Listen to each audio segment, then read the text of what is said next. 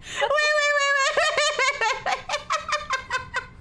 Sorry, I clicked the wrong screen.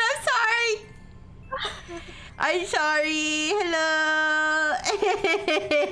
Hello. Okay, I guys. saw what you did. Anyways, hi everybody. Happy Yuri Friday / Saturday, depending on where you are in the world. It's me, Rixie, and we have Rihanna, and we're nice and cozy today. It's a lovely Friday night / Saturday morning. Okay, so we're all in our comfy clothes. I hope you guys are comfy too. But yeah, did you have a good breakfast, Rihanna? Yes, I ate instant noodles. Instant noodles. I told Rihanna I just had a KFC biscuit. I'm gonna eat the rest of the KFC later. Non-Yuri paddles. No, we're treating the Yuri paddles for just comfiness and coziness. Yeah. Yeah. I mean, if you want the Yuri paddle, maybe it's another time. Okay, but do you remember what happened last time? Lots of stuff happened last time in this game. Yeah. So last time we kind of like met the fairies, and then like they asked us. They asked like, what's the name of the blonde girl again? Maddie. Oh, there's Maddie and yeah, Maddie's the one that they said which was the fairy queen. Yeah, the fairy queen. And then the deer died. Oh, the deer died. Yeah. And then what else? Morgan's. I really can't remember. Morgan's fake mom made her burn down part of the forest, right? Yes. Also, Morgan and Tara are dating now officially, even though they were already banging before. Now they're dating, so it's different. And Abigail and Maddie kissed for the first time, and they're dating too. Yeah. Oh yeah, this very romantic scene. Yes. But I gotta be honest, I don't even remember what the very last thing we left off on was. I know that the deer died, but I think there was a little bit after that. Thank you for the follow. Okay, yeah. Hello. Thank you. Yeah. And let's see. I think we'll remember after we start. Yeah. Okay, but hello everybody though. Hi Caesar, hi Beaker, hi Nano, hi Toaster.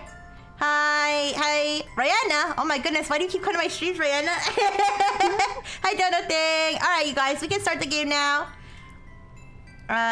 Okay. So we're on chapter 4. I think there's 6 chapters. But anyways, okay. So we stopped like in the middle of the scene. All right. So I'm gonna do Maddie, and Rihanna does Abigail. Okay. No. Thank you for the burgers. Okay, is the game? No, it's because we're like getting headache, and I think dying. I don't know, dying for the second time. Oh, okay. Yeah, and Maddie is like disappearing or something like that. Right? Oh, wait, I remember. Yeah, she's yeah. She's turning. Wait, yeah, she like can't touch like Abigail, I think. Right? Yeah, guys, is the music too loud, or is the music a good volume for you guys? I just want to double check for you before I start. my riveting voice acting. Okay, it's okay. All right. Okay, let's go. Okay, do you know what's going on? Has something like this happened to you before? It hasn't. This is the first time I've seen it, but I think I know. I think the forest is having trouble keeping you here. The magic is getting weaker too. Oh. Oh, Blue and Blue said before we start Rixie Breb, how do you feel about the supernatural stuff so far? It's kind of like it has a mix of a lot of things, but it's morally most of them are like kind of like druid vibe, like the forest spirit, the fairies, and things like that. Yeah. I think it's crazy that this much supernatural stuff is happening in this one area, and Tara has been traveling the world looking for paranormal activity, and this is the first time she's finding it. That's what's confusing to me. I think that's a little unrealistic, but like this place is just soaking with magic. Yeah. And Caesar said, how do you feel about the relationships that girls have? Because outside my toxic hate, I feel like they all suck. I feel like Maddie and Abigail are much more likable than Tara and Morgan. I think Tara is probably the worst in terms of like her like toxicity in relationships. And Morgan's an enabler. All right, what do you think, Rihanna? Well, out of all four, I think the one that I least, I mean, like, I like least is Tara. I don't know, but I feel like Abigail is not that much like better, even though she's also very likable. She's rebound. I don't know. Yeah, she's kind of like, I'm not sure if it's all worth it, you guys. Like, yeah, I think we idealized Abigail because she was the rebound, but I feel like she has some skeletons in the closet too. Like I don't know, because isn't she kind of lying to Maddie about the fact that she could come back to life? That's toxic. Yeah. Yeah. Yeah, and Caesar said, would you girls date anyone from here? Unfortunately, I think I'd probably date Tara. I mean, I'd date Rihanna. I'd date Rihanna. Yeah. No. Listen. Stop. No. Okay, what about you, Rihanna?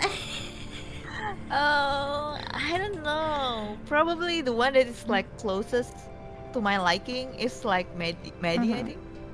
Yeah. But Maddie is so unlucky. Like, oh my god, she feels like she got caught like all this problem, and like I don't know why Maddie is even here. Like, yeah, I feel like she's kind of a doormat. She just lets people drag her around. yes. Yeah, that's Maddie's problem, is that she's too... Which I also feel like I kind of have the same problem, which is why I feel like I'd end up with a Tara. But yeah, Blue said she has a type. It's girls that do finger guns. It's funny because I think Tara is like objectively the worst character, like morally, but I think that she has the best personality, like in terms of like being fun. I think that's why she's like, so like she's like a firecracker. It's like you're gonna get burned, but it's gonna look pretty and fun, you know, right beforehand. Anyways, okay. Anyways, I just wish that Maddie got like any kind of good ending at least. Yeah. I feel like I don't know. She's kind of like. She's very she's just going with the flow and like got all these bad things happen to her like so unluckily. I mean, I know that she met Abigail and stuff, but Abigail like I don't know, man. So I just want to protect her. I just want to make her happy. I want her to have a happy ending too. I feel bad for she definitely got the short end of the stick and she did like the least bad, so she didn't deserve it. It should have been Tara that got turned into a ghost. But anyways, all right. I don't remember if you read that. I don't think you read this line yet, right? Or did you? I read one. Oh, you did. Okay, sorry. So does that mean that I leave the implication unspoken. Abigail halts in her tracks, facing me with a fiery determination. No, I won't let anything bad happen to you. Not again. I promise, Madison.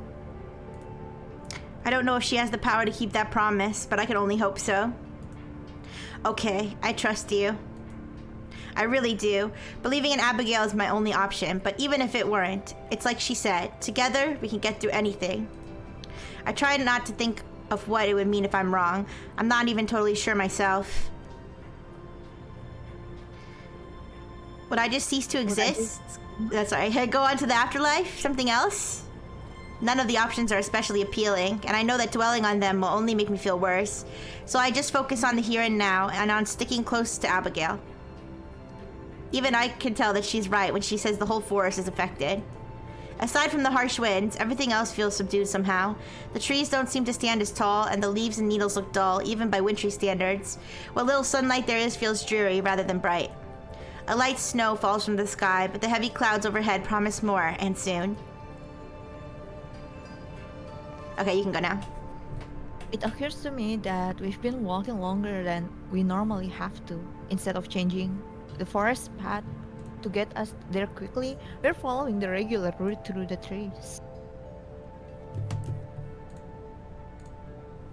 Hey, why aren't we taking the shortcut through the forest? Is it too sick to let us do that?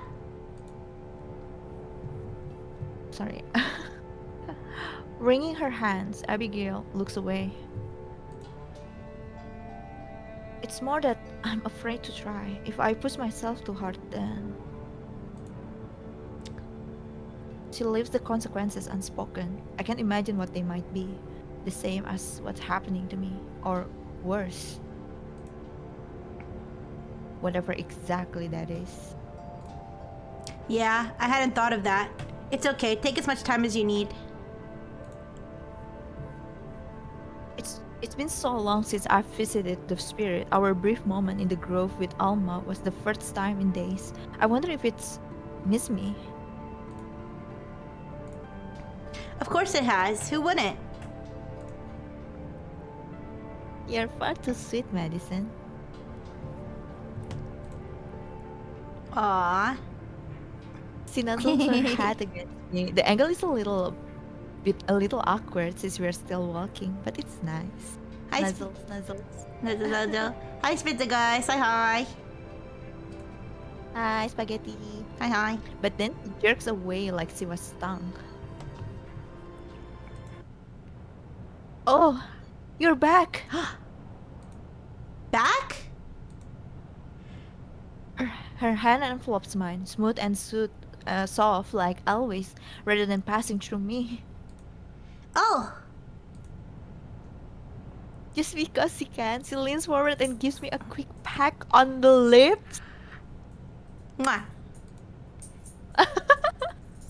I was so worried. Me too. I wrap my arms and sides, making sure that I'm all there. Everything seems to be in order. Hopefully it's permanent.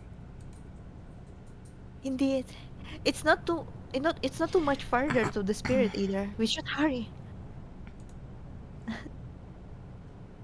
Sweat makes her brow glisten a little. She's definitely still feeling strained, even though I can feel she's trying to hide it. Don't excuse me, sorry. Don't push yourself too hard, sweetie. I won. Still, despite her words, the longer we walk, the more visible a toll it seems to take on her. Her steps slow down, even though she wanted to hurry, and her breathing sounds labored. Wait a second. Is Abigail the one that's disappearing? I forgot. I thought, wait, is Maddie the one disappearing or Abigail? Maddie the one is Oh. disappearing. Why is Abigail having such a hard time? I think Maddie came back to life, kind of like being in the spirit form, is because of like Abigail's magic or something like that. I don't know. Oh, okay. Oh yeah, I forgot. Okay, got it. Okay. Okay. Are you sure you're all right? I'm fine. It's just Rubbing her eyes, she shakes her head. Right then, a pile of snow hits the ground a few feet away from us. Looking up, I spot a tree drooping, its boughs angled down as if bent. Spitzigut said, "Are we lost?" I don't think we're lost. I think we just live in the forest. So I don't think we're lost. Yeah. It's the forest again, not me alone. She voices what I already knew. Something terrible must have happened for it to be this way. Since I'm unable to feel the forest like she can, all I can do is watch and worry. Just now? Or at least today? Maybe, or we may only know feeling the effects, I'm not sure. Blumbu said, "Why is my gaslighting radar pinging?" And Caesar said, "Shouldn't be Abigail, she's part of the forest and the forest is dying." Do you think Abigail knows exactly what happened and she's just not telling Maddie? Is that what you're saying, Blumbu? I don't know. I feel like my trust for Abigail is like wavering. Yeah, me too, me too. Do you want I to... can tell with Yeah, okay. yes, okay. I can tell by the frustration in her voice that she's nearly as in the dark about all of this as I am. I have to remind myself that what she knows, she only picked up by intuition and years of observation. Yeah, like 200 years, isn't it? Yeah. Yeah, for anybody who doesn't know, this ghost is like 200 years old. She died 200 years ago. I'm fortunate to have a guide as knowledgeable as she is about our situation, even if she doesn't know everything. I know when we are getting close to the grove of ancestral trees, from the change in the air and the way that the trees are larger than before. The profound sense of being watched and of primal energy is still present, but even that feels mellower. Caesar said Abigail's a groomer. That's crazy. But who knows? Or maybe strange. Like the forest is actually just a big like IRL Discord server. Yeah. Though through everything, there's also the acrid smell of smoke. Suddenly, Abigail lets out a yelp of horror and dashes forward. Abigail! I follow, right on her heels. Oh no! It doesn't take long to discover what she found. Oh no, more dead animals? I'm scared. Where there was once Oh, sorry, go ahead. Yeah. Where once there was a mighty tree, all that remains is a blistered charred husk, blackened by flames. A painful buzzing penetrates my head, nearly unbearable, and all I can do is watch in the horror as a foreign sorrow emanates. Even I can tell that this is the forest crying out. Here, at the locus of its pain, even I'm affected. I guess, is this the fire that Morgan was forced to start by her evil fake mother? Because in the because in the last episode, the evil MILF Evelyn forced Morgan, who is her daughter but not really her daughter because she's been replaced with a demon or something, forced her to start, and she was speaking in like gibberish, but Lord Umbra pointed out that it was actually like a language from Lord of the Rings or something. I don't know. Anyways, but yeah, and apparently they're just discovering this like a few days later. I don't know. Only you can prevent forest fires. Have you heard that, Rihanna? Do you know Smokey the Bear? No.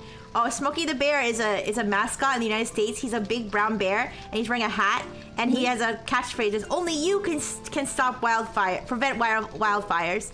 It's so that people don't like drop their cigarettes like in the forest and like start a fire. It's like a PSA. Yeah. Anyways, that's what this makes me think of. Where's Smokey the Bear? He could have stopped this, maybe. I don't know. I can't imagine how Abigail must feel. Her fingers ran across the damaged wood as if searching for a sign of life. I have to remember that this isn't just another part of the forest. This is its heart, its very soul. And for so long, it was also her home. How did I not know?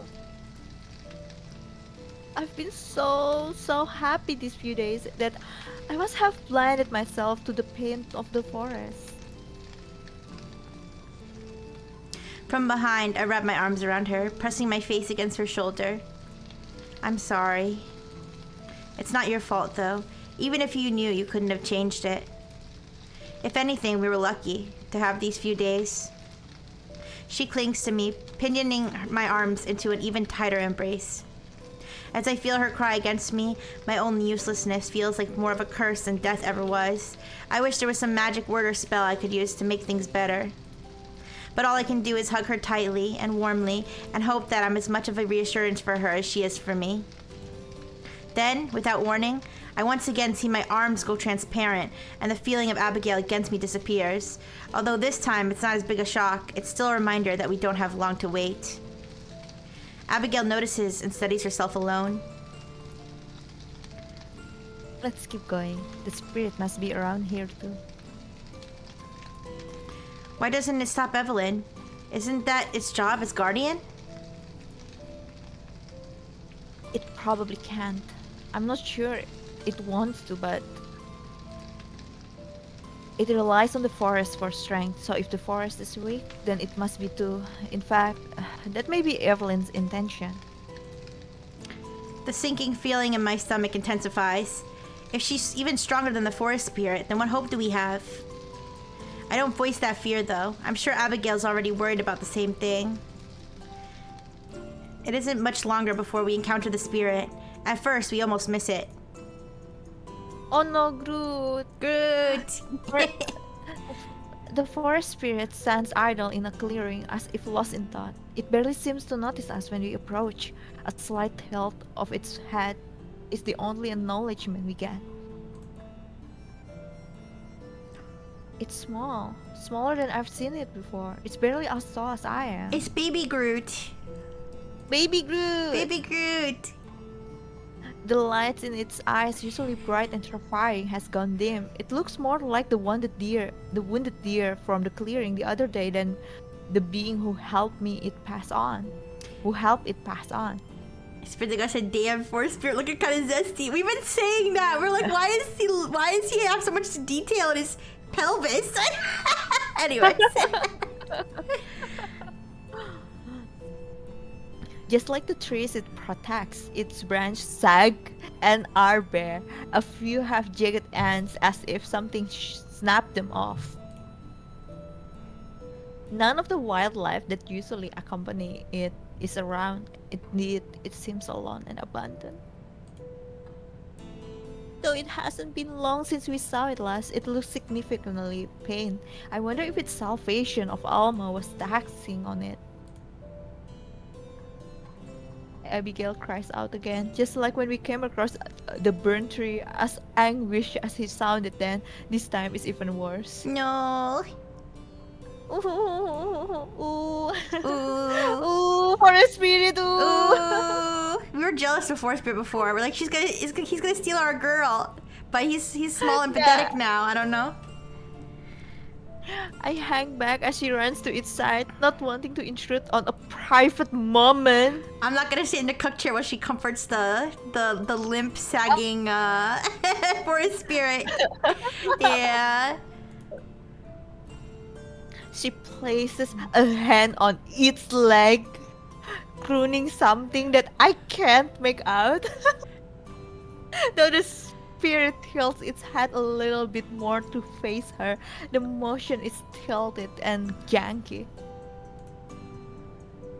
As exhausted as sick as Abigail seems, the forest spirit seems to have it 10 times worse.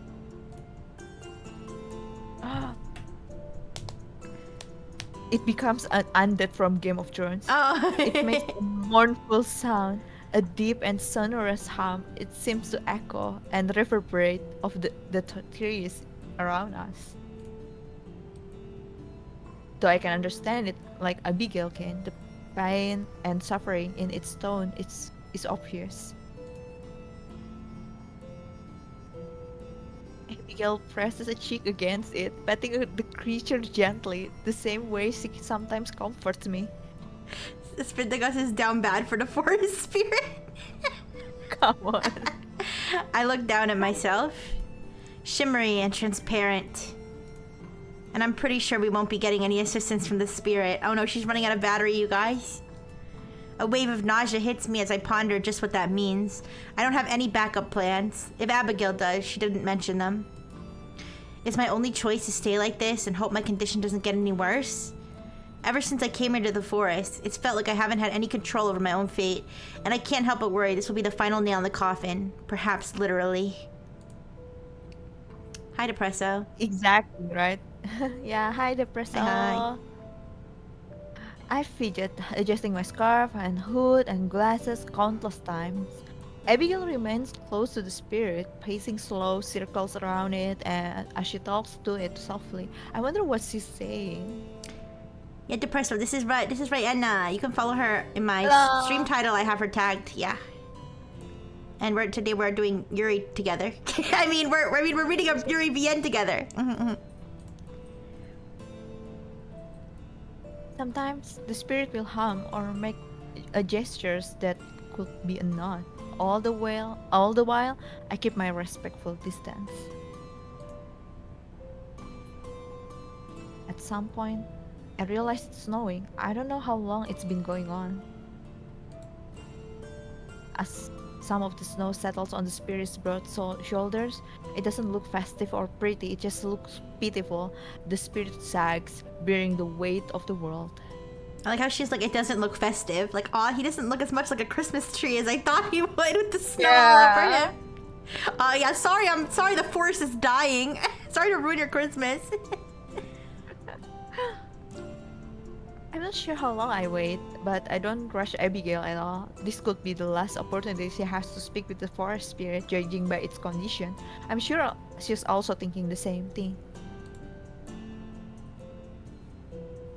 I flit between solid and intangible so many times, so I stopped keeping track. I just watched the two of them. Oh my god, Maddie! Just give Maddie to me. Seriously, I will take care of her. Like she's like. She got cucked by Morgan. She got cucked by Forest Spirit. Yes. She got cucked by the afterlife. She died. Yes. Terrible. And she's so. She got dragged.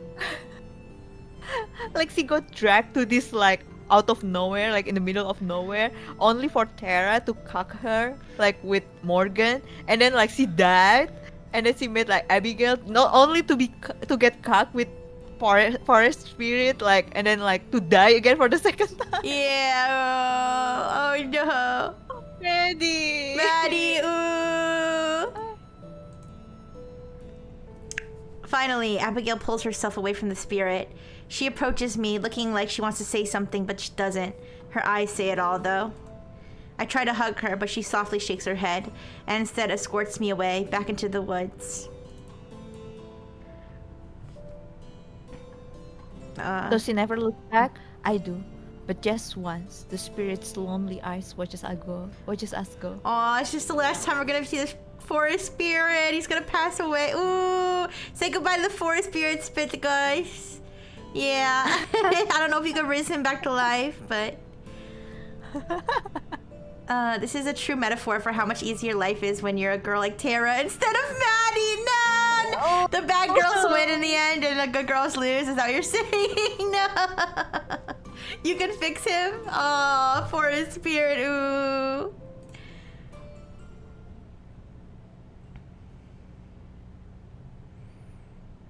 Okay, heavy snow batters us while we walk. Though of course its chill doesn't reach us, our visibility is effectively zero. Too weak to even alter the path of the forest, Abigail clings to my side, trusting me to lead us back to the church. Whoa, is the music like getting way louder? Hopefully it's not too loud for you guys. Yeah, there's like a snowstorm. Yeah. Although I maintain a brave face, I'm not fully confident in my ability to get us there. The blizzard calls to mind memories of the day I died, although I don't let myself dwell on them. I'm not alone this time, and I have someone more to live for. Okay. I could turn it down, but I think it'll be okay. Okay, go ahead. Our journey is strenuous. We move at a glacial pace, but it's the fastest that Abigail can manage. Her steps are heavy and slow. And as much as I want to urge her along, I know that I can't. You know what? Let me turn it down a little bit because I think I turned it up before and I think that was a mistake. Here. I'll turn it like to like there. Alright, sorry. It is setting the mood. Oh, it's okay? Alright, I'll leave it where it is. I'll leave it where it is. I'm glad that she's watching the ground at her feet rather than me, so that she doesn't have to see the worry on my face. Every time I start to think that I've got this whole ghost thing figured out, something new arises to complicate it all over again. And this time I don't even have Abigail's experience to guide me. What happens if she loses her ability to walk altogether? Or to speak? What happens if the magic that keeps me here runs out? The occasional flickering of my body makes that a very real concern right now. I hold tightly to her hand, the only anchor of comfort and security right now. But even that has grown clammy and cold. Swallowing a lump in my throat, we march on. Trees bow in the wind, trying to turn their backs against it. For the first time that I can remember, there aren't any woodland creatures out and about. No mice or rabbits or chirping birds, not even a panicked deer facing in and out of existence like me. It may as well just be me and her and no one else in the universe. Come on, I'm sure we're almost there. It can't be much further. I say the words for my own sake as much as for hers, though in truth I have no idea if I'm right or not. For all I know, we could be heading in the totally opposite direction of the church. Okay, so now we're lost. Now we're lost. Even then, once we arrive at the church, I'm not sure what to do. Will she get better with time to rest? Will I? Right now, the church is just a goal. It gives us something tangible to work toward. Something to keep our feet moving, slowly or not. I'm sure you're right. Her voice is barely a murmur. I can only hope that she's saving her energy on purpose. I'm afraid to ask. I wonder how much of what's happening is by the mayor's design. The mayor is the evil MILF is the mayor. While everything stems from her, it's impossible to know how much was deliberate and how much was simply a ripple effect from what she's done.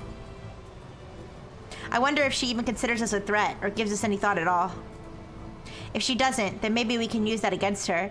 Of course, first we have to reach a point where we can do that. During a momentary lapse in the blizzard, I'm able to make out a welcome sight in the haze, a warped and curled tree that I distinctly remember from an earlier trip. Look, you recognize that tree too, right? I'm pretty sure you were the one who showed it to me the first time. We're almost home. Abigail nods weakly, though she doesn't say anything. I squeeze her hand, trying to impart some strength into her. It kills me to see her like this, and I'd give anything to be able to help her. Almost there. You got this. She nods again, unable to do or say more. Except she doesn't stop nodding, like a bobblehead. I tug her along, trying to lead her to the rest of the short way, but she's rooted to the spot. Ethan. And then she collapses. No! No! Wake up! Wake up! Do you want to read now? I jolt and choke on nothing as I gasp for breath that I don't actually need. Abigail has fallen to her knees. I didn't even feel her hand slip out of mine. I tried to take the half step, cross the field. Oh, I didn't let you read. Wait.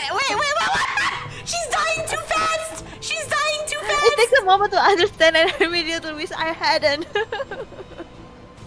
Oh my god, I just stopped existing for a second. Wait, whoa, no! Profound dread grips my heart. Looking down at myself once again, I can see right through my hand and arm to the snow accumulating beneath us. Not good. This is extremely not good. No bueno. I collapsed to the ground beside Abigail, and at least on my own accord, I try to shake her by the shoulder, but it takes several tries before I can maintain a form long enough to even touch her. I'm sorry, Madison. I just need a little break. With visible effort, she turns to look at me. I don't think she even realizes what's happening.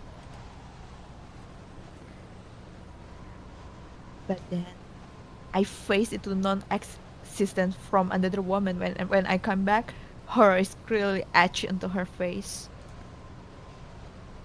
Finding some hidden reserve of strength, she lunges towards me and grabs my hand.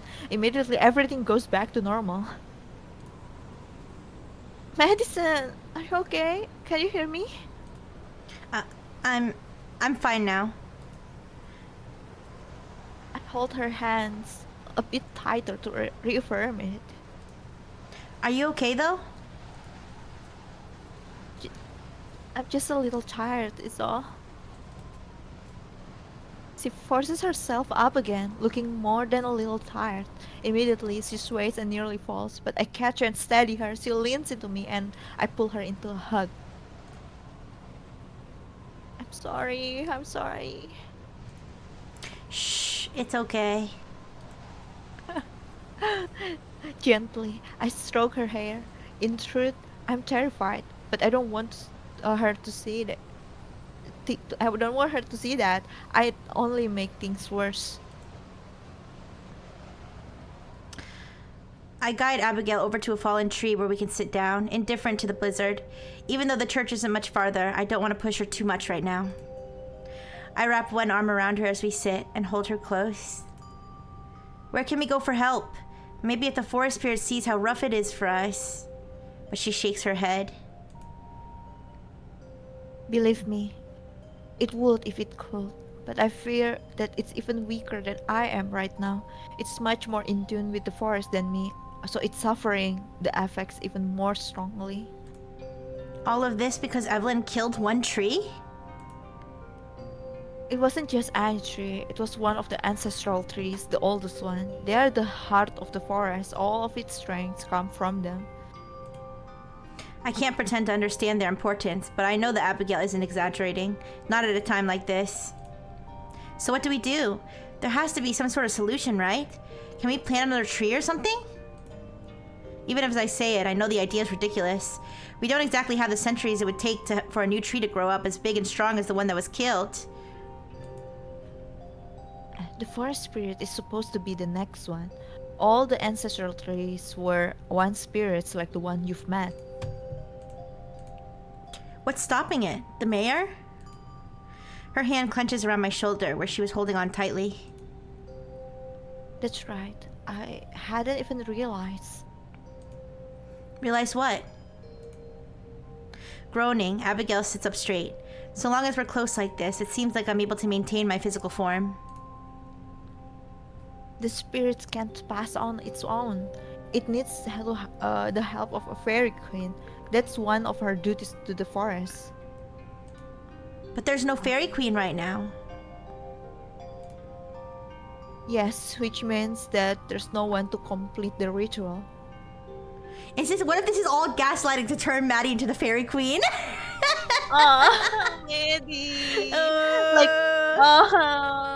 I don't want to be the fairy queen. So in reality, Abigail only cares about the forest spirit and look for a new fairy queen, seduce her into becoming a fairy queen. Oh, diabolical. Ooh. The rest goes unspoken as we both come to the same realization.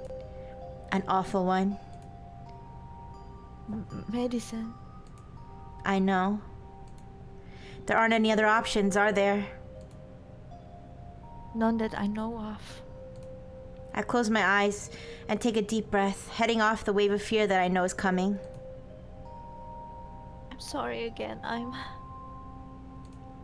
It's okay. You don't need to apologize, really. But Taking both her hands in my own, I turn to face her, understanding her eyes close halfway as her lips part to meet mine. Part of me wishes I could spend an eternity like this, together, warm, with the woman I love. But even this isn't an option anymore. Maybe. Our kiss ends far too quickly, although I'm not sure it could have ever been enough. When we part, there are tears on Abigail's face. I'm not sure if they're mine or hers. It'll be okay, somehow. I know it. I'll be with you, no matter what. I know. Thank you. Seriously, I couldn't do this without you. I love you. I love you too. As one, we turn and face the forest again, putting the church behind us. Resigning myself to what comes next, I point in the direction we need to go. Let's go visit the fairies. I'm sure they're still looking for a new queen. It's really interesting how fast we switch up. Like last week, like last time we played this, we were like so, oh Abigail, so I cute, and then like quick, know. quick as Yeah. I'm up to your scheme, you witch. Okay. screaming By the way, once again. Hmm? oh sorry, I turned off the voices for the fairy. So when the fairies show up, we're gonna do the fairy voices. Yeah. Will you do a squeaky voice? Uh, I'll try. I'll try too. Okay, go ahead. Once again, we reach the grove where the fairies nest. It occurs to me that is the only part that seems unaffected by the forest sickness. The trees are just as vibrant as ever, and the pond is just as crystal clear. We stumble into the middle, near the shore of the pond. Abigail takes several woozy steps, and I hold her shoulders to keep her steady.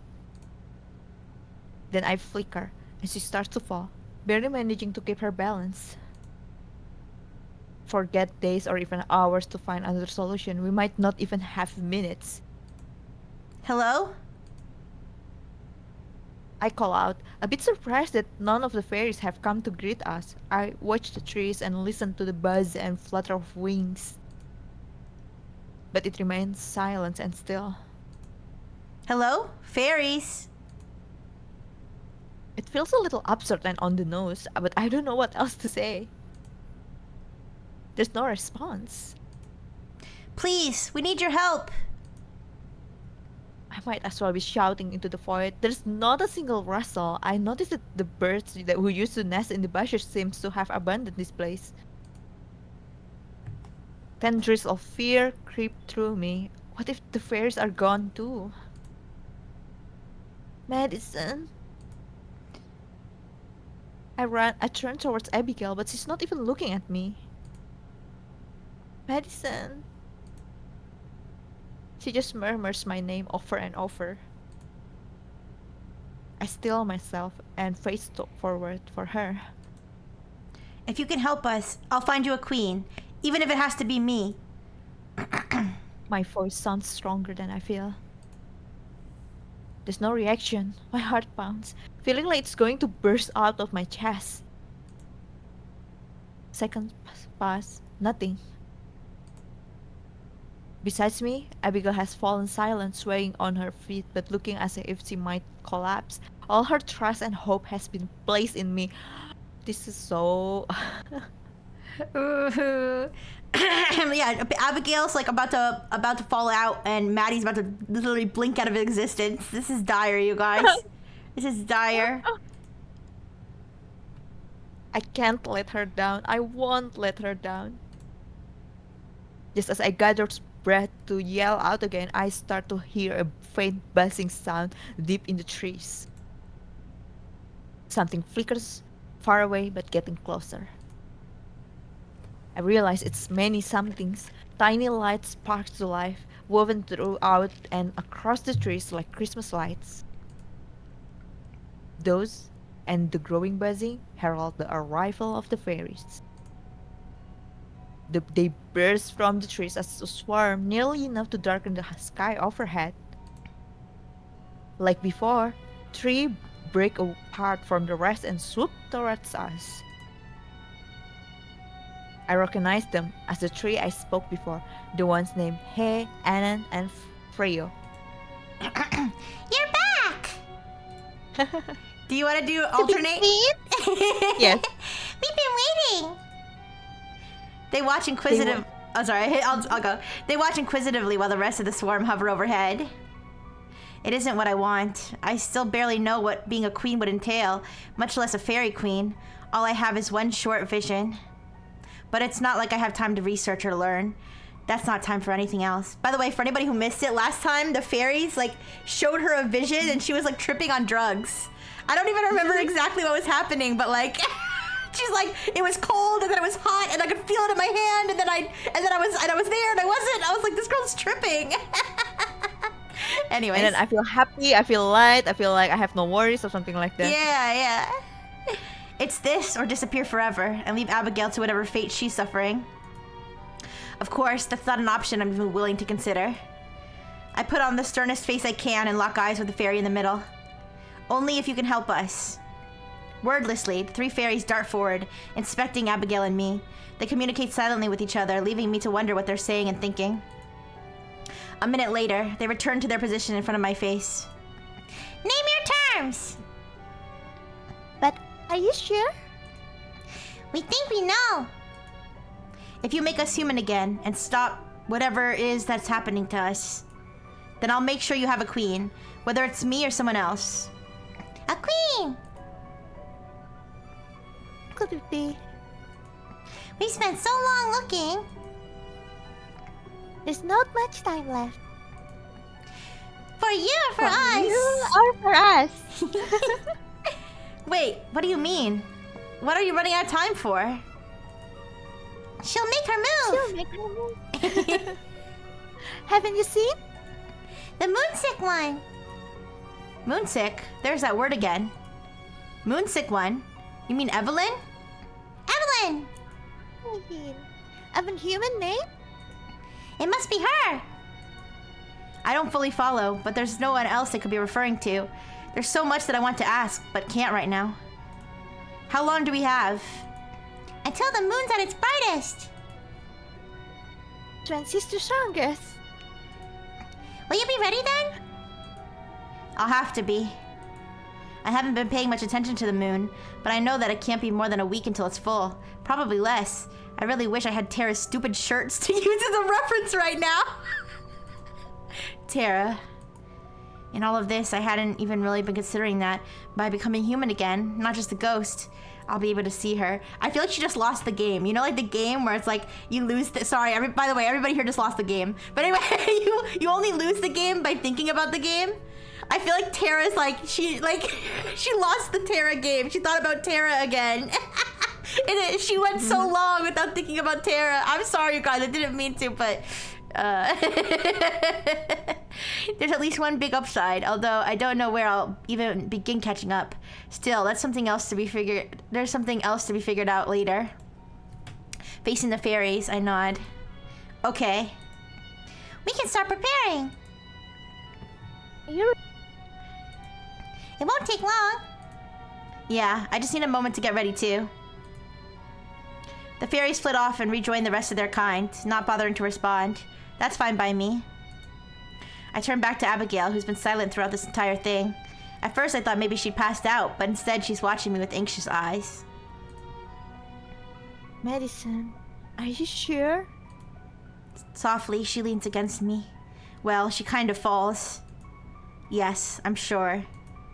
The fairies have all gathered nearer to the pond, close to one of the trees. They watch us intently, ruining the chance of any private moment. The fairies are just watching us. Hey, give us some privacy. I kiss Abigail's cheek, mwah, and feel her nuzzle against me for just a moment. Nuzzle. Nuzzle. I love you, Madison. She says it with more strength than she's been able to muster so far. I love you too. We look into each other's eyes for one last moment. Then I turn and stride toward the fairies. I don't let myself look down. I don't let my hand shake. I keep my steps measured and even. I only glance back once to where Abigail's watching me. Then Hay, Frio, and Anon descend once more. Frio loosely grips a crown of woven flowers and leaves, as out of season as the rest of this grove. I would say that it doesn't feel real, but to tell the truth, it's been a long time since anything has. Is it time? Did you say it? I hope it is. Maybe it's Yeah, I think it cut out a little bit. Your cute voice is too much for Discord to handle. Just put this on. That's it? All I have to do is put on the crown? That's all for you. Is that too much? We'll do the rest. Okay. Frio hands me the crown. Why is it? I let it rest on my palms. It's That's light, the voice actress. barely noticeable. The flowers are all woven together so deftly that I have to wonder if it was made by magic. Why is it? I notice it seems like whenever she's like in Fairy Queen mode, it plays her voice even though I have it set to not play her voice. I don't know. I don't know why. It's also slightly warm. like it had just been sitting in the sun for a while. Let me see here. Let me see if I turn off the voice acting for the extras. Let's see if that fixes it. Not that I don't like the voice actors, but I think the point was for us to read it.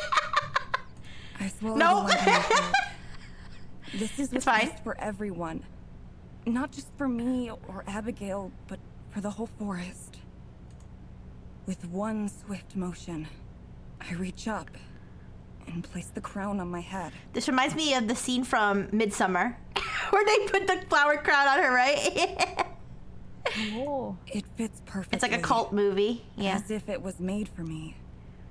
I wonder if it was. The moment it touches my hair, the fairies start to move. They chatter out loud, but there are so many of them speaking that it's impossible to hear what they're saying. I don't even know if they're human words. Altogether, they sound like a forest of rustling leaves. I shut my eyes as I feel a tingling sensation. She's gonna go tripping again. It starts at the Yes. top of my head. She's hiding. Yeah. Slowly works its way through me. It's not uncomfortable at all, but it also isn't anything ignorable. She's gonna open her eyes. Everything's gonna be rainbow. Something soft brushes against my face and hands. It feels like snow, but it isn't cold. And when it melts away, there's no trace of wetness left behind. See, this is the kind of nonsense she was no. saying before. Yeah. An invisible Yeah. force feels Yeah. like it's tugging me in every direction at once, but I stay rooted to the spot. A light scent of pine fills my nose. She starts to Somehow, smell things it's too. nostalgic. Yeah. I Wait, open my Rixie's eyes. in chat. Yeah. Oh, hi, Rixie.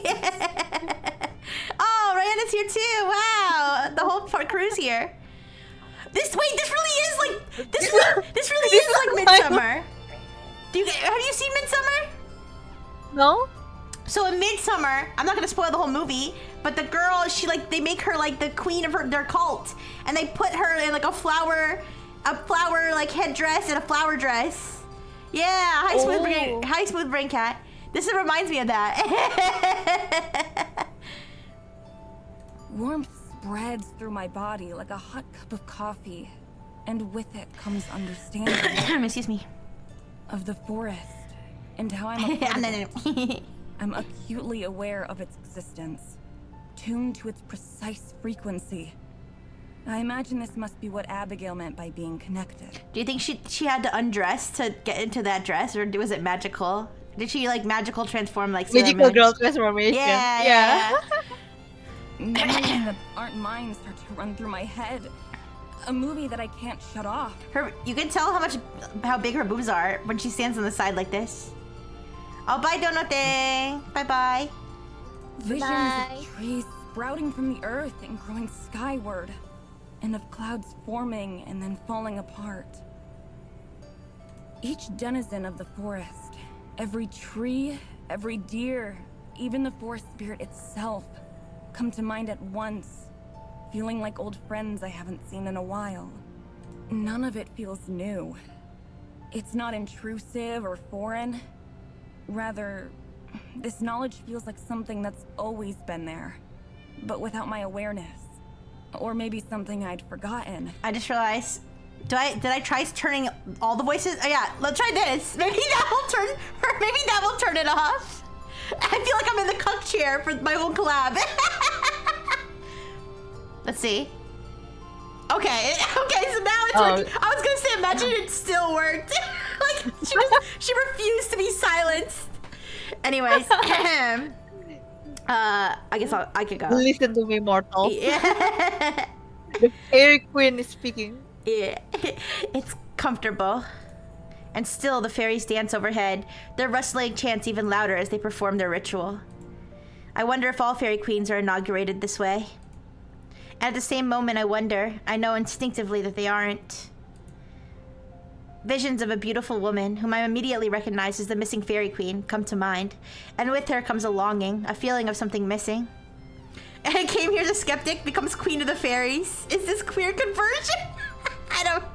I don't know. Then as my thoughts turn, the vision and the longing are gone too.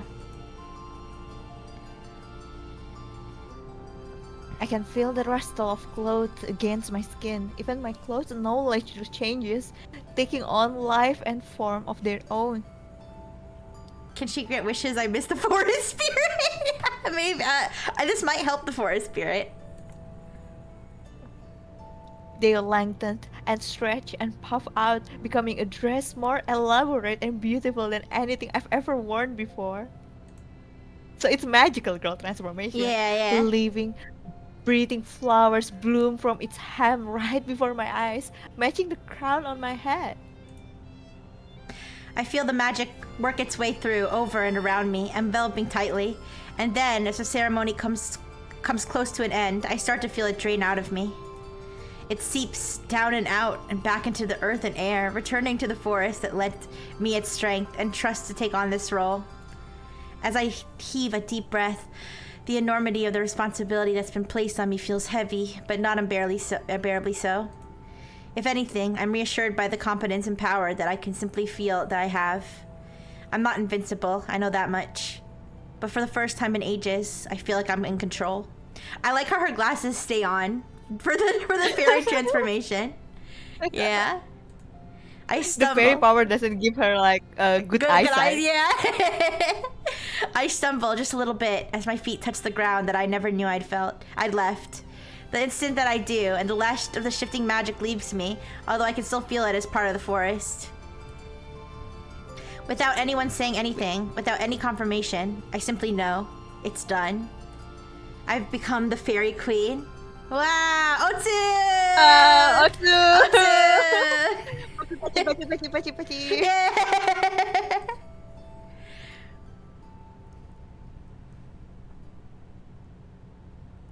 Okay, that's the end. I don't think that's the end. There are many unresolved issues.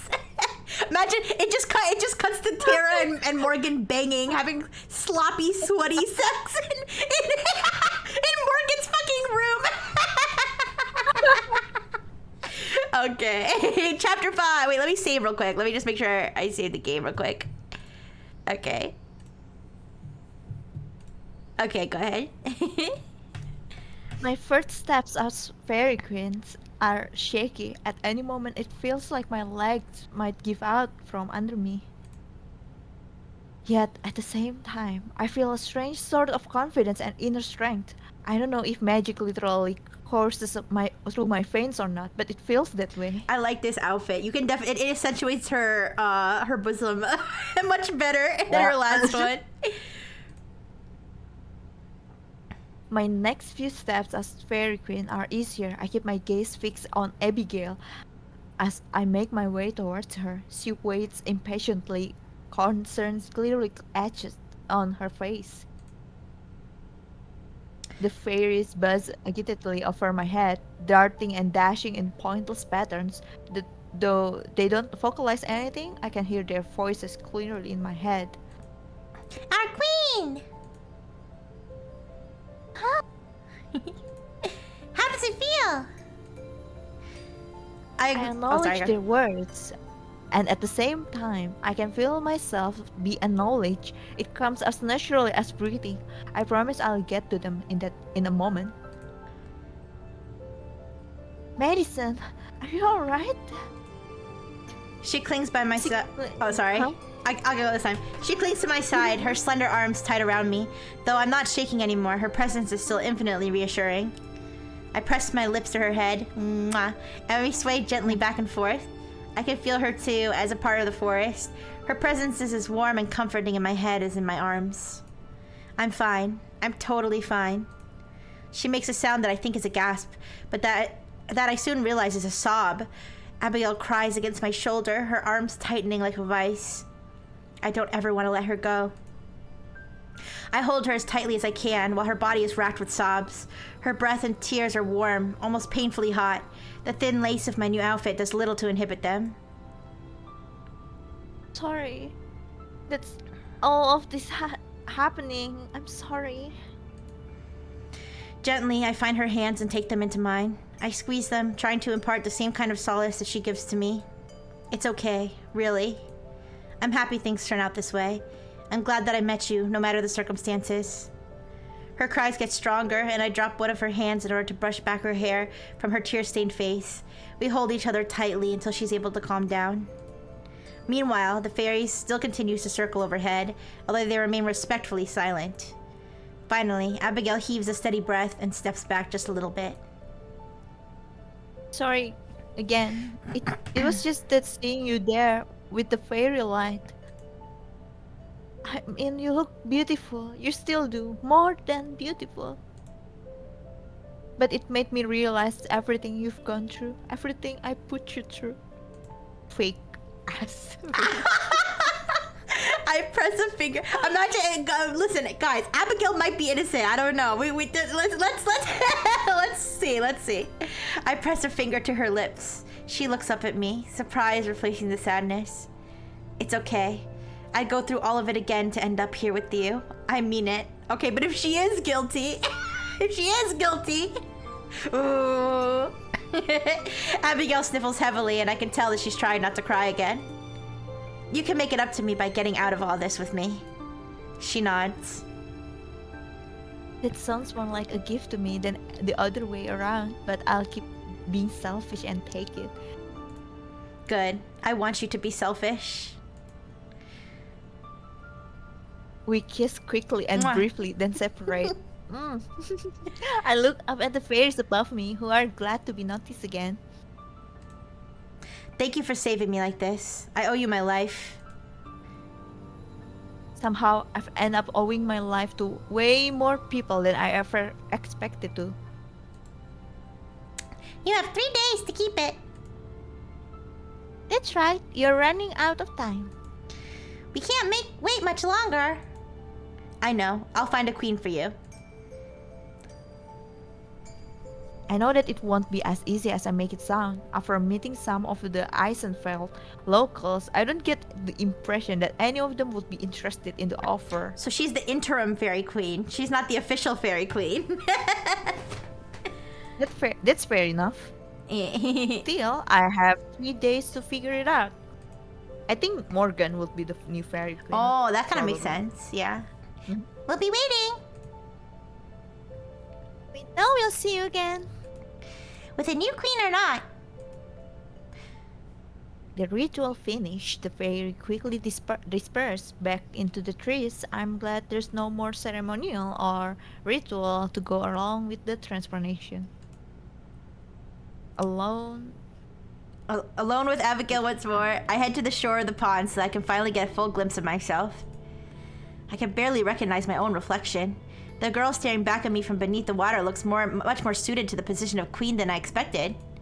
She looks calm and confident, like she's unafraid of anything whatever happens next. I hope I'm not just fooling myself.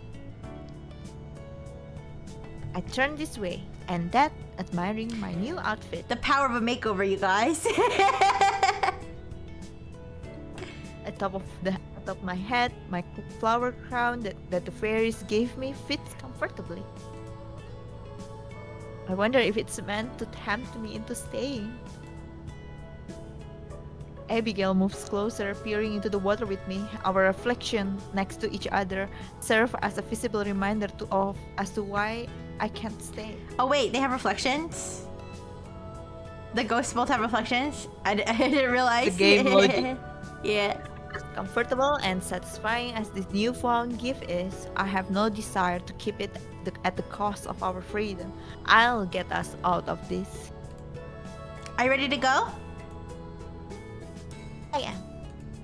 Okay, first things first, we need to get in touch with Morgan and Tara. They probably know more about the mayor than we do. It's also set my mind at ease a lot. There's so much that I need to say to Tara. Even if I spent all 3 of our days just talking with her, that still wouldn't be enough time. How will we do that? Going into the village would be far too dangerous. We don't have to. We just have to get to the cabin.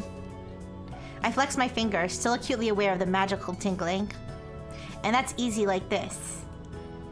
Abigail runs her fingers over mine, her skin angelically soft like always. Alright, I trust you. Dermatologists hate her. This 200-year-old woman has soft, smooth skin. I curl my fingers, squeezing her hand again.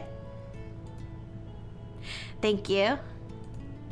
Speaking of which, there's something I think we should do. I pause a moment while she waits expectantly, much like the way my coronation just ended. What I'm about to say seems unceremonious. I think I can return us to the physical plane too, both of us. It takes a second for the implication to sink in, before Abigail's eyes grow wide as saucers.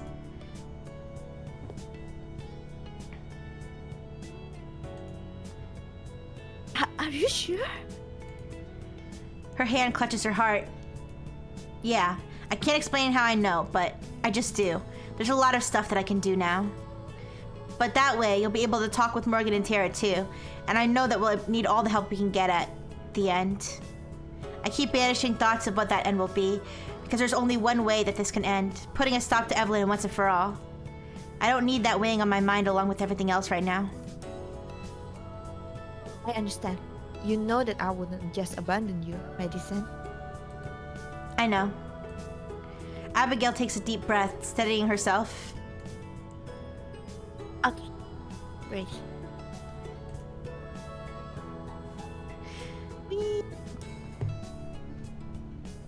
Silently, I step forward, taking her other hand in mine as well. I close my eyes and bow my head, and I feel her do the same. I can feel the magic courses through me and out of me, spreading like vines from my fingers. Did you guys see the rainbow?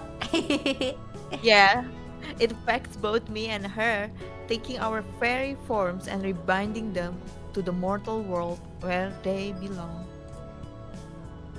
I can feel Abigail tense up and hear her breathing getting shallow. Still, I keep my eyes closed, willing the magic to continue working. It obeys my whims effortlessly. And then... Oh, sorry. Mhm. And then, after a minute that feels like an hour, the flow of magic slows and then stops. I open my eyes. Abigail's still there, her hands warm in mine. Her eyes slowly open as well, meeting mine. This close together, I can feel her breath warm against my face. How do you feel? A light breeze blows through. For the first time in 200 years, Abigail's gown sways in the wind. Wait, she just made her flesh, like, because of her fairy queen powers? So she's just what, just back to life now? What happened? A zombie body? Zombie? Cult. She says and laughs, pressing herself even more tightly against me. Abigail shivers. Her teeth begin chattering within seconds of her transformation. Despite how poofy it is, her gown really isn't very warm at all. Is she wearing underwear? Sorry. I don't know why that was my first thought. Anyways. Fortunately, the chill doesn't bother me. It wouldn't make sense for a fairy queen to be susceptible to the cold. But taking care of Abigail is a pressing matter.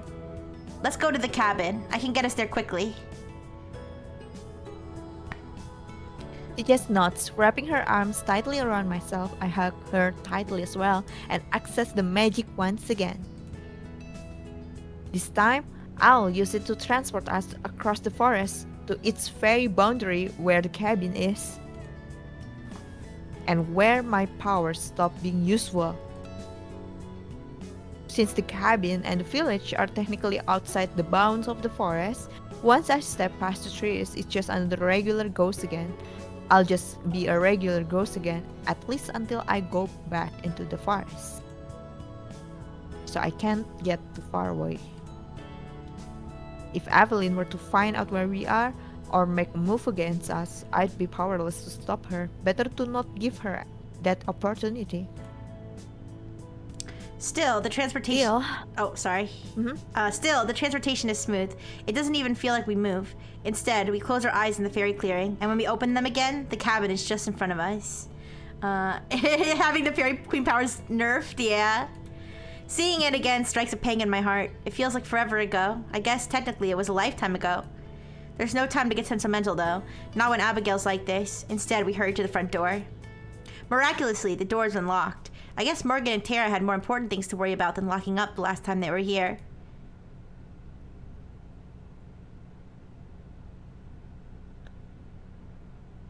We rush inside and I turn both the lights and heater. As warm air cranks out, Abigail's relief is palpable and immediate. She settles down onto one of the chairs, confidence outweighing even her curiosity for just a moment. Okay, not to get weird, but if she's like, wait, okay, so you know how the ghosts sleep? You know how they sleep? Do they have to like pee? Wait, they don't eat. Wait, they wouldn't have to. They wouldn't have to pee if they don't drink. But do they have to drink now? Now that they made her physical? Oh, I don't know. We'll find out. Better?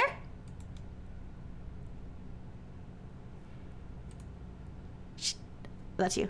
She luxuriates in the feeling, eyes closed in the bliss. Her fingers absent-mindedly scrap the soft cushions of the couch, which she presses her back into. It's so soft. Then, oh no, you can keep going.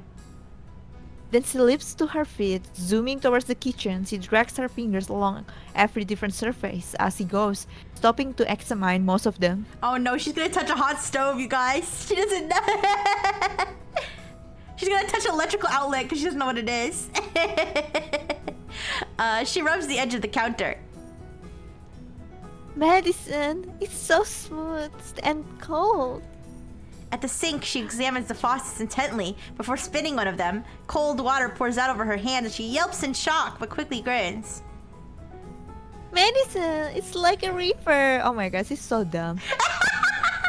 Caesar said, "Could she die now? It would be so funny." Then she reaches the heater, which is pretty much keeping her alive right now. Like a cat, she basks in front of it, relishing the warmth. Each sensation seems to bring her immeasurable joy. For me, it had been a couple weeks. For Abigail, it had been 200 years without feeling warmth or cold or textures. I watch fondly. I wish we had more time to enjoy ourselves, more time to show her modern things like films.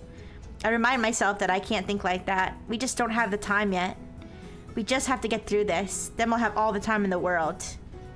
I'm going to get you some warmer clothes. I'll be right back.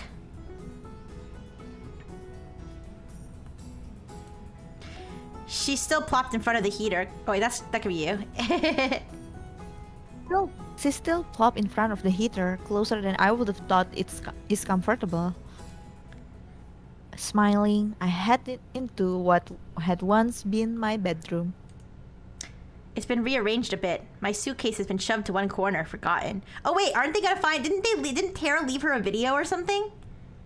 Yes. Oh, she's gonna find it, I think. But I don't know if they finish it because like in the middle of shooting the video, Tara broke down crying and like Oh. Morgan stopped recording or something like that. Oh, okay. Yeah, you can't have that. You can't be emotionally vulnerable in the video you're leaving behind. No. Okay. My suitcase has been shoved to one corner, forgotten. My laptop sits atop my bed, although most of the video gear is missing. Tara and Morgan must have taken it with them when they left. Good thinking. I start booting up my laptop while I roll the suitcase to my bed and start sifting through my clothes. After everything I've been through, the actions feel so mundane that I have to give myself a second to just let it all sink in. Everything's been moving so fast since that night Abigail and I kissed by the water. There's hardly been any chance to breathe. Still, being back on the familiar territory with familiar comforts is reassuring. It makes me feel like a human again, something as simple as being able to push a button on my computer and watch it respond is like a miracle that I don't think I'll ever take for granted again. Getting used to the necessities of normal life, like eating and sleeping, will definitely take some time though. I thought that you were sleeping though. Mm-hmm. Same with keeping warm. Unfortunately for Abigail. Unfortunately. Oh, sorry. I'll go. Unfortunately for Abigail, we're still getting used to them. When to talk. We thought we had a system, but it's not easy. Unfortunately for Abigail, my clothes are the only option she has. They won't fit her as well, but they should be better than the nightgown she's been wearing for so long. Why is Maddie thick and Abigail's just skinny? I complete the outfit with a cute hat. I hope she likes it. Ooh, we get to see Abigail's modern look. Are you guys ready? Wait, no, she looks the same. Oh wait, oh, she hasn't changed yet. Here you go. They're not the best fit, but they should at least keep you warm. Abigail hurries over and reverently takes the bundle from me. Are these your clothes? Yeah, they are. I hope that's okay. He holds the bundle to her chest. She starts sniffing it.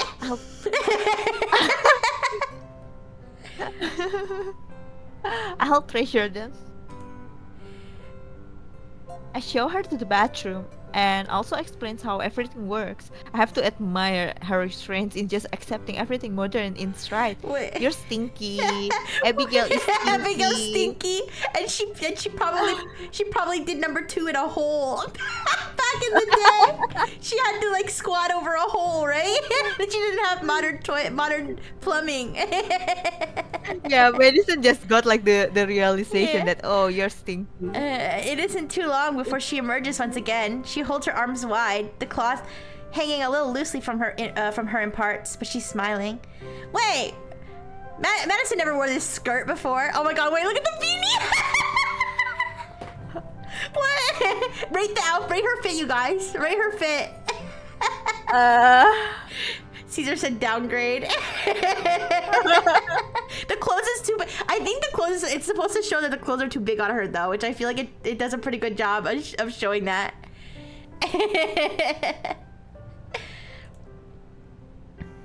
How do I look? Gorgeous. That's the word I managed to stammer out, though there's a whole slew of them that would work. Call me biased, but I think my clothes look better on her than on me. And the beanie looks cute, yeah. Giggling, she does a slow spin, showing off more. The person who chose them has a wonderful taste. Abigail gets comfortable in the living room while I grab my laptop from the bed. I sit down beside her, turning it so she can see. This is the computer. It can do a ton of things, but it also lets people talk via long distances. And that's how you're going to contact Tara? Right. Abigail watches with rapt attention as I open a browser and wait for the painfully slow internet to load my email. There are so many different pictures and words. Don't you ever lose track of where you are? Not really. You get used to it. Surely you're being modest. I imagine very few people could operate one of these. That's so cute. Like the expression that she has here is so cute. So cute. So cute. Yeah. She could gaslight her and be like, yes, actually, I'm one of the only people to own one of these incredible inventions. I love her! I wish, but really, most people have one of their own, or even more than one. They're a really common part of everyday life. I see. In that case, you'll have to teach me. Definitely. For now, though, I'm going to send that message.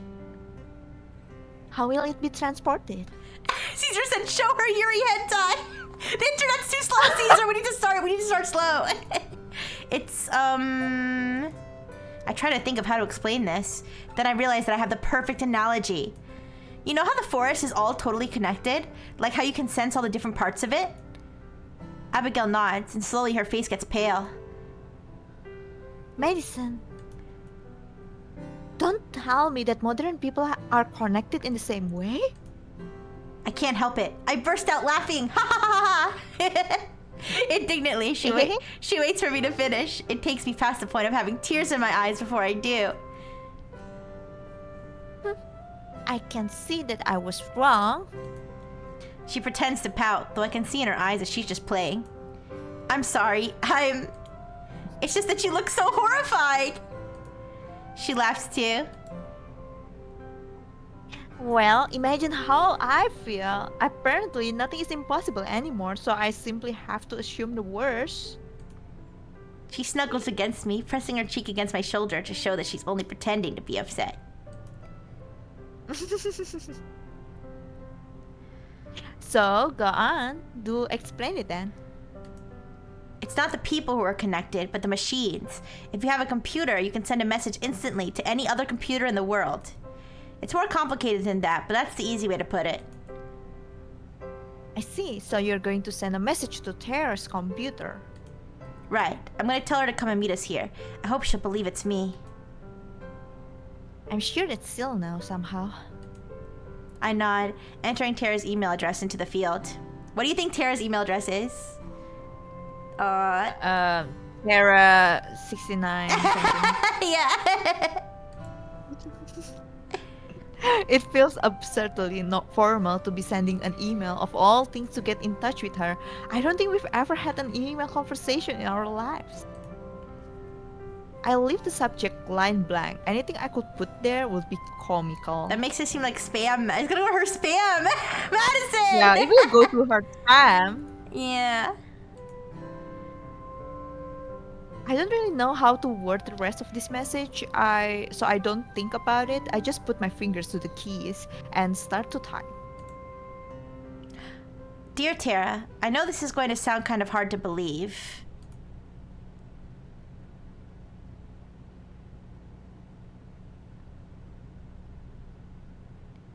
Uh-huh. She got blue screen of death, CrowdStrike outage. Just kidding. I'm acquainting Abby with the modern technology when the sound of loud voices from outside interrupts me mid-sentence. Well, one very obnoxiously loud voice. I only know one person who can make a racket like that. I grab Abigail's hand and lead her out into the living room just in time to hear Tara and Morgan reach the door. That's you. Babe, stop for a second. We don't know for sure this isn't a trap. Yeah, but what if it's not? I can't take that chance. I'm going in! Leroy Jenkins! Do you know Leroy Jenkins? Do you know it, Rihanna? No. Oh, there's an old meme where it's a World of Warcraft and they're about to go like do like a raid or something and they're planning it out and then one guy just runs in. He goes, Leroy Jenkins! Without any planning. Yeah, that's what it reminded me of. The door flies open so hard it bangs against the wall. Tara freezes in the doorway, probably not expecting me to be right there. Or maybe even here at all. Hey. Everything I had rehearsed and planned to stay in my head is forgotten in an instant. Somehow, this feels more unreal than anything else so far. I never had the time to dub any of the stuff that's happened to me. I've had plenty of time to dub that I had to stare again. Tara's mouth flaps up and down like a nutcracker statue. I don't think she forms a single coherent word. Morgan approaches from behind and places a protective hand on Tara's shoulder, which seems to reset her. She rubs her eyes as she stares at me, and either she doesn't believe what she's seeing, or she's about to cry, maybe both. You changed your look a bit, huh? She finally speaks. Her voice shakes like crazy. You like it? Tara gives me a slight nod. It makes you look like a total nerd. She can't be normal. She can't be this. Your girlfriend died, and then she came back, and all you can talk about is her new dress.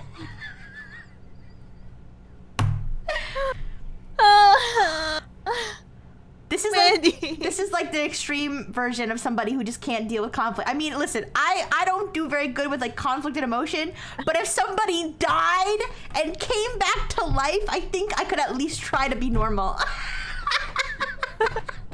Oh God. Without another word, she bursts into tears.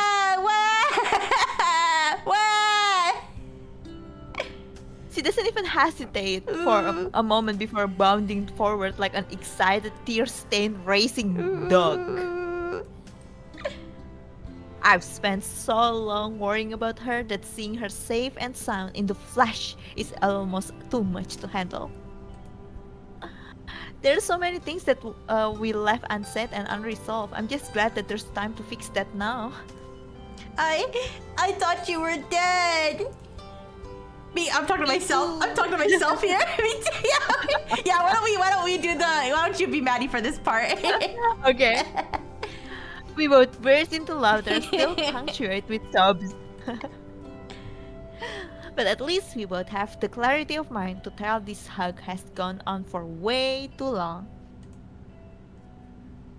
When we split apart, she has a big dumb grin on her big dumb face. Welcome back, Mads. Good to be back, Tara. She just Oh my pops god, out the wait, front. Morgan is just like on your face. Our reunion over, Morgan finally steps forward, taking Tara's hand in her own. She smiles at me, her expression soft for once. Hey, Maddie, it's good to see you again. Her voice is as calm as ever, but the wide, genuine smile on her face tells me that these last couple weeks have changed her as much as they changed me. You too, Morgan. I feel like I should say something more than that, but I know neither of us is much few for words. It's nice to have someone else around who feels the same way for once. Before anything else, there's someone I'd like to introduce to you. Turn to gesture for Abigail, but at first she's nowhere to be seen. Then I spot a familiar flash of pink and purple lingering by my bedroom door. Wait, pink and purple. So her hair is pink? Did they... Is this just anime logic where her hair can just be pink? Yes. Wait, I missed who is that girl? Okay, so Spintica, for anybody who Morgan's being weird. I mean, she's being a little too nice. I don't know. For anybody who didn't know, so Tara is Maddie's ex-girlfriend / ex-best friend who she worked with on her paranormal YouTube channel. Okay, Tara is the face of the paranormal channel, and then Morgan is the creepy weird girl who invited them to this paranormal village because she was a fan of Tara's YouTube channel, and then she ended up getting with Tara, and then Maddie died, and they continued to be together, like Tara and Morgan. Yeah. Ex-girlfriend, current cause of death. Oh yeah, and also the reason Maddie died was because she saw a vision of Tara in the forest, and she went out into the forest and froze to death. But anyways.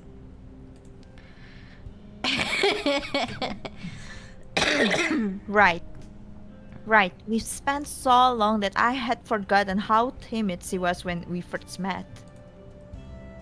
Her eyes are wide as she wrings her hands, looking from me to Tara and back. Tara and Morgan look just as shocked once they notice her.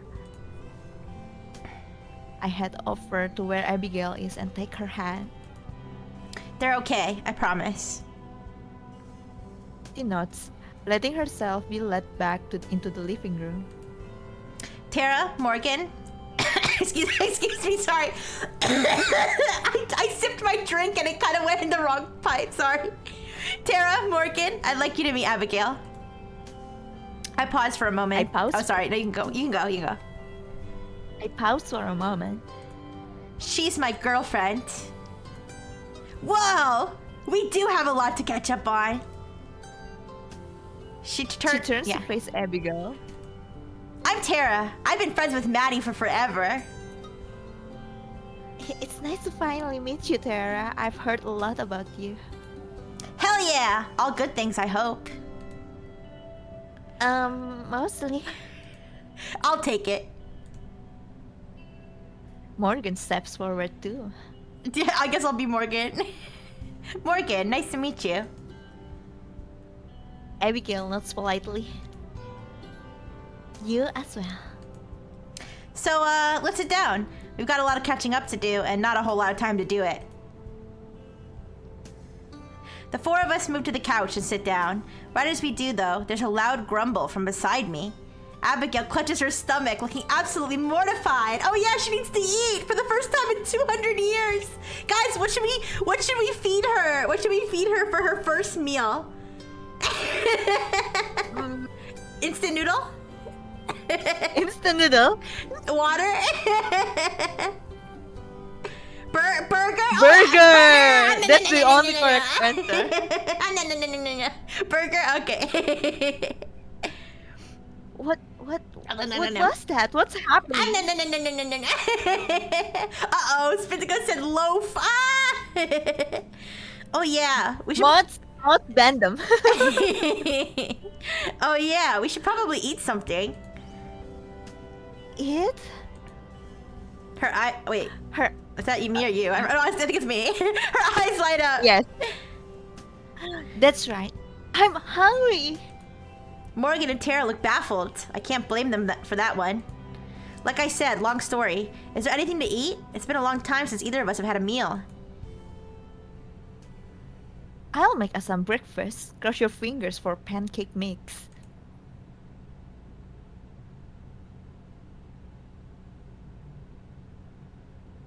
Anyway, I think that's everything.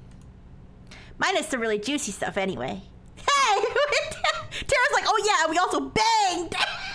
But I was gonna leave that part out. I'm okay with not hearing about that, thanks.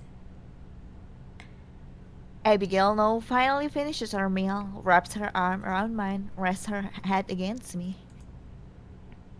Morgan sighs and sends Tara and me a meaningful look. She rises and clears her throat. Abigail, would you mind coming with me for a minute?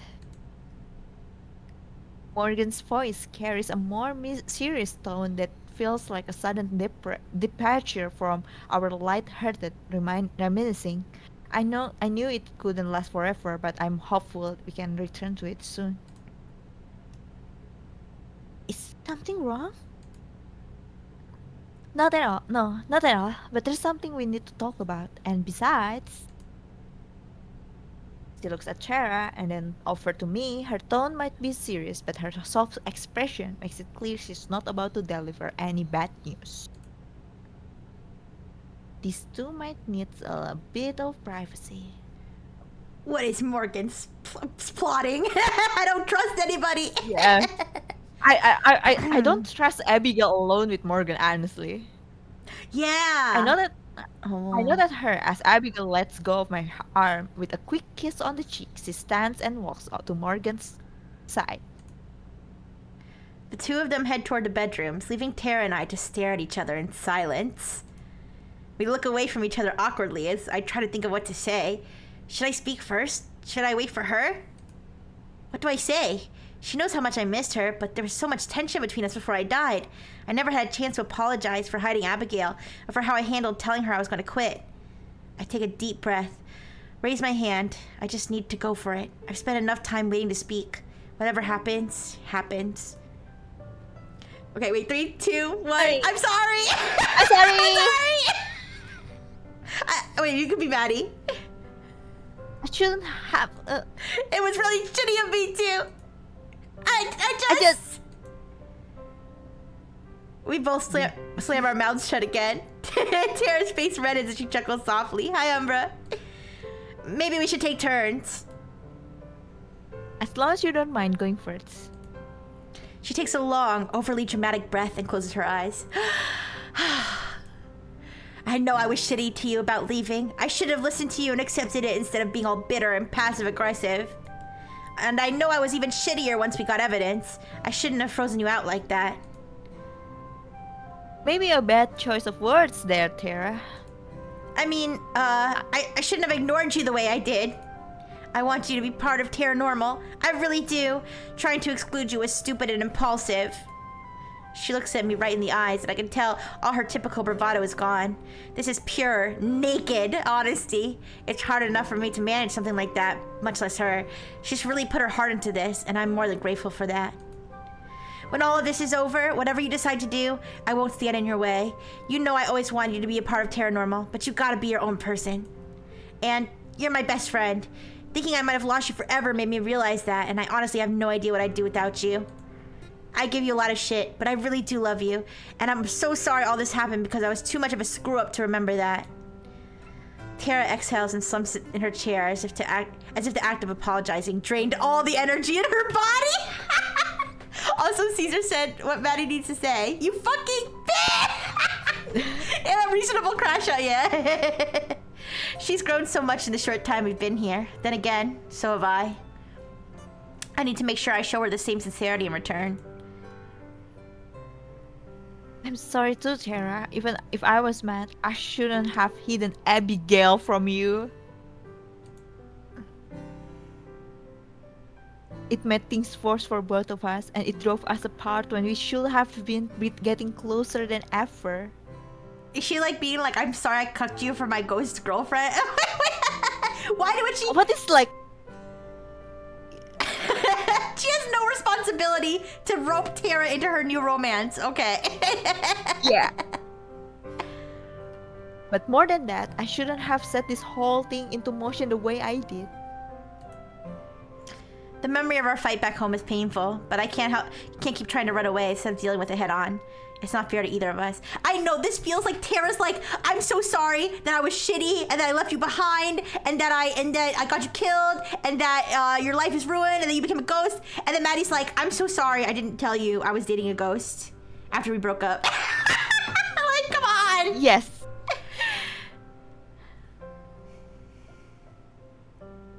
I should have told you I was thinking about leaving and why I was thinking it. I should have talked things over with you instead of dropping the bomb on you right before we left.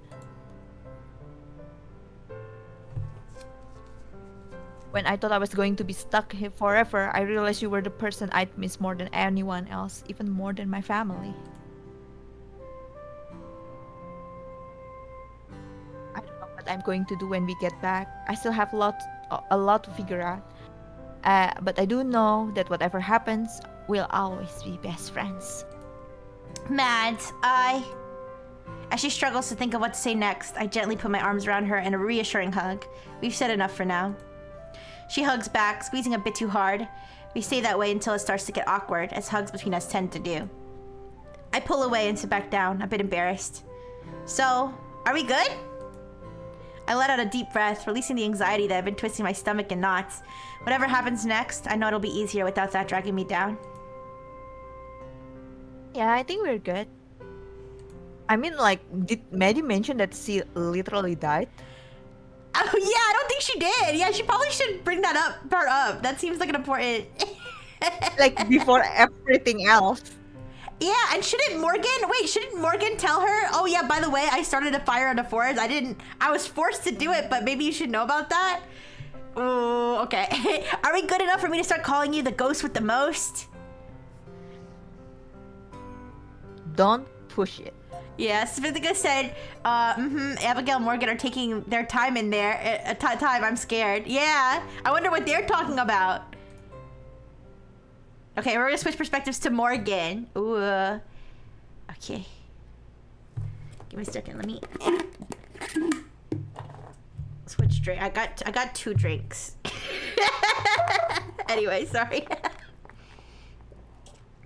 I was switching straws, that's what that weird sound was. Anyways. This is you, yeah. I end up bringing Abigail into Tara's room. The two of us carefully step over a pile of clothes on the floor to sit on the bed. She bounces on it a few times. I don't think she's used to springs. Hi, Deckard. It's going okay. We came back to life, but now our toxic girlfriend is back in our life and we forgave her for everything, even though we shouldn't have. And also, I don't know. There's just shady stuff going on. Yeah. Okay, so do you want me to be Morgan? Do you want me to be Morgan and you to be Abigail? Okay. Okay, we can do that. Okay. Having fun?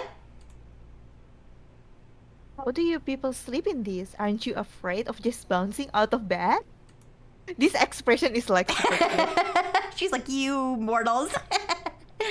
It's not that bouncy. It's just comfortable. Who's tomorrow? I can let you know if I agree. This is so awkward. This is like the other way. This is like you break up with your ex and then you both get with other people and then those 2 other people are meeting each other. Like, doesn't that feel weird? That feels weird, yeah. Yeah. So, what is it that you wanted to talk about? It's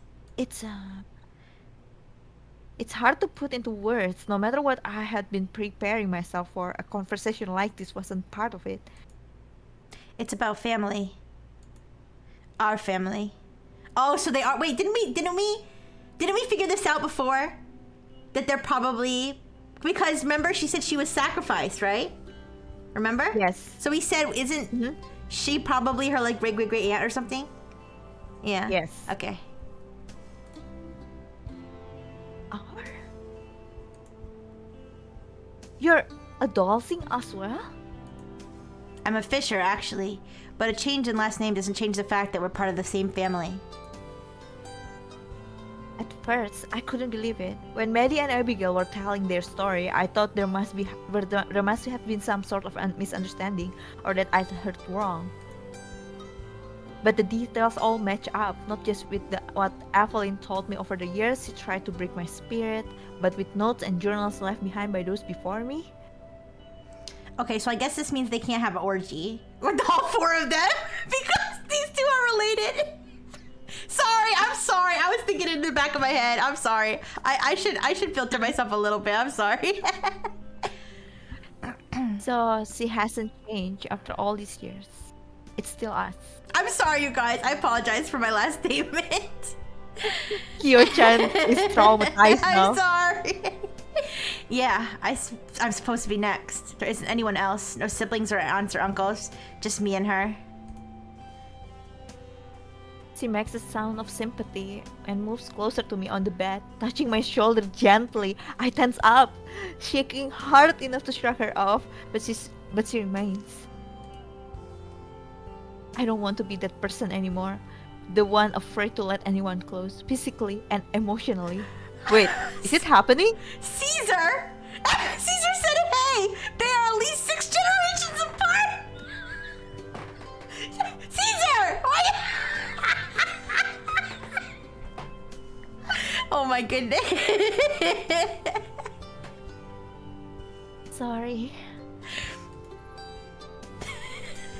I just nod. I can tell that she doesn't know what to say either, and that's fine. Do you mind if I ask you something? Sure. Why didn't you leave?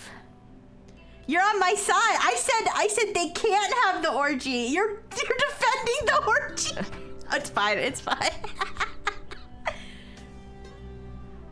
Back in my time, it wasn't even a possibility. There was no way I could have escaped. We wouldn't have gotten very far if we tried. But now, medicine's told me about all sorts of fantastic machines and devices. Surely you could have gone. I shrugged. Of course I considered it, dreamed about it even. But there's no way she could know that. And besides... I thought about running away many times. I've thought of a lot of different ways to make sure she couldn't hurt me anymore. But the same thing stopped me every time. She wouldn't just give up because I'm not around. She'd find someone else, just like she always has. And they'd die instead. I braced for her to tell me that's ridiculous and that I should have put myself first, or to burst into tears at the very notion. Yeah, Blue. Yeah, Morgan. I feel like Morgan is freaky enough though to try to seduce her great great great great aunt. I feel like she is. Instead, she laughs. It's not a happy laugh though. I see. I understand. Truly. I chose to die for someone else's sake as well. Someone I cared about very deeply. She sighs wistfully, remembering days long gone. I can't help but smile, the same way she laughed. I see I'm just carrying on the family tradition then. Let's make sure it ends with you. I nod. It will. One way or another. I'm glad though to know that our family turned out to have people as wonderful as you. I'm really not anything that special.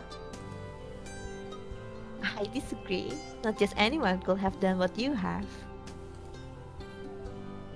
She leans forward, wrapping her arms around me in a gentle hug. This time, I don't hesitate. I hug her back. Family. Family. It's MasterCard's never watching. been a MasterCard's watching. It's never been a word that's really meant to me. All I've ever had was the monster in my home. No, though. I realized it's no longer the case. It's her mommy issues, you guys. It's her mommy issues. Yeah. We separate and I gesture towards the door. She nods. Together, we leave the room and rejoin the rest of our family. Morgan's such a freak. What does she mean, our family? They've all been dating each other for like 1 week. What? Morgan? Morgan?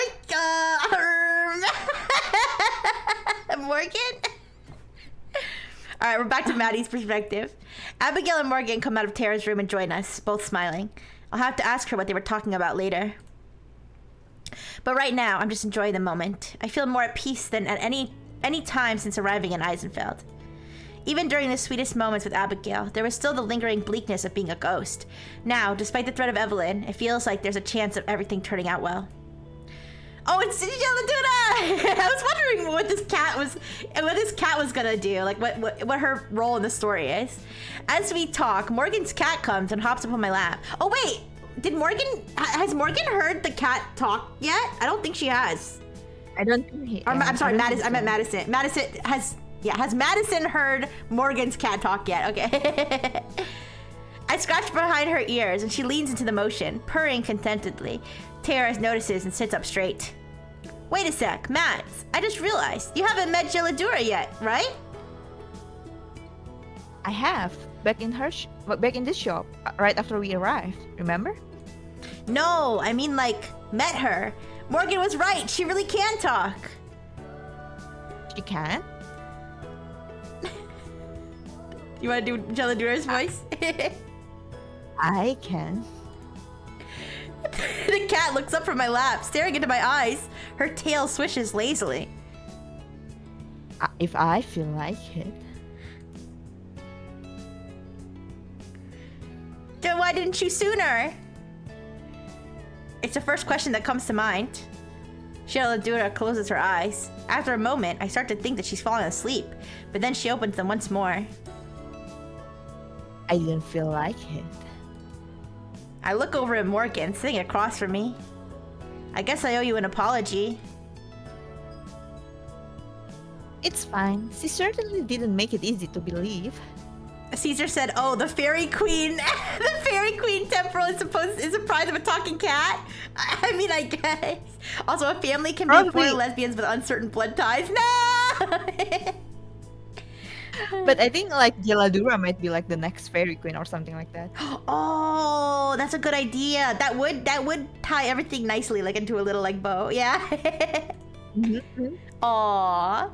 Geladura stands up, her tail lashing as she strides over to drape herself across Abigail. In response, Abigail strokes Geladura's fur, looking almost as gleeful as when we had our first meal. Take a screenshot of this and then like caption it like wife. I could take a screenshot of it if you want me to send it to you. Wife. Here. Taking a screenshot, I'll send it to you on Discord. Okay. I didn't know if I could trust you. Before I forget. There you go. Wife. No, I know. Oh my god, this is even better. I leave the two of them to their... Oh wait, I forget who's narrating now. I don't know. Your turn. Okay. Let's I'll be my turn until we leave this living room. I leave the two of them to their cooing and cuddling and walk over to the front window, peering outside. Okay. How many times have I stared at the stars these past few nights? Abigail taught me a few constellations, but tonight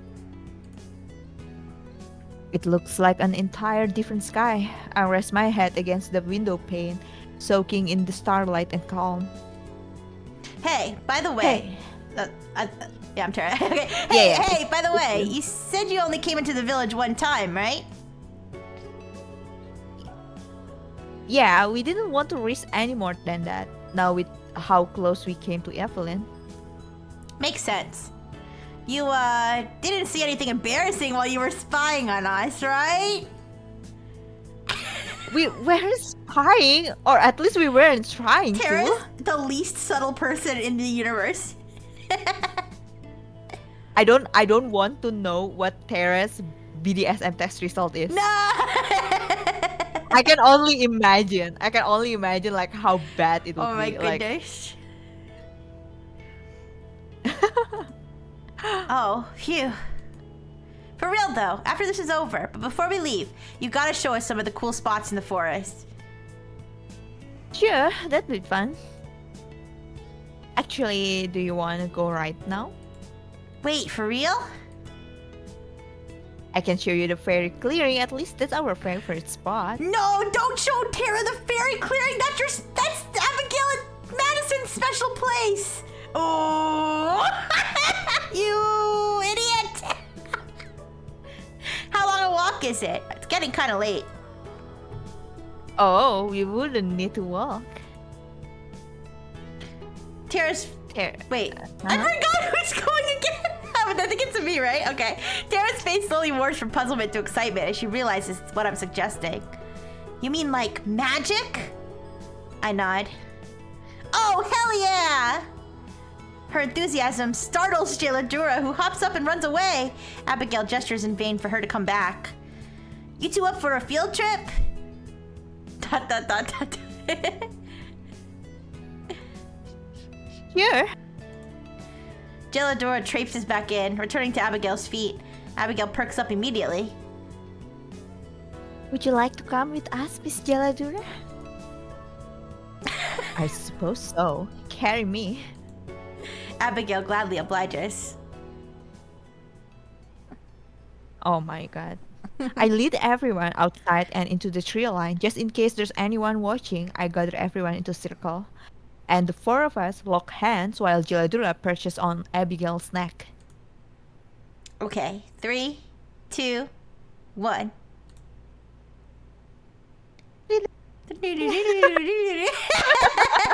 The forest greets me, and I respond in kind. It shows us the way to its heart, to the lake.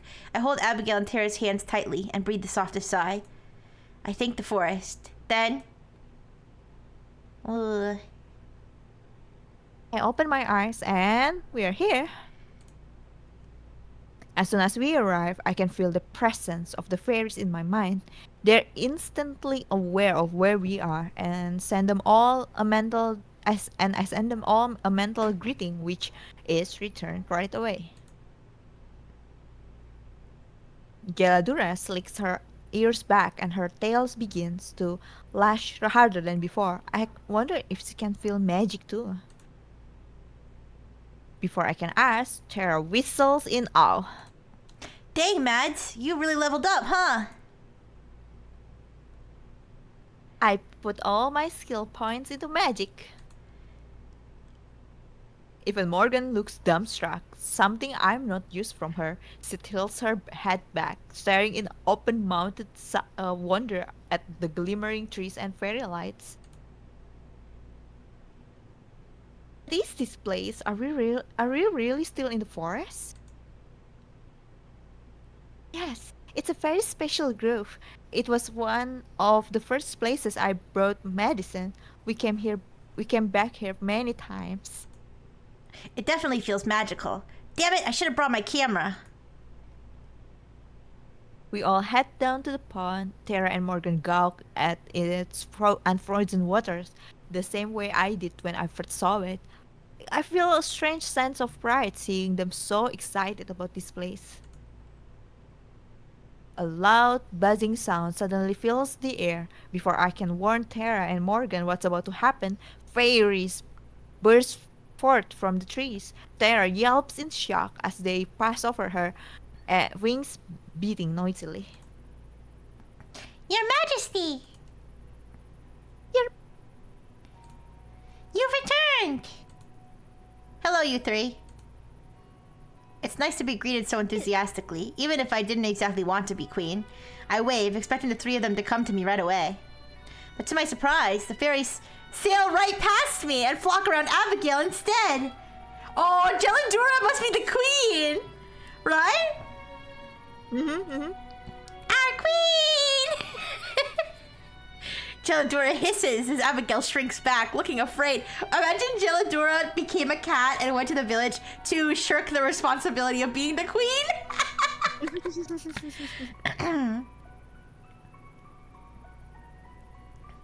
I'm not your queen. She's over there. Abigail tries to point to me, but the fairies ignore her. No, you're not. We know you aren't. It isn't you. One of them reaches for Geladura, and she swats at the fairies with one paw, just like Abigail did when we first encountered them. The fairies react with shocked indignance, their mouths open in identical shapes of puzzlement. They abandon verbal communication and instead emanate a wave of questioning curiosity. Although I can feel it, it's not directed at me. By listening, or rather by feeling, I realize who they're communicating with. Geladura. Whoa, whoa, whoa! Just to be sure I'm right, I communicate a request of confirmation. Despite her discomfort, Geladura turns to me from Abigail's arms, blinking languidly. Yeah, the cat! Not these three dumbasses again! Yes, that's right. Now I'm the one whose jaw drops in shock. Care to fill us in, Mads? Or yeah. It's yours, I think. Oh, cat, Geladura, fairy queen. Everyone is silent for a moment, even the fairies. Then Abigail clears her throat. Does that mean I should set you down then? No, this is fine. Wait a second. A little seed of hope blooms instantly within my heart. The fairies answer my question before I can even think it. The seed of hope withers and dies in response. Maddie? I close my eyes. Close Yeah, go ahead. tightly. I see Geladura in my mind's eye, and the rest of the world fades away as I speak to her. Once again, the fabrics of time tear and despair. The fairies guide our voices. Geladura can't be fairy queen, not anymore. Not after what the moonsick one did to her. Evelyn. The last pieces of puzzle fall into place. I see it clearly. Evelyn, the rogue fairy, burning under the moonlight. The fairy queen ritual gone wrong. Geladura running after Evelyn. Then disappearing. Without realizing it, I've reached out for Geladura, stroking her fur. The fairies and I communicate with the heart of the woods to free her and restore her rightful place on the throne. The woods ushers forth its strength. The fairies conglomerate around us, the buzzing increasing in frequency until its dull hum. I reach within myself. The waxing moon past the scene, and I gather its light into a pool of my hands. Reaching out, I feel the magic on Geladura begin to vibrate violently. It burns to the touch. Geladura yells in pain, and all at once the magic shatters and melts away. With a gasp, I'm back to the present. Abigail rushes over to catch me, and the effects of time return.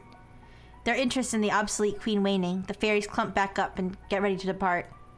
We'll see you again soon. When the moon is at its brightest. One way or another. With that cheerful reminder, they take off, fading out of sight. I separate their thoughts from my own and push them away. Listen, what happened? I take a deep breath and steady myself. Abigail scoops the pained Geladura into her arms, petting and cooing. It's a long story. I'll tell you later. Geladura, are you alright? Yes. It was foolish to think you, a new spring queen, could dispel such a powerful curse on a waxing moon. You ignorant slut! Did you not see the shape of the moon tonight? Geladura is a funny character. Geladura turns away and grooms herself. I feel a rush of guilt. Tara touches my arm slightly. You okay, Matt? Yeah, I'm fine. She grins and pats my back. Trying to ease the mood, she stretches wide and lets out a huge, nervous laugh. Good! Well, that wasn't anything that I expected. The fairies especially. What did you think they'd be like? I have no idea, but it definitely didn't involve your cat being a queen. I would have gotten you the nicer cat food if I'd known. Yo, Gelato! How come you never told us you were the fairy queen? Geladura doesn't even deign to look at Tara. You never asked. As soon as we arrive back at the cabin, Abigail makes a mad dash towards the couch and flops down on it with a loud thud. I'm a little surprised by how quickly she covers at the distance. Geladura lifts her arms and trots over the kitchen, immediately sticking her face into her food bowl. Oh, my feet. Are they sore? I can imagine walking around again after so long might be a little bit draining. It's not that. It's these boots. Abigail kicks off her boots and sends them flying, eliciting a yelp of surprise from Tara as one of the boots nearly hits her dead on. Your feet are bigger than mine. Do you have any idea what it feels like to get snow in your boots for the first time in 200 years? She's like, you and your big stupid feet! The three of us shudder in unison at the thought. The Tara takes another step away from the boot, as if she's afraid of infecting it with her cold feet. I can tell you right now that when we do go to America, I'm going to be spending the entirety of the winter months indoors. I can't help but grinning at her words, even if it wasn't entirely serious. That's the first time I've heard her speak about our future together with that much certainty. I make my way to the couch and sit down beside her, putting my arm around her without second thought. She leans against me, our bodies perfectly aligned. When the summer months roll around, I'm definitely taking you ladies to the beach. Abigail instantly perks up at that, clasping her hands together and leaning toward Tara with a huge grin on her face. The sun, the sand, the sun. I'd love to see the ocean. Morgan seems a little less enthusiastic about the prospect of the beach, her face an expression more of concern than excitement. If we go to the beach, I'm going to end up looking like a lobster.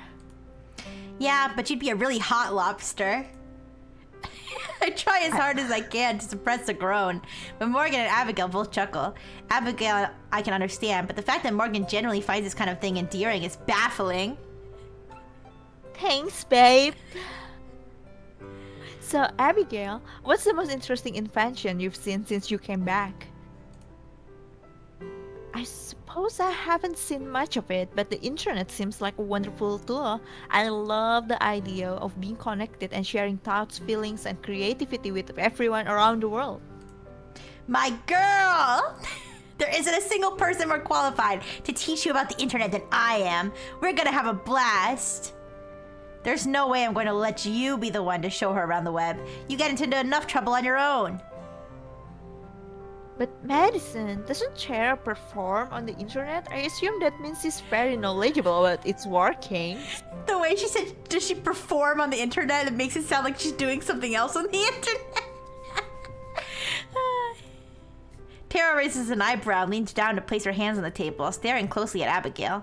So Mads told you about paranormal, huh? Oh no. She told me some things. I know you tell stories about supernatural occurrence and that you take them very seriously, even when they're quite obviously untrue. Did she now? Sweetie, maybe we shouldn't... And she also told me that people all over the world enjoy watching you. It sounds like you must be an incredible storyteller. Nice save. Tara breaks into the same massive grin she always puts on when she knows she's found a new audience. You don't know the half of it, Abby. I've got 1,000,000 of them. I roll my eyes and lean back against the couch. Abigail just moves closer, ready to hear whatever Tara's going to say next. Just looking at her feels healing. If listening to Tara's stories makes her happy, then Tara can tell as many stories as she wants. Not that I'd ever tell Tara that, of course. One story turns into another. Morgan and I will chime in with a correction every now and then, but we mostly let Tara work her magic. Abigail keeps asking questions, and Tara keeps eating them up. If Morgan's anything like me, she must enjoy seeing the girl she loves acting so happy. I know I am. I don't know what's going to happen after this. We're still in danger, but we still don't have a way out. But that doesn't mean we can't enjoy our time together. All of us. I just wish I could shake the feeling that this is the last time we'll have this chance. We stay like that for a while, telling stories, making jokes, and most importantly, talking about our future. Whether it happens or not, talking about it puts all of us at ease. We talk about sharing technology with Abigail, getting her and Morgan new wardrobes, where we are going on dates when we get back. In those months, it all feels real. Like we are remembering moments that haven't happened yet. Eventually, the sun begins to dip below the horizon. We have another huge meal, to Abigail's delight. Afterwards, Tara tells her even more stories as Morgan and I clean up after them. I'm not sure if the four of us are going to stay in one apartment for long when we get back, but I think I'd really enjoy being around Tara and Morgan. Not as much as I enjoy being around Abigail, of course, but enough enjoyment to make me want to stick with them. In time, Abigail starts to yawn and blink wearily as Tara talks. She hasn't had the chance to sleep since she got her body back, so she's no doubt unprepared, for the strength of the bodies needs rest. When the sun finally sets, we say our goodbyes and head to our room. I'm already looking forward to tomorrow. Okay, can we take a short break? I need to do my Duolingo. And I need to eat a snack. Okay. Brief Okay. intermission. But and also how much longer can you go for the night? I can go Or today or for the day. longer. The day, yeah. We'll have to see. I don't know. Like, I wonder when we'll get to chapter 6. I think there's 6 chapters. Let me double check. How many chapters? We're on chapter... Are we in chapter 5 right now? How many chapters We're in chapter 5. are in Heart of the Woods? There's 6 chapters. So we are almost at the yeah. end. Yeah. All right. So let's take a brief intermission, just a few minutes, and I'll be right back, okay? All right. Where's my little screen? There we go. Bye.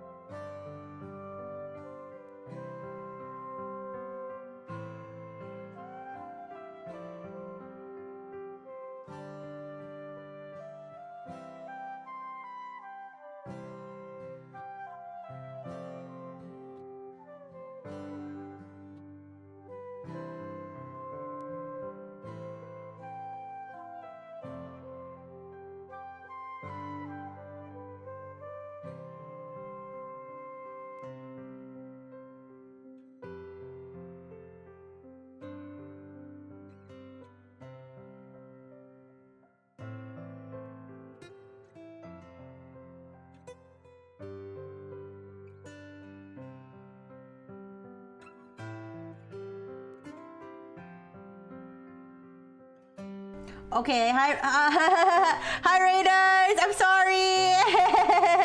Hello, hello, hello. Hi, hi.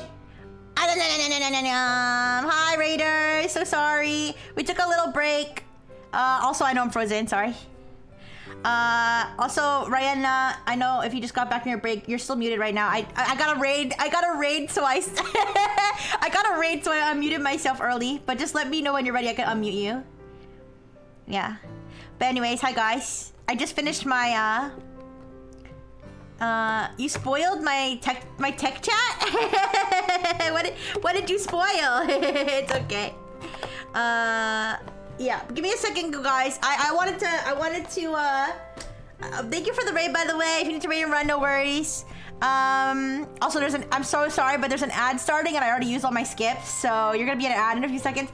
But just a moment, I have to plug in my phone charger because it unplugged itself or something, and I have to it's a long story, but I have to walk around my room to go fix the plug. So I'll be right back again. I'll leave the screen up though, because I should be back in a minute, and then we'll be ready to start again. Also, Rihanna, you're still muted. Can I unmute you now? Okay. Okay, so maybe you can yap at them while I fix my charger. Hello? Hi, everyone. How was your weekend? Morning, good morning.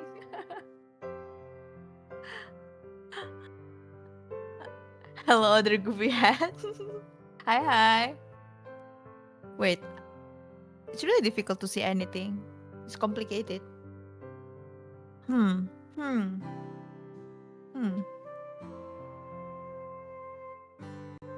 Yellow, hi.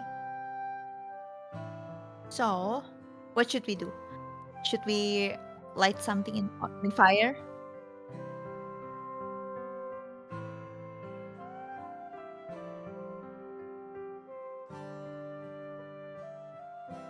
Are you back? Okay, yes, I'm back. I realized that Rihanna could probably hear me coughing and shit. Yeah. But you guys couldn't. I can hear that. Exclusive Rixie noises for Rihanna ears only. Thank you for the burgers and the Pokeball. Hi, Rebel. Alright, let me say hi. I know some people are in the ad now. Maybe. Did you eat? Yes, I did. I had a chicken drumstick. It was good. It wasn't too cold. Hopefully it's Shoes also said that they just gobbled like 12 pieces of Popeyes. Oh, hi, Shush. That sounds pretty good. Did you Hi, get Rebel. Did you get the like little mini strips, or did you eat 12 full pieces of chicken? Because that sounds like too much. But you know what? No hate. In fact, I think it's impressive if you were able to eat 12 whole pieces of chicken. But maybe you can only eat 10 next time. Okay, but anyways, yes, thank you again for the raid. Thank you. We'll start. We'll kind of start. Okay, and the ad is over. All right, let me take one more sip of my. I'll take one more sip of my soda, and we'll get back into the thing and see how far we can get in the story. Okay, I think this is me or you. I don't know. I don't know. I'll just go. Yeah. I close the door to Tara's room and lean against it to steady myself. I'm still trying to process everything that's happened. I have family, real family that doesn't want to hurt me. And I'm not just talking about Abigail. When I was watching the three of them talk and laugh together, I felt like I was home. Like this is where I've always belonged. Like it's what I deserve. Hey, you okay? Yeah, I'm okay. Sorry. Just trying to wrap my head around all of this. I get you. There's a lot to unpack. You can take your time with it. I guess that means now isn't really a good time to talk, huh? What do you mean? I wanted to talk to you about something. Or ask you about something. I don't know. It can wait if you still want to work on getting your stuff sorted. Is something wrong? No, I mean, I don't think so. I've just been thinking about some stuff. I have a feeling that she wants to be poly or something like that. Like? Wait, Shush said, yo, I thought your avatar was the one in the game? Wait, you thought we were the characters in the game? No, we're real life Yuri. This is just fictional Yuri. Okay. Tara takes a deep breath and scoots back on the bed. She curls her legs up toward herself, taking on a surprisingly subdued posture. It's, well... You know how Abby's been calling us a couple all day? Even though we told her we're not? Wait, what? Wait, what? Yeah, she's not very good at taking hints. I'm not sure if that's it. I think she's just like direct. Kind of like you. Runs in the family, I guess. I know we agreed. I'm sorry. I know we agreed that we're gonna stay friends, or whatever you call this, until this is all over. I get that. Wait, when did they do that? Huh? They guess they did that off screen while everything was going down in the forest? Oh my god, they were having messy lesbian situationships while we were fighting for our fucking lives in the forest. A forest burning down, a forest spirit dying. And meanwhile, they were... They're like, you know, it's complicated. Changing their Facebook status to it's complicated. But after seeing the two of them, I'm not sure if I feel like that anymore. We still got a lot of shit left to deal with. We still don't have a plan, but I think that's okay. She shrugs half-heartedly and looks down. I want to give her a hug, but I can't move. She's like, hey, we might die soon, so, you know, we might as well be girlfriends when we die, I mean. Abby put a name on this thing we have when we couldn't. Maybe she's wrong, but I don't want her to be. I really love you, Morgan. I don't want to deny that. I want to be closer than just friends that love each other. Done. The word leaves my mouth before I have a chance to think about it. What? Please don't ask. I'm sorry. I thought... It's not that I don't want to. That's why I'm asking you not to say it. Because I know I'll say yes if you do. She looks up. Come on. She looks up. Oh, brother, these girls stink. She looks up at me. I can practically hear the cogs turning in her head. Why don't you want to say yes? People get hurt when they get close to me. I don't even like having friends because of how guilty I feel when Evelyn gets in the way. I'm already so close to you, closer than I've ever been to anyone. But if I put a label on it, part of me just feels like I would put you in more danger. Like, what the heck? Like, do you think that Evelyn cares? Like, suddenly if Tara becomes your girlfriend, that Evelyn will like suddenly like... Good point. Yeah, but is it Facebook official? Yeah, the MILF is gonna be sitting on a computer. Let's check their Facebook statuses before I strike. Caesar said, "Oh, cry me a river, Morgan." I feel so stupid saying it out loud. It's just a word. Why am I so afraid of a word? Besides, I've never had a girlfriend before. I don't know what it could mean for me or for you. Yeah, obviously you've never had any. What do you mean? What about the one that taught you how to knit? Oh no, how could I have forgotten about that lie? Oh, you lying, manipulative! It was just so easy to say back then. It made me seem like I knew what I was doing. Made it easier to ignore what happened with those girls. Tara has understood everything about me, but I still don't want to tell her about what I did with them or why I did it. Wait, wait. Wait a second. Is she like some sort of lesbian sex demon that's like fucking a bunch of girls in town, but they're not her girlfriends, and she feels bad about that? Is that what's happening? This is so messy. So messy. Hey, it's cool. I've had plenty of girls lie about having girlfriends before. It's just a thing people do. We can just forget about it. We're past lies now, right? Her words stab at me like needles. It's not like she's trying to force this out of me. I could even tell it myself that this isn't a lie. That it's just not telling her about something she never asked about. There's more to it than a simple lie. Wait, what am I saying? What am I doing? There's still things I haven't told you about me and what I've done. Things that could make you change your mind. It's very toxic, Rebel. Yeah, it's very toxic. Yeah. Tara manages a weak smile. It's hard to be reassuring when you don't know what you're reassuring someone about. If you don't want to date, that's okay. I get it. But nothing you can tell me is gonna change how I feel about you. She sits forward again and pats a spot on the bed next to her. But right now, I'd rather be miles away from her, not closer. I hate feeling like this. I finally learned how to get close to people, and now I'm back to pushing her away. Oh, lesbians go to paranormal village.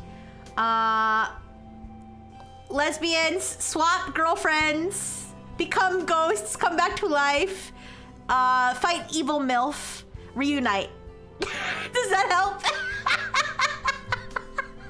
Anyway. So the main antagonist is an evil MILF who is secretly an evil fairy or monster or something like that. Yeah. And these three girls want to fight that evil MILF. Yeah, evil MILF. Yeah. Okay. Hope that helps. Do you remember what I called myself the first time we talked to Jeladura? A shell. But you know that's bullshit now, right? We're gonna make sure Evelyn can't get in your head anymore. Evelyn isn't the only one that made me feel that way. My throat feels dry. I need something to drink, but I know what'll happen if I stop. If this closes, it won't open again.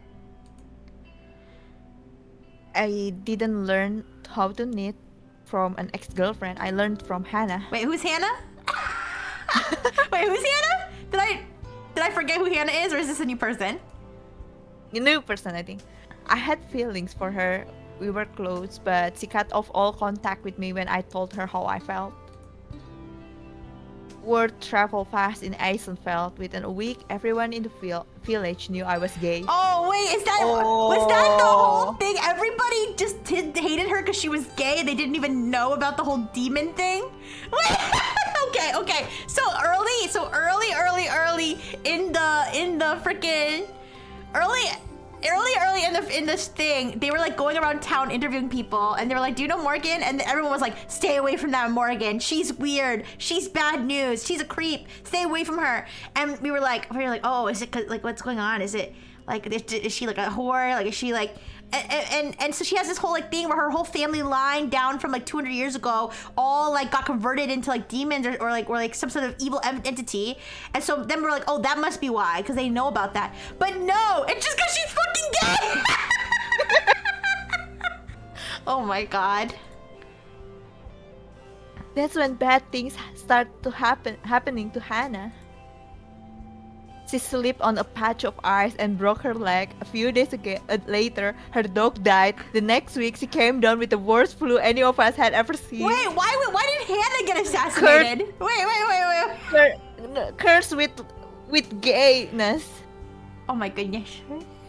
I knew it was Evelyn's Evelyn. doing, but who was going to believe me? As far as they were concerned, all this happened because he rejected me. I'm pretty sure some of the older people in the village still thinks I'm a witch. I clench my fist, digging my nails as far as into my palm as they'll go before my limbs freeze up. As far as they'll go until the icy hex within me takes over again. Nobody talked to me for a month. You told me that you spoke to some girls our age back when you were doing interviews. Do you ask them about me? Yeah, we did. What did they say? Nothing really bad or anything. One of them seemed closer to you than the other two, and her friend was kind of teasing her about it. Just typical stuff. That was probably Hannah. I remember them because they were like, because we were thinking, oh, she fucked all these girls, like from what they said. Thank you for the summary, Caesar. Yeah. As if any of them had the right to mock each other. They're all the same. Oh, why is my phone acting like it's not charging again? No, it's charging. Okay, sorry. Anyways.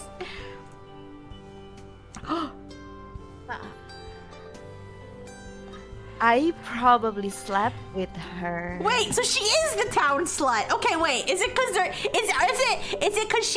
homophobic? Is it because they know she's like has some sort of demon like thing going on, or is it because she just fucks everybody's daughters, and then that's why no one likes her? All of the above, possibly. Oh my goodness. I wait for Tara to voice her disbelief, but she doesn't say a word. After Hannah got better, girls started coming by the store. Oh, when she said everyone found out I was gay, that wasn't a bad thing. That was like a signal, a bat signal for all the other lesbians to get their pussy licked. Oh my god.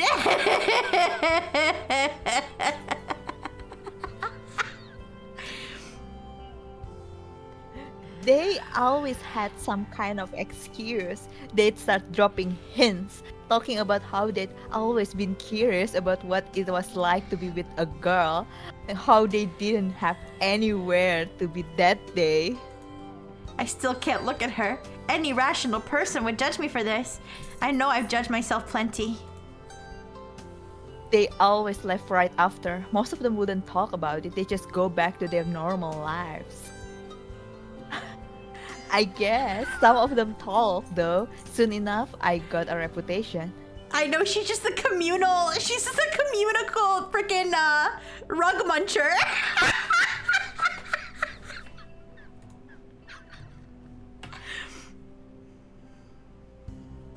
I knew I was being used. I resigned myself to being a shell, so I let them use that shell.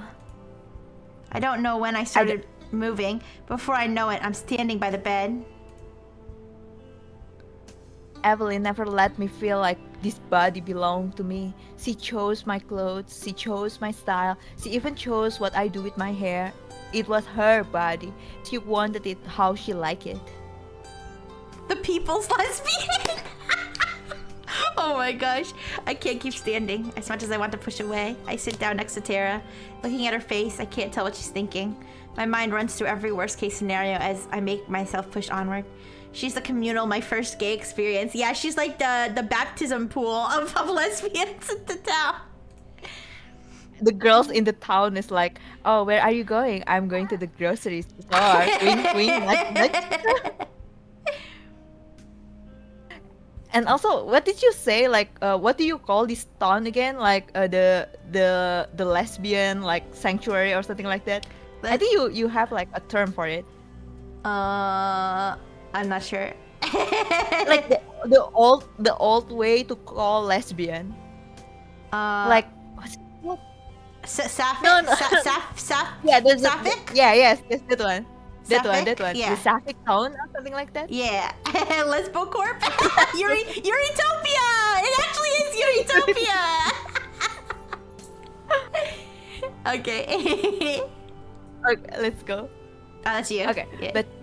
but things have been Sapphic temple. Yeah. But things have been but things have been different with you. For the first time, sex started to mean something. Being open started to seem possible. Being myself started to seem possible.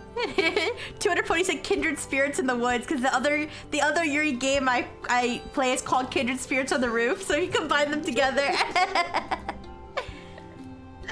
But all I know about myself is how easy it is for people to use me.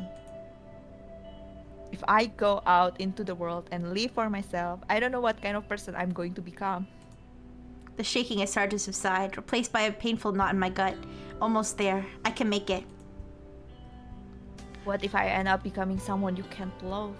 What if my shell is the only worthwhile part of me? Without warning, Tara throws her arms around me and pulls me close. I wrap my arms around her waist without even thinking. You're not a shell, Morgan. You're the furthest thing from that. Just because someone tried to make you something other than yourself, or because people took advantage of you, that can't destroy the real you. That you has always been there. And I know a lot better than you might think. She nuzzles my neck. I can feel the dampness of her cheeks. She's crying. You've got passion. You've got personality. You've got conviction. You've got so much awesome stuff in you that I couldn't name it all if you gave me a whole week. All that is the real you. You've got that razzle dazzle, baby. You're gonna make it big in this town. It's okay, Morgan. Tara knows what it's like to be easy. I know. I was thinking just a couple of sluts.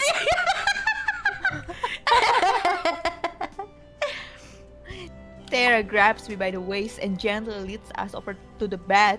I press my forehead against hers and for once allow myself to be comfortable. She strokes my hair.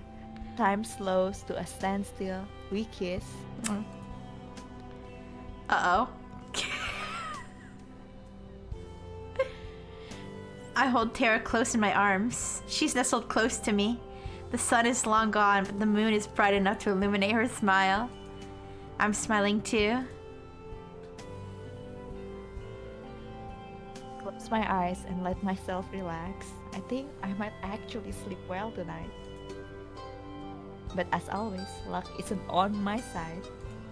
Hey, Huh? do you hear that? I strain my ears and see if I can sense anything out of the ordinary, but apart from the usual sound of the forest, it's silent. I can't hear anything. Maybe you dreamed it? Unless this is a dream, it's definitely real. I can hear it right now, I swear.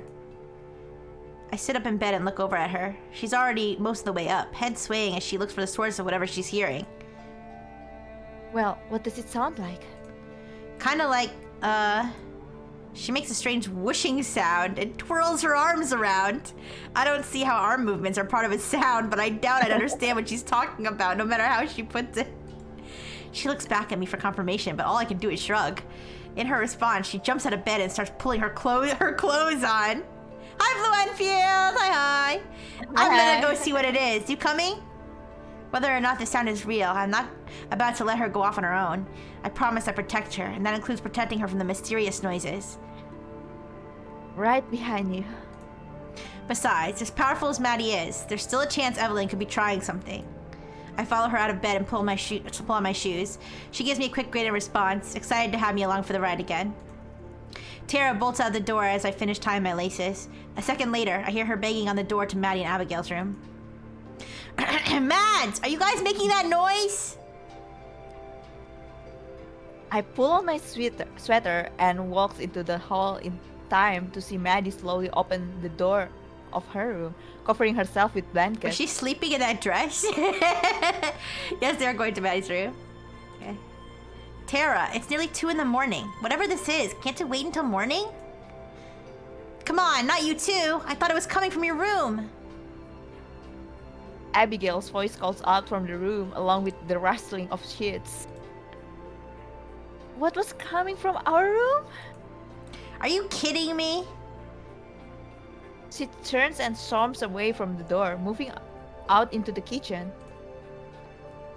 I nod apologetically at Maddie before following Tara. Babe, come on, let's just go back to bed. I'm sure for whatever it is can wait until morning. It keeps getting louder though. What if it's something dangerous? Maybe Evelyn has her own evil forest spirit and she's riding it toward the cabin or something. There's a pang in my heart. It's cold and familiar. If the sound is that loud, but none of us can hear it, maybe it's only meant for her to hear.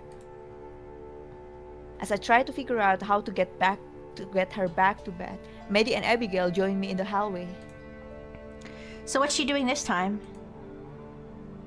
She woke up hearing some kind of whooshing noise that I couldn't hear. I thought she'd just imagine it, but she can still hear it. Maddie wait, so that's you. Maddie wraps her chin. Puzzled, Abigail looks out at Tara with a worried expression. I can't shake this unsettling feeling in my chest either. This isn't the first time something like this has happened, so I'd be inclined to dismiss it. But with everything else that's happened this month...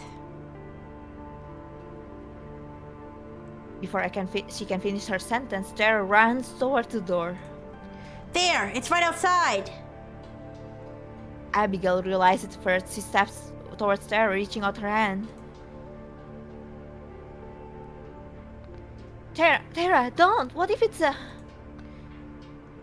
Oh no. I'm an idiot. Why didn't I figure it out sooner? Tara, stay away from the door. She doesn't look back. As she takes another step towards the door, I will myself to start moving around again. The press over the burgers, the sound scared me. It's so tense. Ooh. Thank you for the burgers, though. Now you guys are actually gonna be able to see what I'm talking about. Damn it, no, it's the Bye-Bye Man! It's the Babadook! You're gonna feel so dumb for doubting me. I'm running towards her, but it's too late. She grabs the handle and throws the door open. Caesar said Tara has post-nut super hearing. Oh no. Wait, what? There's nothing outside. Maybe that sight will be enough to bring her back to her senses. The sound's gone. It was right there. She turns back to look at me. I'm only a couple steps away and I can see the expression on her face. She's terrified. Babe, what? A flash of light. Sorry, wait. Oh, go ahead. What's the matter? Is it mine? Yeah, you could go. Yeah. A flash of light fills the room. I'm stopped dead in my tracks as I raise my arm to cover my eyes. Tara! The light dissipates, and my eyes slowly readjust. In the haze, my fears are confirmed. Oh god, did Tara get vaporized? She's gone. Tara's gone. I'm frozen. I can't process what's happening. I'm not sure how long the tears start rolling down my face before I notice them. Maddie and Abigail look at me in silence. And then I start screaming. Ooh! I've never made a sound like this. It's an angry roar that fills the cabin. Ooh!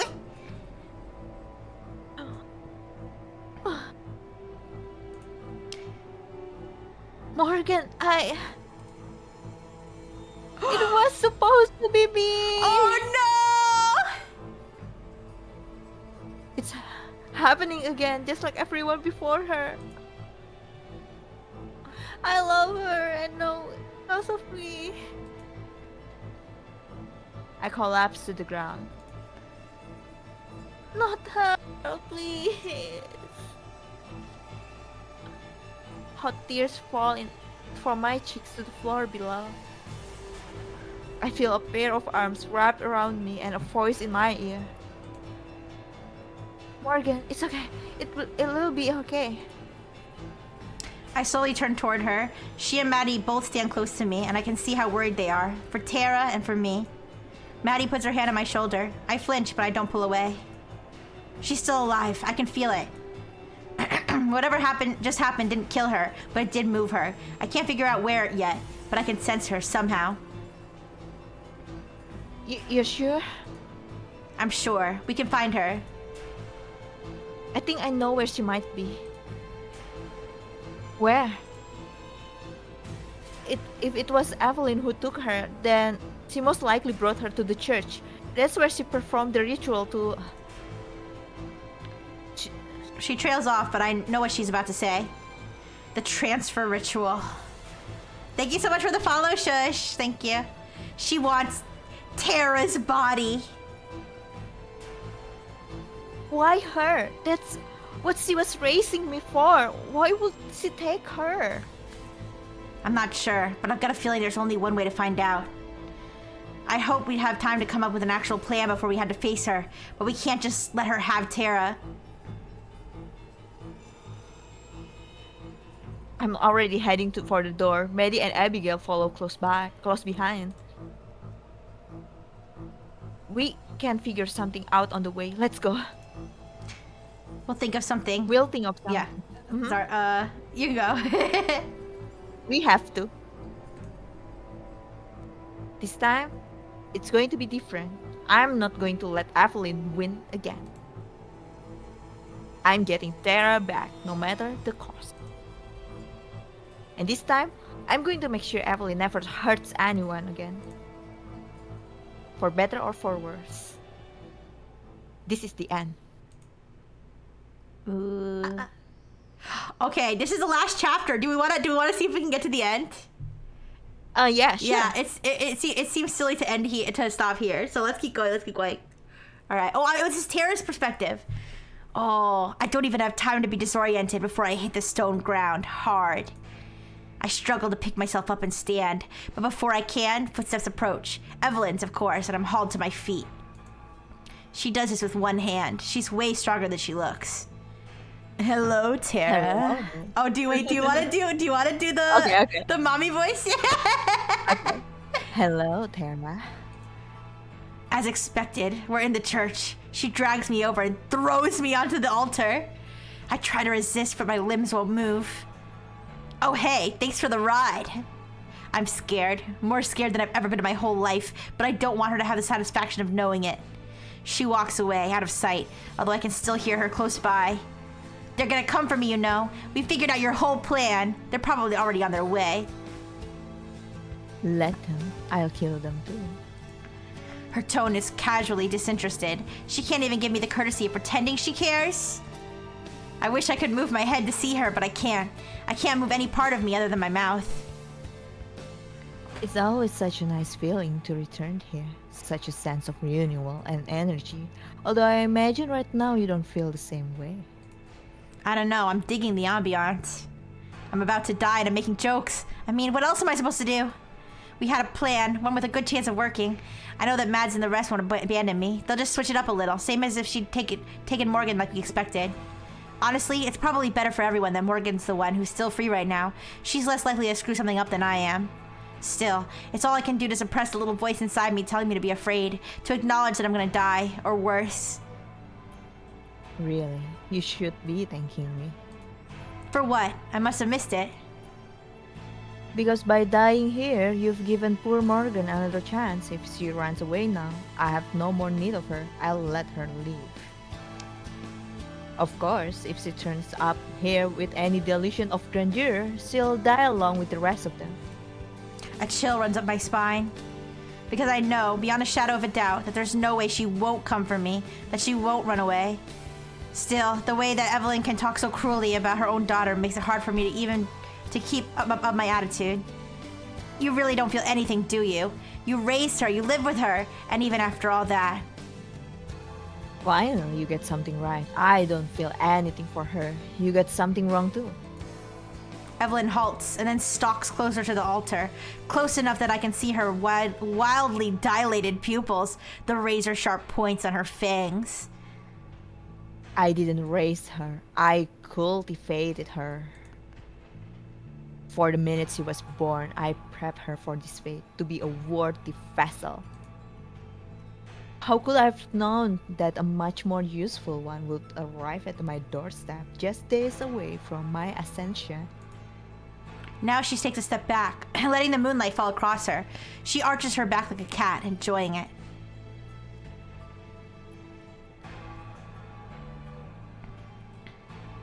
Do you want to go? She raises an arm, and I'm lifted into the air like a circus performer, suspended from nothing. My arms are snapped to my sides. I struggled as hard as I can. I still can't move at all. I can't even flail around. Still, her words pique my curiosity, and I'm dying to know what she meant. Since I might be dying anyway, I might as well ask. More useful how? She grins. Because this night is very, very special. For anybody who just got back from the ad, she's currently being levitated in the air by the evil MILF. For years, centuries even, I've whiled away my time here in Eisenfield. It's amused me to no end. But I've grown bored of it. I desire to see more of the world. She wants passport. She wants the green card. She wants the YouTube channel with 1 million viewers. That's what she wants. Yes. Yes. Oh. And while any human body would do, I suppose there's merit in one such as yourself, one with influence and fame. She's literally. Or she wants the YouTube channel. Yeah, Yes, she wants the YouTube channel. Oh my god. I don't even know the words to convey how disgusted I feel. It's not enough for her to steal my body. She also wants to pretend to be me? I think the horror I must feel shows on my face because she smirks. As she does so, her skin starts to shimmer and shake like there's light just underneath it. What's with Rixie finding evil mommies? I don't know. A thin thread of ethereal matter, like the spell that she used to bring me here, ekes into existence. It stretches between her hand and my chest. The second it comes into contact with me, I feel like all my strength is sapped out of me, like I'm being sedated. I hope I'm only passing out and not dying. I'm not sure if the two feel different. It would suck extra hard if I was dying, though, because then my last night would be Evelyn. My last sight would be Evelyn sneering cruelly. Just before it all goes black, she managed to get in one final taunt. What an ironic fate for you, don't you think? You came out here seeking magic and now you found it. Ooh, is it the end of Terra? Ooh. We're up and ready to go nearly the instant that Terra disappears. It's a shock, of course, but no one that messes up all our plans. Hi, Lavender. Hello, hello. Hi. I walk to the front door, which is still open and banging in the wind. I'm going to fucking kill her if she hurts Terra. Oh no! What if she doesn't realize that Evelyn is in Tara's body and she has sex with her own mother? No! Anyways, Tara will be fine. She's tough. Besides, we've got a plan, right? After a long moment, I nod. Boom Blue said Evelyn be like this time. I'm the one sucking the life out of a girl, Morgan.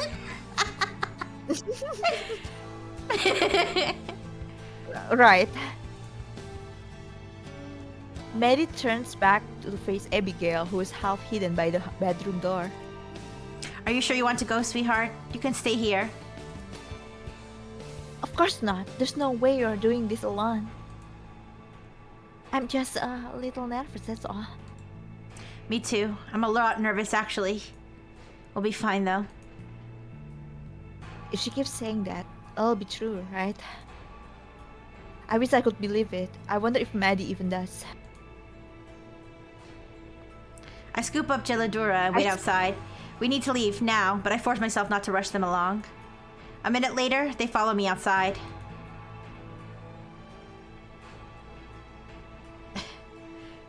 Ooh. Making my way downtown.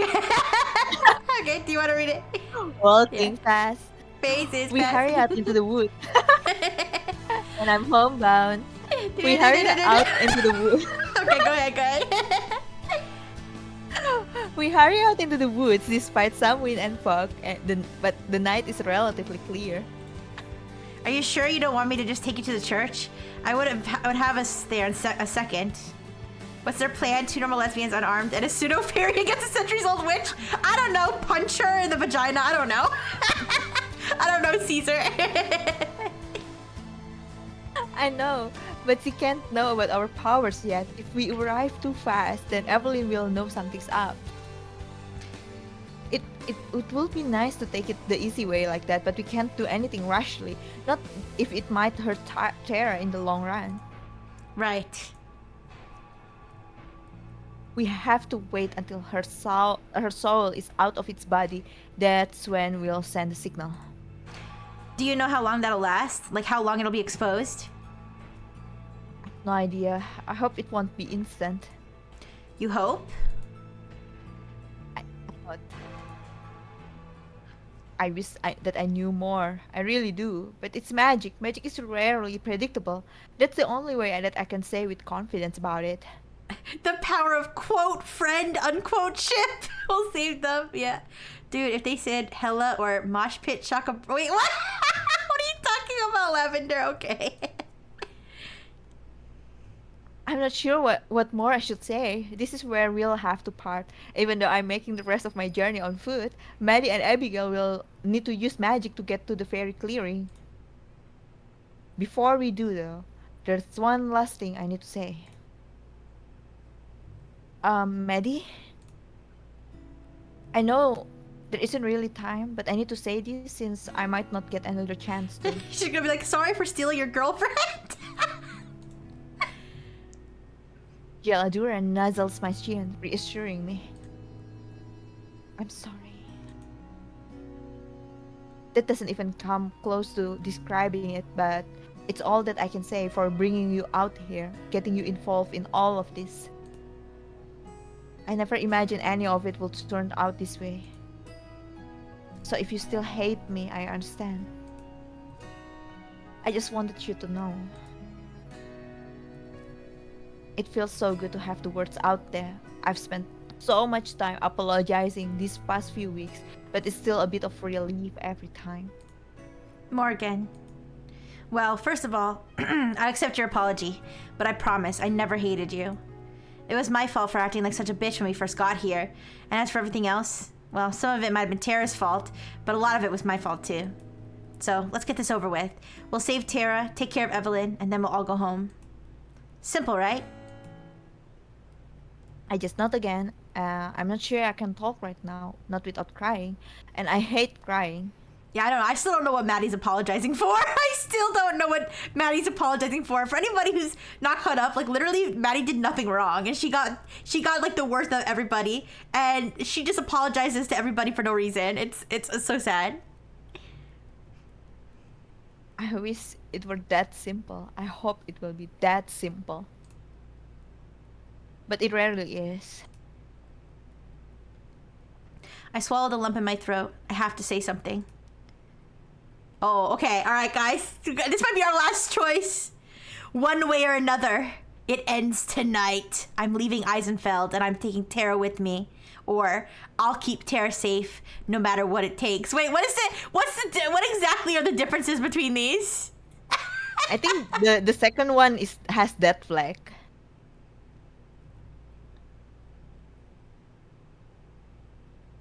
The second one feels like a death flag for me.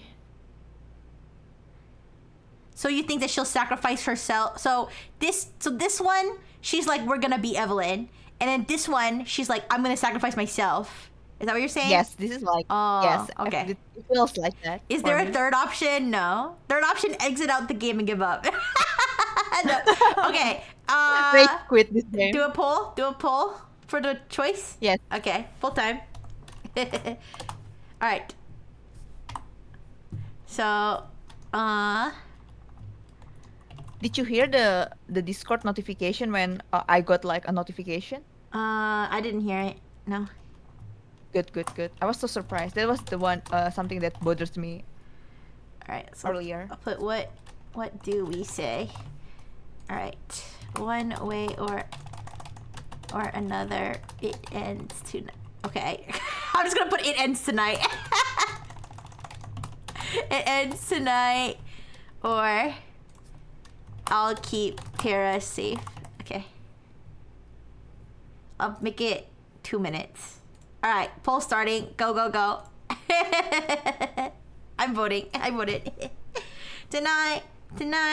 And do top of the world tonight. Do you guys listen? Make the poll even. Stop. No. Begone, witch. The power of an extreme hand close up on two girls holding hands extremely hard with effort noises happen off screen compels you.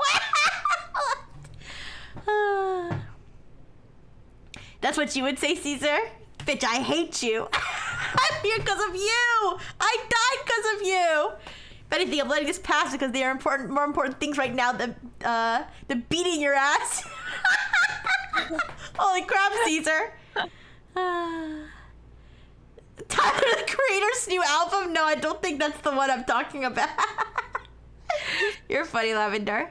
Oh, also, I told Rihanna this before Blue Enfield, but I had a dream. I had a dream today. I took a nap like 30 minutes before like I woke up to get ready for the collab, and I had a dream that I was in a car with you, Blue Enfield, you and Rihanna.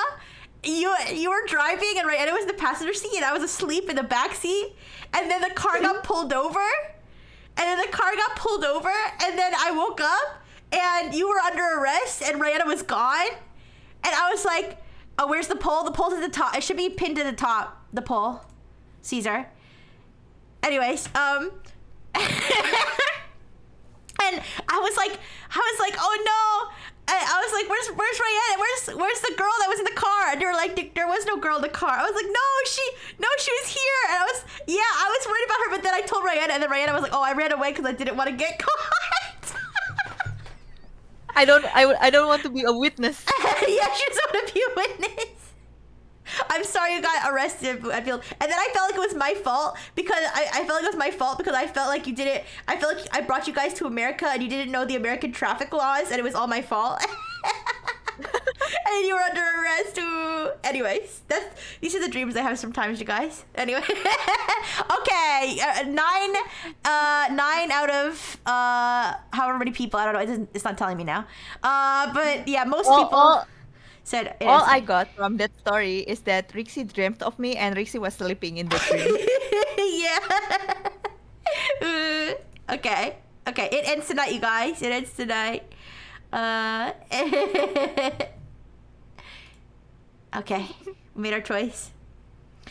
His problematic streamer has sent viewers to prison. No! Hi, Sunny. Hi. All right. One way or another, this ends tonight.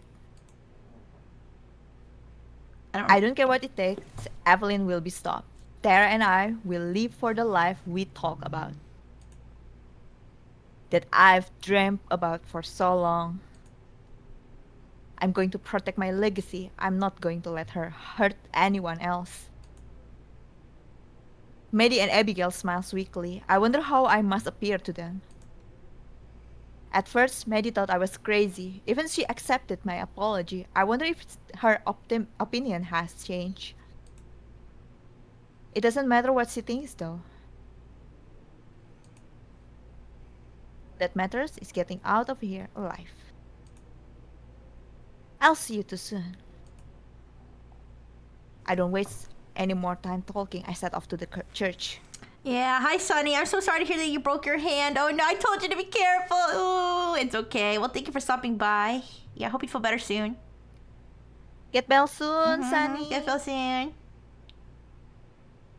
This is hardly a plan. It's barely more than an idea.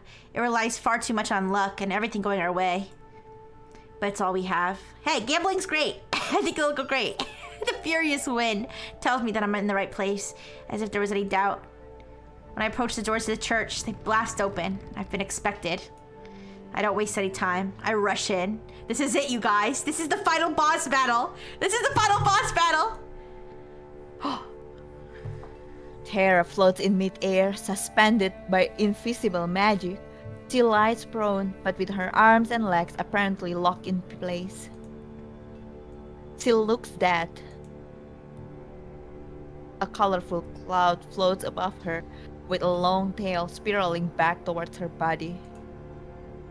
I don't even need to be told. I know that it's her soul. I'm sorry. Okay, the viewers can't really see it. Actually, if you lean to the right, maybe they'll see it. No, the other way. Sorry, the other way. Do you guys see the ballerina? Wait, you guys see the ballerina spinning into? Yeah, Brianna can see it on her screen. Spinning in Tara's crotch. me diving into that pussy. I'm sorry. I just had to point it out because I just noticed it. Here, wait. I can move Brianna a little bit. I don't mind Brianna being a little closer to me. Yeah, do you guys see? Yeah.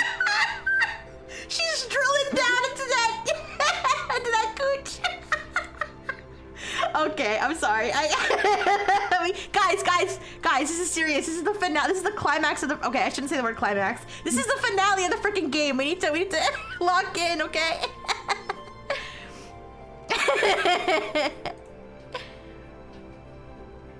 It thrashes about as much as a cloud can, but it seemingly locked out.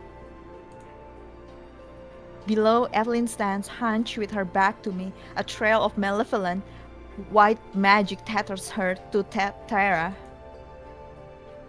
Moonlight pours through the window behind them, piercing Tara and illuminating Evelyn. When she hears me enter, she stands up straight, her back cracking obscenely. She went from a MILF to a JILF. She's old! She's disgusting. Wow, Kimoy. It's what do you call it? Ageism. She's ageist because her hair is. Whoa! Wait, look at her mouth! Holy shit! Do you want me to do Evelyn's voice? Or you know you can do it. You can.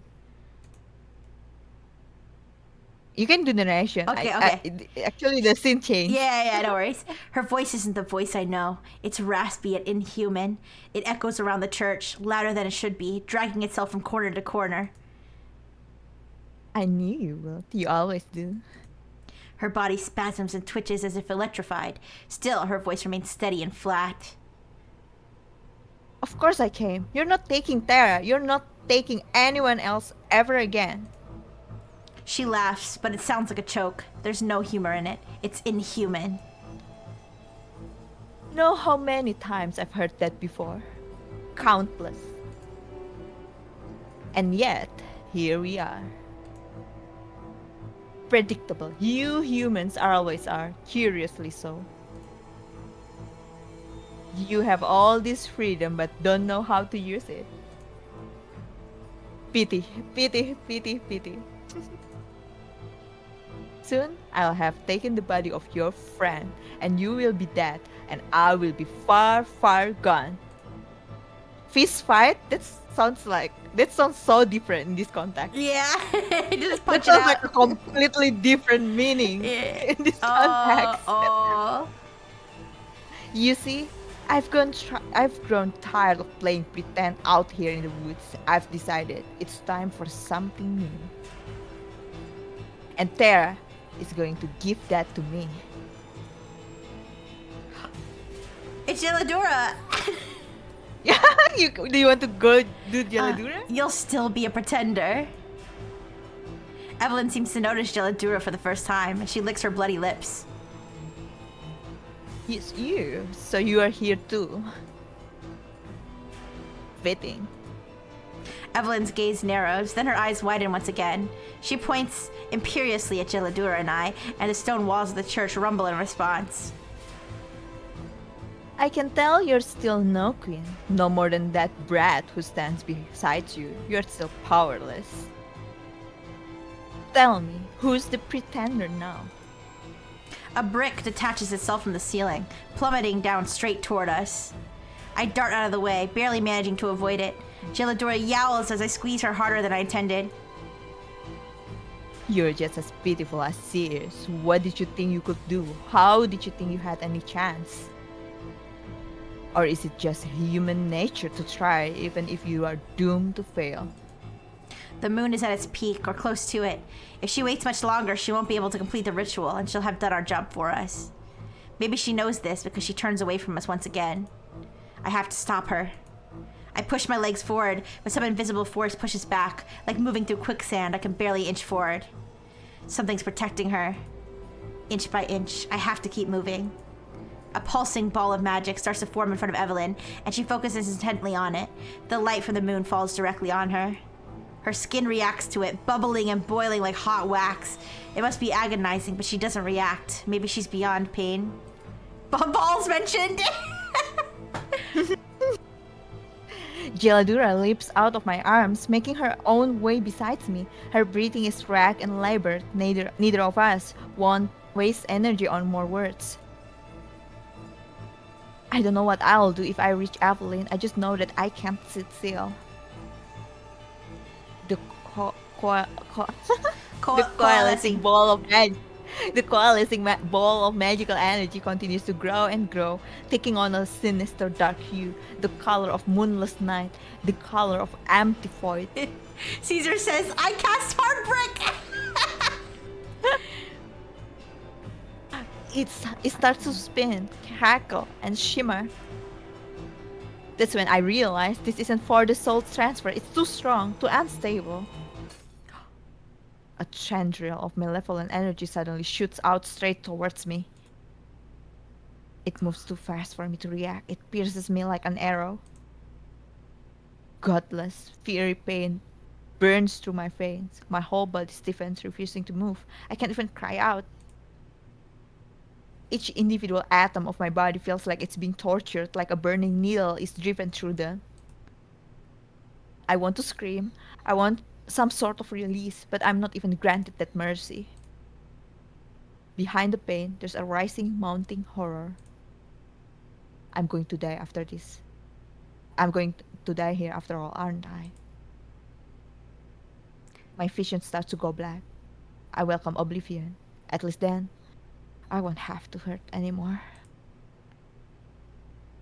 I try to move my eyes to fixate on Tara. If I'm going to die, I at least want my last sight to be of her, even like this. I can't even manage that. All I see is Evelyn. She says something, her lips moving, but I'm deaf to it. All I can hear is a deep, resonating ringing sound in my ears, like some perverse bell toll. Then Evelyn's eyes go wide, wider than before. The air behind her shimmers and shakes, just like her magic spell. Empty space tears itself open, and she's sucked backwards like a rag doll.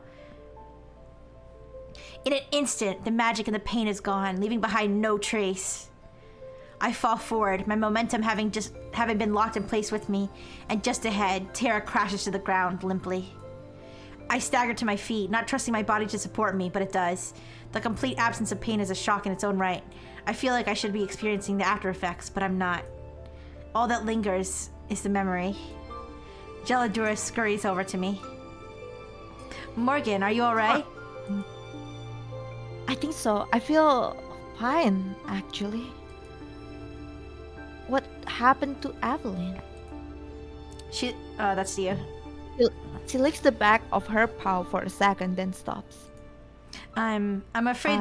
Wait, do you want to? You can do Geladura if you want. It's just No, like because it's like I both think of them back and forth. Yeah. Okay, I'll do it. I'm afraid that I panicked and sent a signal to Madison. I tried to help you, but I couldn't. My own power is still weak, not nearly enough to match Evelyn's. Not changing it now. None of this matters if Maddie isn't able to stop Evelyn. It was going to be unlikely to begin with. It looks like we're in a hard fight. Geladura must know as much, too. She pats back and forth, her tail twitching. In agitated fervor, I stroke her fur. Still, thank you. Can you help me check on Tara? Of course. We rush over to where Tara lies prone on the cold floor. Her soul is nowhere to be seen, which I hope means it returned to her body. I cradle her as tenderly as I can, checking for a sign of a pulse or breath. I gently prop her against my chest, stroking her hair. Please be okay, please. 2 tears dripped on my face, landing on hers. I didn't realize I was crying. Geladura lingers beside us, nuzzling her face against Tara's cheek. Hi, Donut Thing. She's alive. I can feel that much. Is she okay, though? I don't think she should experience any lasting effects from the magic. It's the fall to the ground that worries me more. That's true. She fell from pretty high up onto a stone floor. I wipe away the tears that fell on her, steeling myself to prevent any more. What happened? Where's the hag? Sees her on. She got pulled through like the rainbow wormhole. No. Anyway, sorry. She got pulled through the rainbow wormhole by Maddie, I think. I'm not really sure, to be honest. I know she's not dead. I don't think she's dead. I don't know what's going on though. I trace my finger across the curve of her jaw down to her lips. They press together just a bit to kiss my finger. Tara, can you hear me? I'm afraid to let hope spring into my heart again. She sent her to the rainbow lesbian dimension. Yeah, hopefully. This is like Eurytopia, and with the power of rainbow, we will defeat like. Yeah. Her lips move just barely. Can't hear you. There's a soft, blessedly warm gust of air against my face as she sighs and forces her eyes open. I said, I'm dumb as bricks, babe. I'll take more than head trauma to hurt me. I pull her up and into a hug, and she pats my back. You're okay? You sure? Yeah, I'm sure. I wipe my eyes as we part to face each other once again. I was so scared. I wasn't. I knew you'd save me. I don't deserve someone like her. Is there any way we could get to Mads? She might need our help. We both turn to face Geladura. You can do Geladura. I can take us there, but I don't know how much of use I'll be once we arrive. Tara moves to question, but I place a hand lightly on her arm. Geladura is barely holding on as is, and her guilt at her inability to do more is palpable. It's all up to Maddie. Let's go. There isn't much time. I help Tara to her feet, and she immediately winces, hissing in pain. Are you okay? I'm fine. I'm- Guess I just hurt my ankle in the fall. She's able to stand on her own, giving me a shaky smile. I don't like it, but there's nothing I can do right now. At least it's only her foot and not her head on her back. With a graceful jump, Chilladora hops into my arms once again. I stand next to Tara, who leans against me for support. With one hand, I support the cat. With my other, I take Tara's other hand in my own. Then I nod. We are ready. Spit the guts that we should have let Tara to die. And then Low Lavender said, Morgan, babe, you're my heart. The heart of the woods. Tara,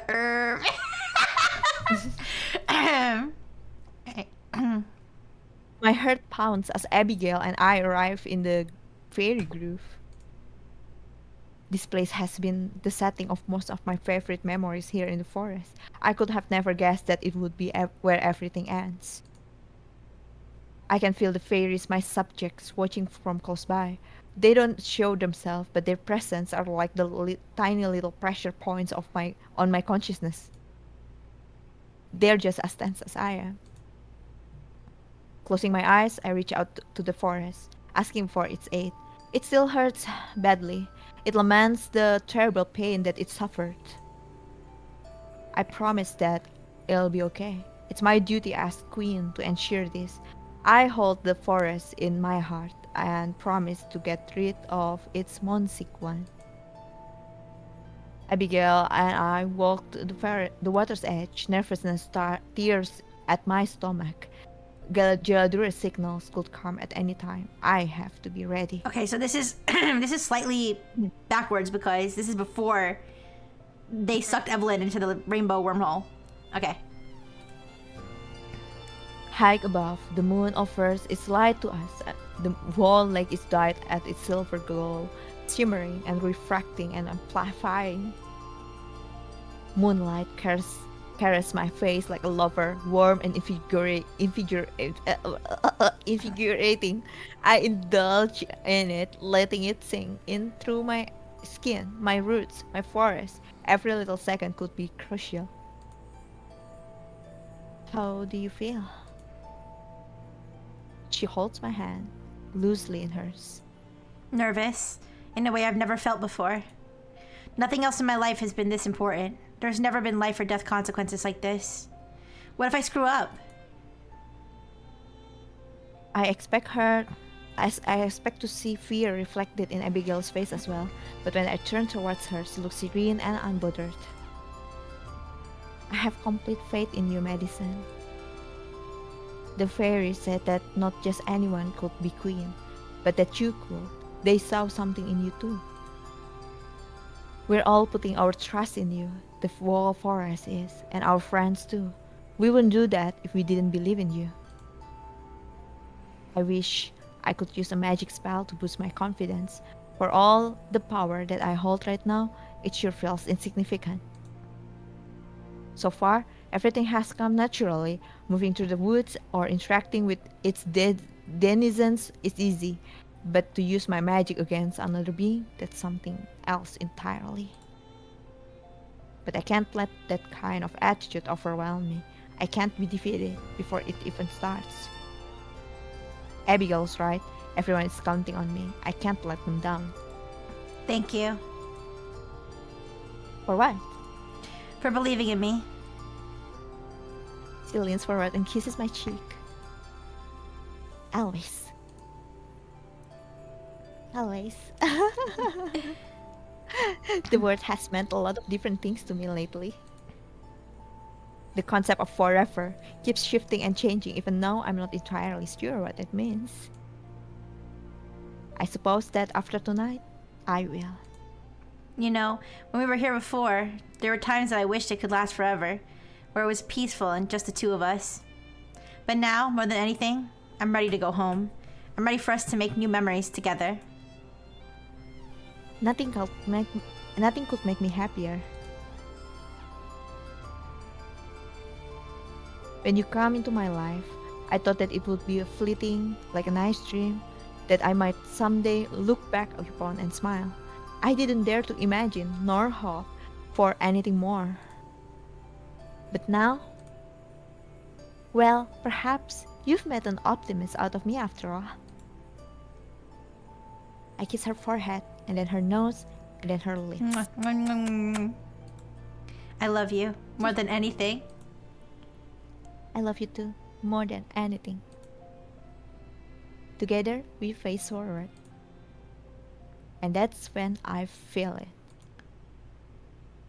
A cold flash of foreign fear. It stabs through my head and the idyllic scenery. I recognize the origin immediately. Geladura's panic signal. I step away from Abigail, clearing space. I force myself to breathe evenly as I reach within myself, mentally searching for the magic. I call upon the power within me, unlike before when it blossomed and flourished at my request. Now it lies dormant and afraid. I understand. I'm afraid too, but there's no time to be afraid. Using my authority as Fairy Queen, I coax the magic forth. The church's presence aches like an infection, and I promise the forest that I'll help heal it. The magic ripples through the woods. It's set upon the church, finding Evelyn easily. I can't see her in my mind's eye, but I can feel her hatred and scorn and fear. So I'm not the only one who's afraid then. That's more reassuring than anything else. If she detects the magic that's coming for her, then I can tell. At my will, the tendrils of magic wrap around her like vines. Then I stick my hand out, my physical actual hand, and I pull. The result is immediate. Just above the surface of the lake, a ripple disturbs the air and a massive rift opens up. Within seconds, Evelyn falls forward through it, collapsing in a heap off to the shore. It's wrong, though. She's still in her regular body. It's not just her vulnerable soul like it should be. I take a fearful step back. Why did Geladura send the signal early? My blood runs cold. What if something happened to her and Morgan?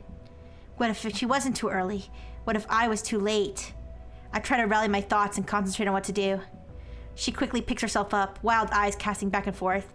Her appearance is monstrous. It finally fits her personality. Her gaze falls on me and her lips curl in hatred or disgust. So it's you. I see that even death didn't want you. Yo, that is a hard as fuck comeback. What the? Yo, she's writing bars here. And now you're here, stinking of snow and pine, stinking of dumb. You wear their clothes, you bear their crown, but you're not one of them. She lumbers forward, her step seeming pained. She's either dazed from being pulled here or from the effects of her own spell, but I can't count on that to last. You're right, I'm not. Just like you'll never be a human. I need to buy myself time while I try to think. That's so funny, like, narrator, she looks monstrous. That's just elderly.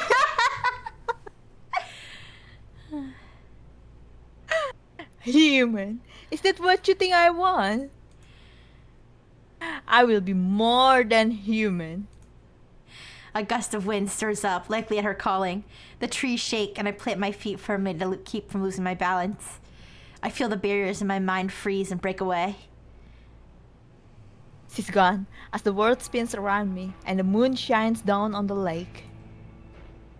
I search her presence with my mind, but I can't find her, like a fish that slipped off the line. Fish mentioned. I need to calm down. My heart races as my head begins to ache and throb. You're so fragile, so easily damaged, so easily broken. The biting wind intensifies, threatening to sweep my crown away. Abigail shields herself with one arm. Evelyn, however, remains unaffected. What's wrong, little child? Why not make this easy on yourself? I can make it painless for you this time. Reality and illusion blur and blend, and the fabrics of my vision tear.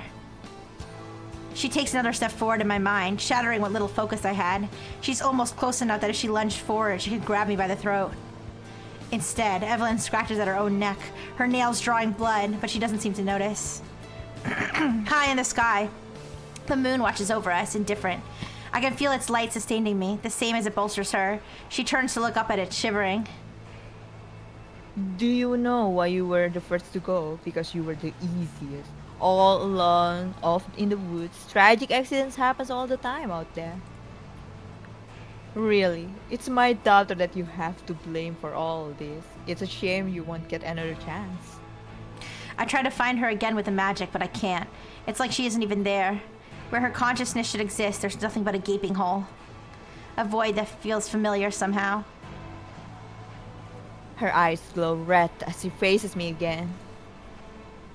Looking for me? My consciousness is immediately assaulted. My head pounds as I feel Evelyn enters it like an intrusive thought. With every push and pull, she rips my soul. My magic quacks under her power, flickering and fearful. I try to reach out and grab it, pull my own consciousness and strength into me, but every time I get close, it's yanked away. Unrelenting, overwhelming, die, die, die, its echoes and reverberates in my skull. I choke, momentarily forgetting how to breathe. Every single thought, every single idea, snatched and destroyed. I can't even see anymore. I knew it. Your gift are wasted on you. Queenship is wasted on you. What good is power if you don't know how to use it? All of you are the same. A searing pain in my head forces me to my knees. Your friend couldn't save you then, just as you can't save them now. An unseen force shoves my head upwards, making me look at Evelyn. A peculiar ringing blocks out all other sounds except for her words. I'm deaf to the wind, to the forest, to Abigail. See what you've done? And despair. She gestures imperiously towards the empty space between us, just like the portal I used to bring her here. Another hole in the space rents itself. It opened. Through it, I can see a glimpse of the murky, stained glass window of the church. Then it upends, unceremoniously spilling out my friends. Or at least their bodies. Nausea hits me at the sight. Tara's there, her body limp and broken, arms and legs splayed in an obscene angle. Blood trickles from her mouth beneath her open, sightless eyes. Morgan is also there in a heap, though her body isn't as mangled as Tara's. A grisly wound stretches from her ear across her face, down her neck. Blood stains the sand beneath her. Evangelidora lies there motionless, though her back is turned to me. A small puddle of water forms beneath her, spreading as she seems to melt. I scream. I want to run toward them or clutch at my heart, but I'm pinned in place. How? What went wrong? Was this why the signal came too early? I shouldn't have left them alone. I should have gone with them. This is my fault, isn't it? Evelyn's attack on my mind ceases in order to let me truly comprehend the horror before me. As much as I fight it, my heart gives way to what Evelyn asked of me. I despair. It's all an illusion, right? It's Evelyn's tricks. They're not really dead. Mm-hmm. Or probably we just got like the bad ending after all this time. No. Our feet touch solid ground, and Tara immediately loses her balance. I grab her shoulder to keep her from falling. Geladura pants heavily, the magic having taken a heavy toll on her. Maddie, Abigail, and Evelyn are on the far side of the lake. Only Abigail seems to notice us. Even from distance, the terror on her face is clear. Come on, they need our help. Tara takes one step forward and then falls to the ground, clutching her ankle. Shit. Shh. Just then, Maddie screams in pain, in horror, a sick feeling in my stomach. All three of us turn to look, although there's nothing new to be seen. I know from experience that doesn't mean she's in pain. Abigail is tugging on her arm, but Maddie doesn't seem to react at all. She must be beyond even feeling it. And just behind Evelyn, a familiar-looking ball of sinister light is forming, sparkling in the moonlight. Its tendrils jolt and jack with a familiar hunger. Maddie doesn't even know. Evelyn turns back and looks at us, sadistic grin on her face. The tendrils of magic shift and fading in impending doom fills my lungs. I look back at Tara, who scolds at her foot as she tries to move. There's no way she'll be able to. I don't have long to act. If I run for Evelyn, she might hurt Tara before I can get there. If I don't, there's no telling if Maddie will be able to stop her. Of course, it might already be too late to help her anyway. Tara's gritting her teeth through the pain. If I leave her on her own, she'll be helpless. I can't let that happen. Sorry, that's you. I face towards Evelyn again. I have to stop her somehow. That's all that matters, even if I... The realization... Sorry, I'm gonna switch between, I guess. The realization that it might cost me my life rushes through me. All along, I've been aware of that as a vague possibility. I'd always known it might come to that. The future with Tara I've been pushing at the forefront of my mind. The pain I've been pushing aside to move forward. Whoa, whoa, whoa! The memories and emotions of the past! Why are these the flashbacks she's having? As she's possibly about to lose her life? That's what they were doing before. The memories and emotions of the past overflow and hit me all at once. All the things I thought I could forget. But now in this moment, faced with that decision, I freeze. My whole body seizes up and I fall to the ground. No. No. Not here. Not now. I can't afford to be paralyzed like this right now. But the cracks of my psyche freeze over and hold, and the curse within me grips my every muscle. Years of feeling nothing, weeks of pushing forward, and still fear triumphs. Is this really how it will end? Because I'm not. Am I really not strong enough to do anything? Something soft brushes against my arm, and I look over to see Deladura hurrying towards the lake. She turns back towards me, meeting my eyes. Take care of Tara. What do you mean? What? I'll do Deladura. Goodbye. Or you could do both. I mean, I'll do. Goodbye, Morgan, and thank you. With that, she dashes off into the lake, quickly disappearing. I don't even get the chance to yell her name. I'm able to stand, knowing that whatever happens is out of my hands. If I'm going to die, at least the curse gives me the courtesy of letting me face it on my feet. Just then, Evelyn's ball of magic crackles noisily, and I fling myself in front of Tara, shielding her with my outstretched arms. She cries out in fear, and I brace myself for the end. But it never comes. A warmth spreads throughout the clearing instead. A bright light blinds me, and I hear Evelyn vocalizing something between gasps and snarl. It turned just in time to see the silhouette of a beautiful woman leap from the lake. Oh, is that Shelandura? Will we be able to see her true form? In waifu form? Though I can't see her face. I just know that it's Shelandura, the real fairy queen. For a brief moment, she hangs there, suspended and framed by moonlight. She waves her hand in a slow, elegant gesture, like a conductor directing an orchestra. Light glitters at her fingertips.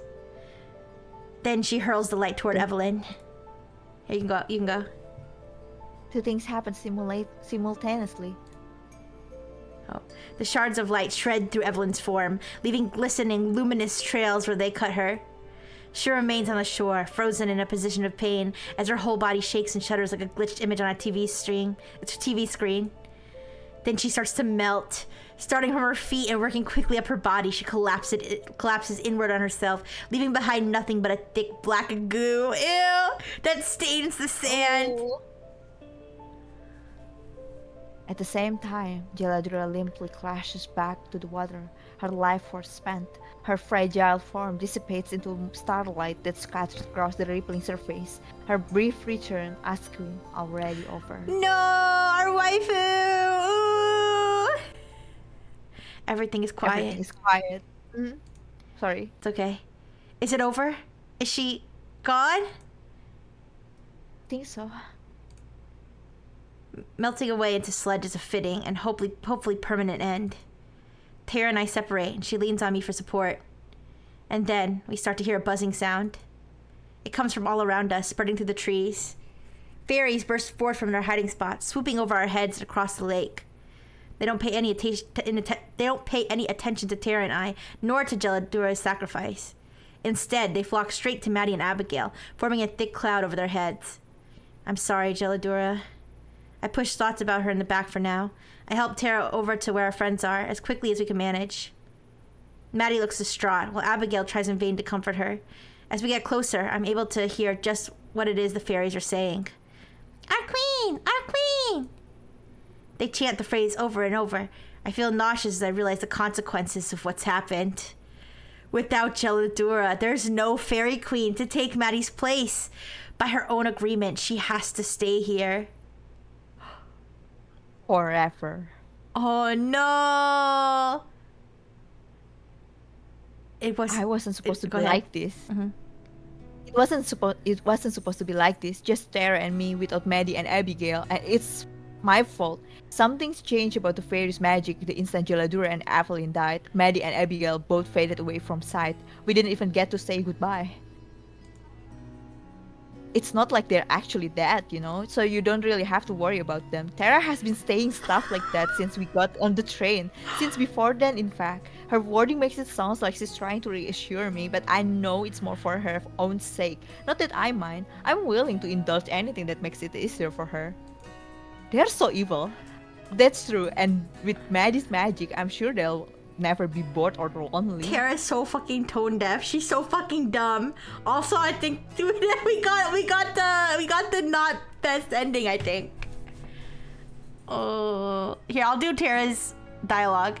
Yeah, for sure. Plus, I'm sure Mads can like tell her all about film theory, recite the script to her favorite movies a bazillion times, stuff like that. That nerd. She's in tears before sentence ends, and I pull her into tight, guilty hug. The rumbling of the trains makes it uncomfortable. Its motion slamming her against my chin repeatedly, but I don't mind. As far as I'm concerned, I exist now just to make things better for her as much as I can, no matter how inadequate. We haven't talked about what we'll do when we get back. The prospect of future together is equals parts bright and ominous. I know we'll get through it together, but I also know how hard it will be. Still, we've been through worse, much worse. Everything I own here is in this train car. The belongings that I wanted to take with me fit in this suitcase. I didn't say goodbye to anyone. I'm sure the village will be lost for a while without Evelyn as they recover from her influence, but just like the rest of us, they'll be better off in the long run. Do you want to read this? We left most of Maddie's things behind, just in case she comes back for them, Tara explained. We also left 2 train tickets on the table in the cabin. Tara had printed 4 before we even reunited with them, just in case.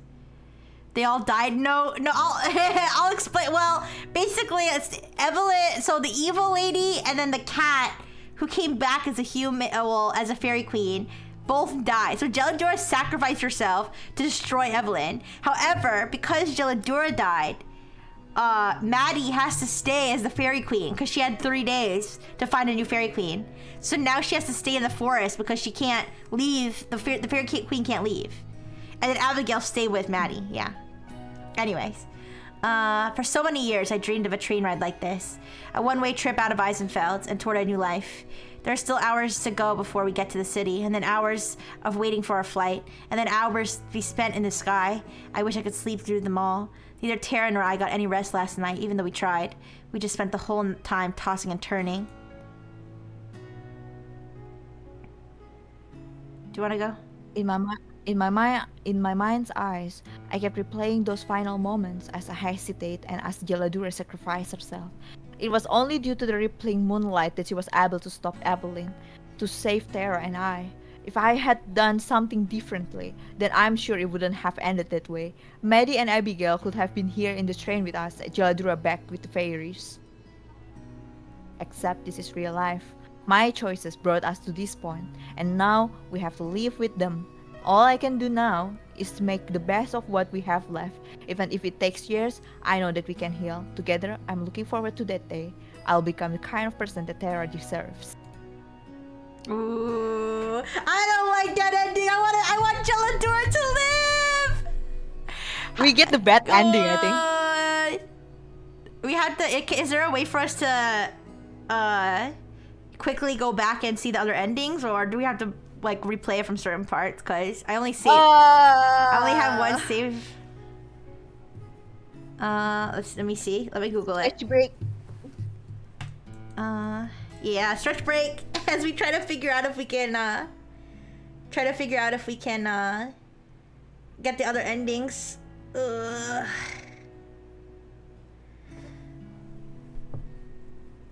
Did you save where we did a poll? No, but I should have. The last time I saved, I think, was when we started chapter 6. I'm gonna Google Heart of the Woods. Can you and get different endings?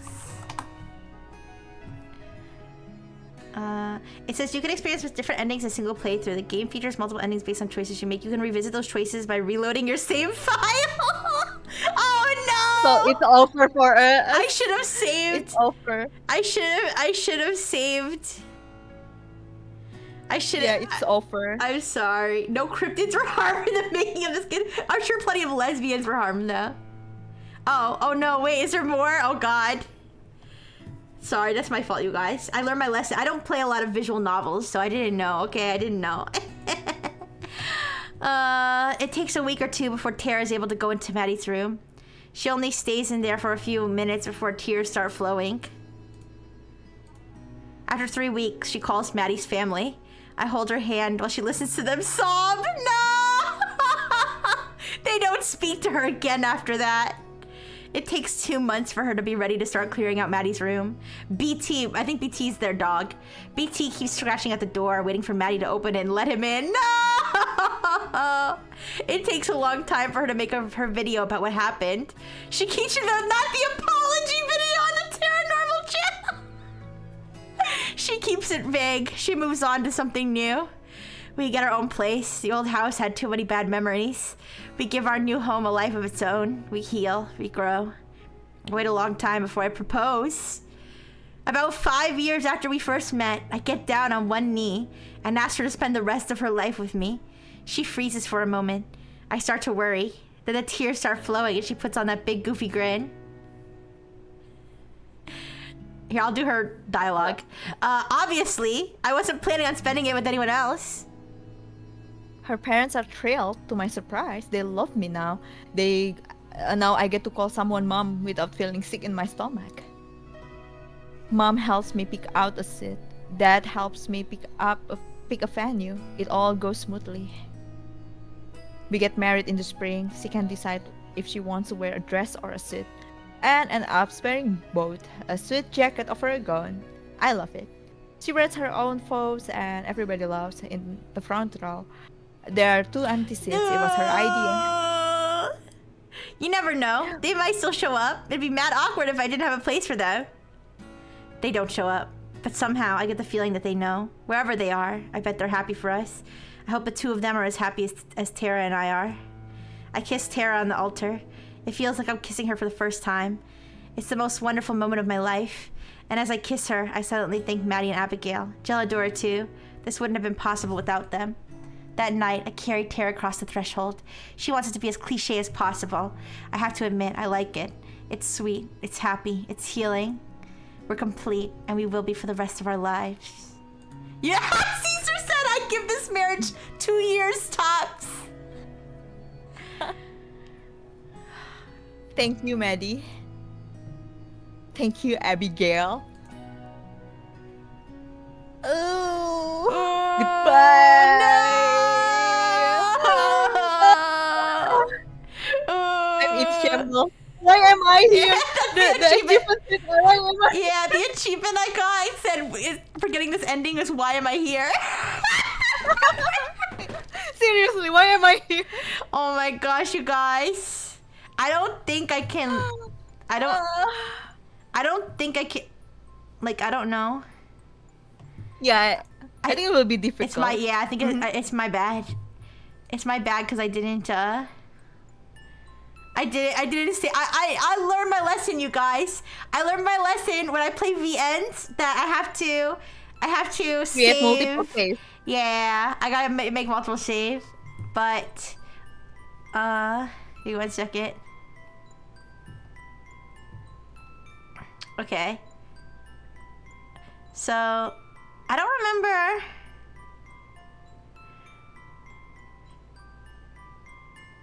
Wait. So I'm reading something.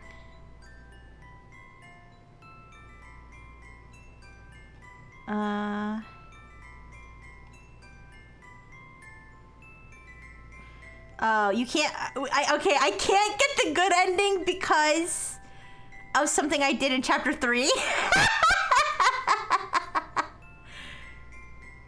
Which option was it? Wait.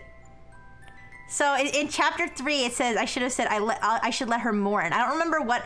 I think we said instead of saying I should let her mourn. I think we said like you have to be strong. You have to be strong. Yeah. Wait.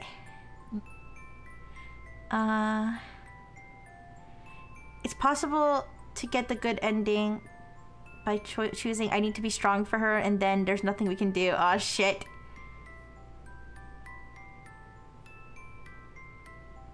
Guys, I'm sorry. You're gonna have to watch the good ending. I feel so bad. Do we wanna role play that we got the good ending? By pulling it up on YouTube? Okay, wait, give me a second. I think the studio Ellen actually has rules against like a silent playthrough. So even if we watch like a video on YouTube, it's probably gonna have like somebody else yapping. yapping. Oh, I'm such an Yeah. idiot. So I'm so yeah, so sorry. it can be like copyrighted. I'm so sorry, you guys. Ooh. People are saying. Well, let me see if I can find something. Maybe just a summary of what happened. Maybe just the ending, like just the ending part. Part of the woods, bad ending. I'm Googling. Bad endings. The good ending, right? You want the good ending, right? I think we get like normal ending. Yeah. Like not yeah. everybody died.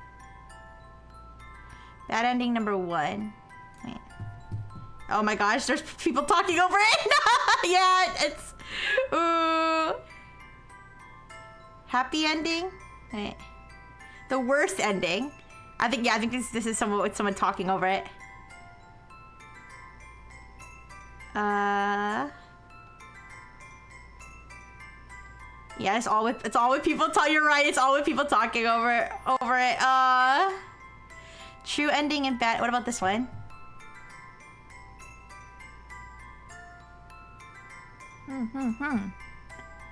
Oh, this one doesn't seem to have someone talking over it, but this one doesn't have the ending. Wait. Oh, I'm so sorry, you guys. I ruined everything. wait. Let me see. This person's playthrough doesn't have true ending. This is the happy ending? Wait.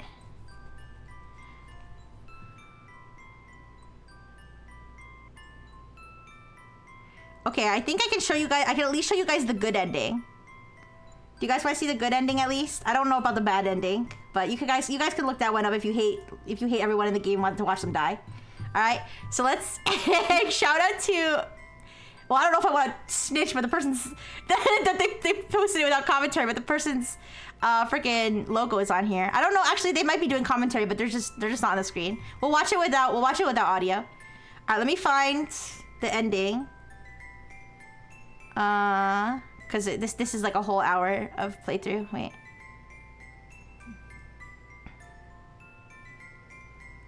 Oh shit, wait, no, this is the ending. Wait, which part? Okay. I'm trying to get to the part where like the different things happen. Okay, so they get to the part. Okay. Wait. All right, so she summons Evelyn, and then Evelyn roasts her, and then And then she sees the vision of everybody being dead. And then it switches to. All right. Let's start where it switches to Morgan's perspective. All right. Let me show the screen. This is how the start of the lore of how Rixie will always save. Yes, I learned my lesson, you guys. Okay, I won't let you down again. All right. Let me pull up the screen. Give me a second.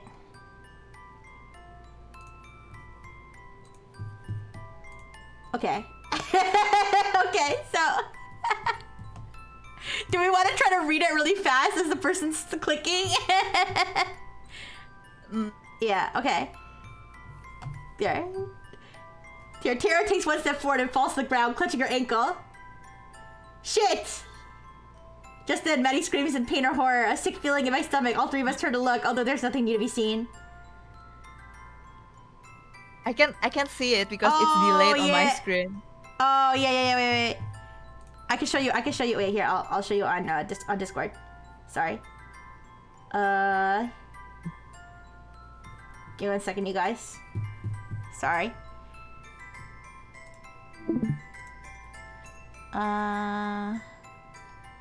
This way. Okay, I think this is the right screen. Okay, you can see it? Yes. Okay. Abigail's tugging on her arm, but Maddie doesn't react at all. She must be beyond even feeling it. And just behind Evelyn, a familiar-looking ball of sinister light is forming, sparkling in the moonlight. Its tendrils jolt and jag with a familiar hunger. Maddie doesn't even know. Evelyn turns back and looks at us, a sadistic grin on her face. The tendrils of magic shift, and a feeling of impending doom fills my lungs. I look back at Tara, who scowls at her foot as she tries to move it. There's no way she'll be able to. Okay. I don't have long to act. I turn to run. Run. Go ahead. Oh. I turn to run and confront Evelyn myself. Okay. I don't know what to do. All that matters to me is that Maddie and Tara get out of here, and I'll have to date her. That's so sweet. I hesitated, just slightly. My leg wavers as I try to make a step forward. It's enough for Tara to grab my arm, grimacing through the pain. Where are you going? To stop her. Tara grips tight and... Not without me, Not you without aren't. me, you are. Tara, you can't. Neither can you. I'm not letting you throw yourself away. Not again. Something soft pops off my legs and I look down to see Jelodura staring up at me. Both of you. As sweet as they are, there isn't any time for sentimentality. It's every second we spend taking is every second wasted. Morgan, to moonlight. Morgan. I glance up at the sky. I glance up the sky. I don't notice anything different. The moon shines down on both Maddie and Evelyn, truly invigorating both of them. However, it's obvious from the situation that Evelyn is better at using it. What about it? It makes magic stronger. With enough of it, our magic, we can stop her. Oh wait, it's magic. What's magic? Yours, Maddie? Her eyes are closer to the moonlight as she stares up at me. No, Morgan. Mine No, and Morgan. yours. Mine and yours. What? I can keep the exasperation in my voice. We don't have time for her to mess around. Jelodura nimbly clings up my leg and torso, my heavy sweater protecting me from the pain of her claws. She perches on my shoulder. Love is its own form of magic. It makes the impossible possible. And I know you have plenty of that. I turn to face Tara, who's been listening to every word. Despite it all, she gives me an encouraging smile. I don't know anything about magic, and I'm still figuring this love thing out. But I know I believe in you, Morgan. Go kick her ass! I breathe in deeply. I breathe in deeply. Go ahead. I could try to stop her myself. Even if I had to die for it, I would. What Jelodura says sounds crazy, but everything about it is crazy. And I don't want to die. Okay. I'm putting all my trust in Jelodura and in Tara. Just like I know they're putting their trust in me. I won't let them down. With one arm, I help Jelodura in place, and as fast as I can, I run straight towards for Maddie and Evelyn. Okay, switching to Maddie. Oh. Let's go.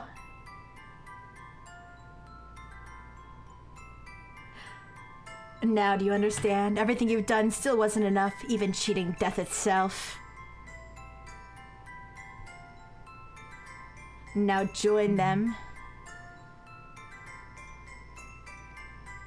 Barely on the periphery of my awareness, I can see magical energy coalescing behind her. The spell that's intended to end my life. I need to react. I need to move out of the way or do something. But I can't. I'm frozen. But I can't tear my gaze away from the sight of Morgan and Tara. I couldn't protect them either. I couldn't save them.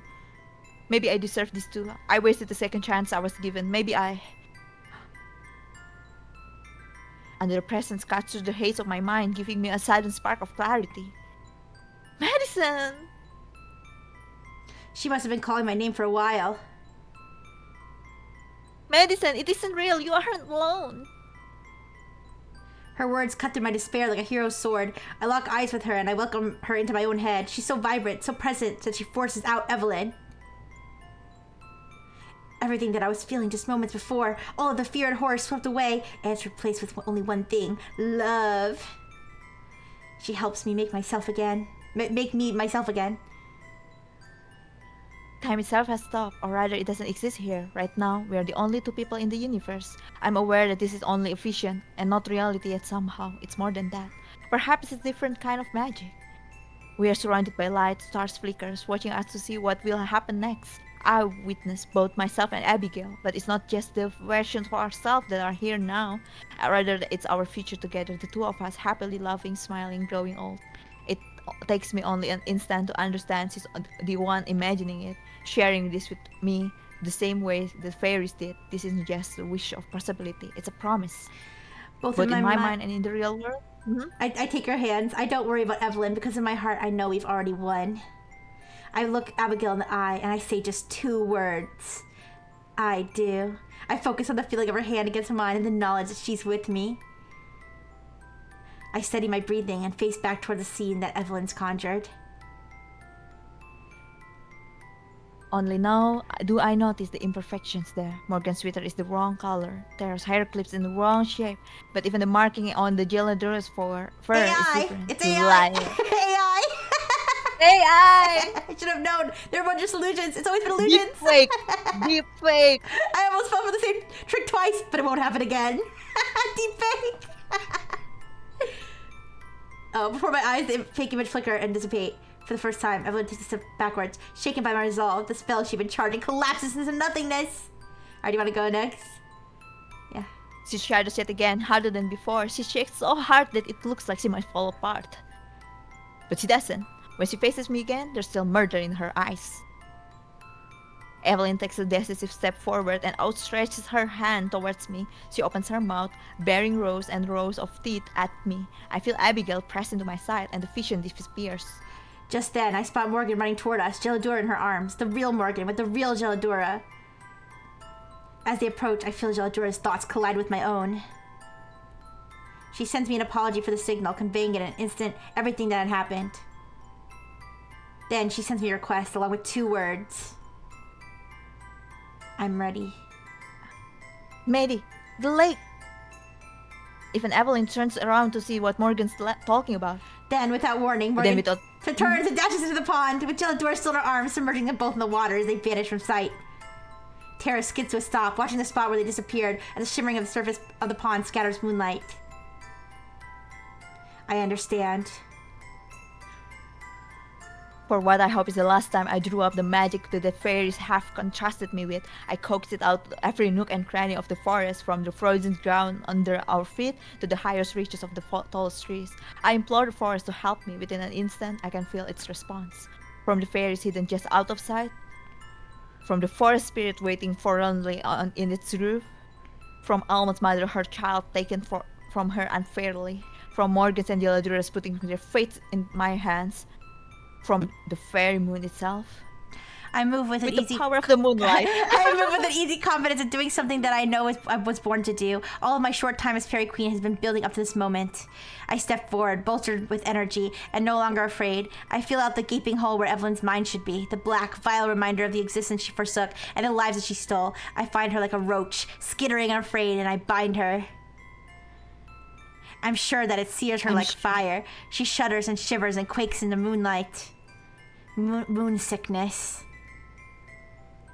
After that, ta-da-da, I let go. I let go. I I release it all the magic power that's given to me. I let it flow out of my fingertips. I can see the arc of the magic as it descends in the lake where I know Geladura is waiting for it. Then, as the last vestiges of it leave my body, the vision of it disappears and the warmth of the moonlight vanishes, leaving me cold. The thousands of voices and consciousness quiet and then go still, leaving me all alone in my head once more. My dress returns to its proper form as a jacket, and the flowers withers and shivers away into non-existent. Not that. The crown on my head crumbles to dust, brushing past my ears before it's blown away. At the same time, Morgan resurfaces and swims to the shore where Tara is waiting for her. The moonlight is endlessly refracted to the water, where it shimmers and sparkles. Beneath the surface, I could see her. It's Waifu! Geladura crests back through the surface, her true form restored as she accepted the mantle of Fairy Queen once again! Geladura's true form as Fairy Queen is a beautiful woman garbed in an ornate white and blue dress with a snowflake adornment. A shining dress, the color of fresh-born snow, adorns her, glittering as brightly as the stars overhead. She's beautiful! Water streams down her in little rivulets. Some turn to ice or frost on the way up. On the way, she's breathtaking. My dress was pretty, but it didn't suit me nearly the same way the role of Fairy Queen seems to suit her. Oh my god, she's so gorgeous! Even Evelyn's speechless. Geladura closes her eyes for just a moment. Her breathing slows almost imperceptibly, but just enough that I involuntarily step backward. Her movements mirror the ones I performed just moments ago. Geladura's stance is more experienced, more graceful, but I recognize it. She's calling upon the forest magic. Caesar said I give her an 8.5! When she raises one hand high, the moon seems to glimmer at her fingertips. In one swift motion, she slices downward, moonlight trailing behind her. It pierces Evelyn like a spear, fatal and true. Her whole body convulses as her moon sickness wreaks its terrible havoc on her. Do you want to go? Her flesh bubbles and rolls as it tries to escape the dying spirit within. It's a gruesome sight. I look away, turning instead to Abigail. She holds me tightly. As I watch Geladura approach the shore, I can hear the buzzing of the fairies just out of sight, so they start to return to greet their queen. I don't even have to be connected to the forest to know that it's rejoicing. It's over. We've won! Yay! I stand there on the shore, hardly daring to move. I keep expecting Evelyn to reappear, more powerful and furious. Or worse, for all of this to be an illusion as well. But it isn't. Not a trace of Evelyn remains, neither body nor soul. Geladura stands on the ground where last was. The Fairy Queen's eyes are closed in mourning. Not over losing Evelyn. Yeah. Losing the fairy she'd once been. Sorry. I look down at myself in my regular clothing once more, and my flesh and blood body. I shiver a little in the breeze. It's a miraculous feeling. Then I turn and pull Abigail toward me as we wrap our arms around each other in the biggest hug imaginable. Neither of us say anything. We don't have to. From the side of the lake, Morgan and Tara approach us. Tara's limping, leaning on Morgan for support. They both look a little bruised, but not too badly off. Abigail and I walk over to meet them. You did it, huh? You really did it. Yeah, we did. It's still sinking in. Go ahead. Morgan, Tara, are you both alright? Yes, I'm fine. I'm good too. Messed up my ankle when we got here, but it's nothing too bad. And your head? Hey now, I already said not to worry about that one. For better or worse, it's really impossible to face Tara. She could have died several times within the last half hour, but here she is, cracking jokes. I really admire that about her. Are you sure you're alright, Morgan? You kind of just jumped into a lake. And it was totally badass! Yes, I'm positive. Thank you for worrying about me, though. That's what family's for.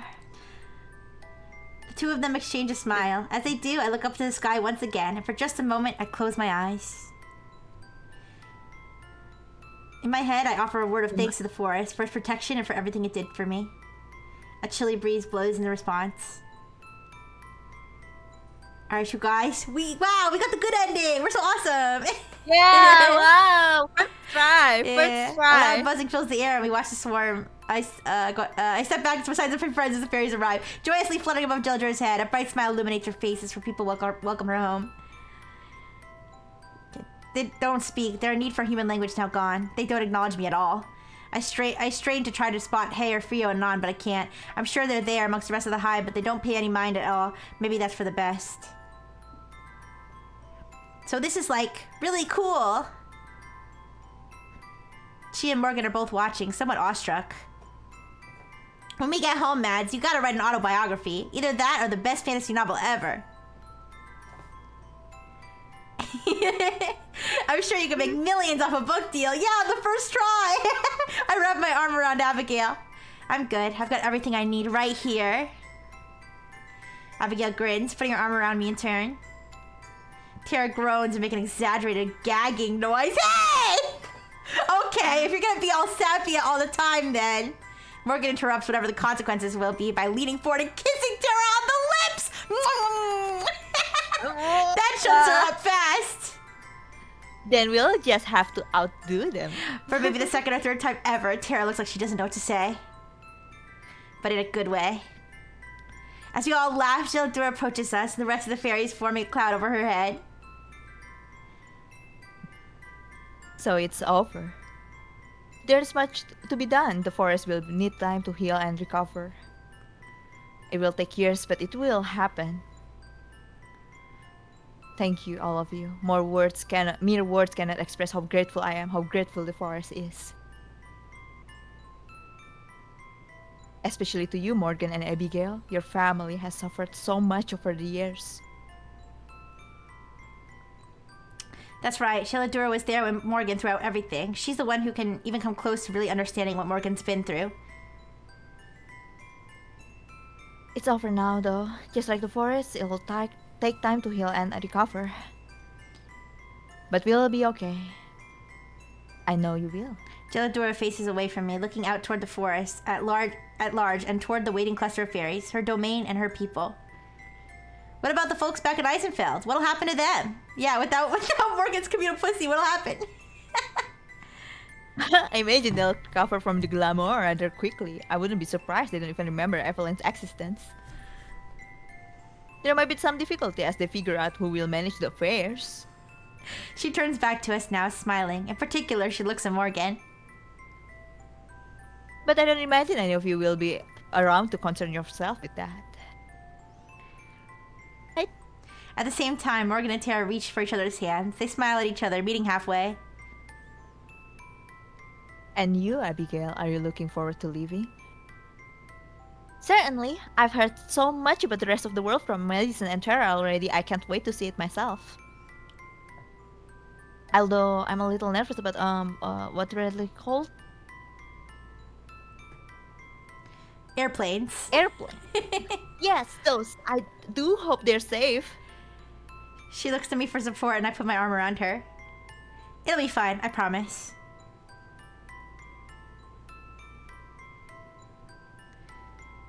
She'll have a lot to get used to in the modern world, but it seems like she's excited to experience as I am to show it to her.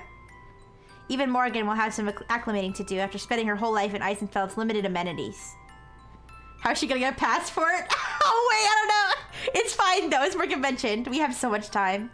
The Fairy Queen smiles at us again. I see. If you don't mind, I'd like to show you just one last bit of magic, something long overdue. The four of us look at each other, then nod in assent. Lead the way.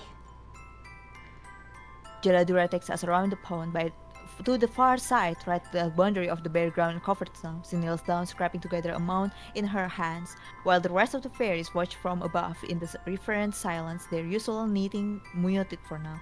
The balls of snow in Geladura's hands is shaped and smoothed out as she alternates between scraping it and patting it. Soon I realize the form is taking that one of the fairies. Geladura then gathers several older materials from the forest debris, pine needles and soggy leaves, a couple of tiny pebbles, and one of the objects that I can see. She arranged the pebbles on her snow sculptures to form a face. She deftly weaves together a few sudden pine needles and ties them around the back of the head. Okay, I paused it because it looked like it was gonna be a lot to read. I wasn't sure how fast they were gonna click it away. I realized that there's. Go ahead. Mhm. Oh, I realized that there's supposed to be glasses. there's supposed to be glasses. Maybe it's you. As Jill and Dora wraps a leaf around the snow fairy, I realize that Abigail's right. It's not an exact replica, of course, but it's definitely supposed to be me. Once it's complete, Jill and Dora lifts a tiny model from the ground, holding it in her cupped hands like a treasure. For a second, I think she's going to hand it to me, but she walks right past and heads to the shore of the pond. She's gonna go drown it! Just kidding.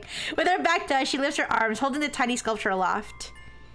The moonlight shines down on her, illuminating the snow in her hands.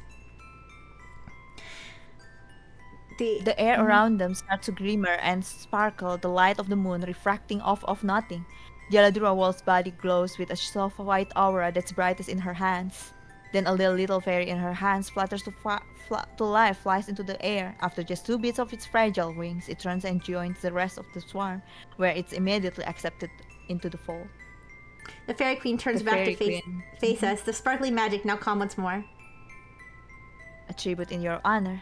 This was the first birth of our people in over a century, ever since I was first born. Through this little one, your memory will live on in these woods. Thank you. Thank you. It's an honor, really. She just cloned her in fairy form? That's identity theft. It's strange to me that she'd choose me as the model rather than Morgan, whom she knows better, or Abigail, who's far more intimately connected with the forest. After all, it's not like I did a whole lot as Fairy Queen. Still, the gesture is touching. I watch the little fairy for as long as I can, until it's assimilated into the rest and impossible to keep track of.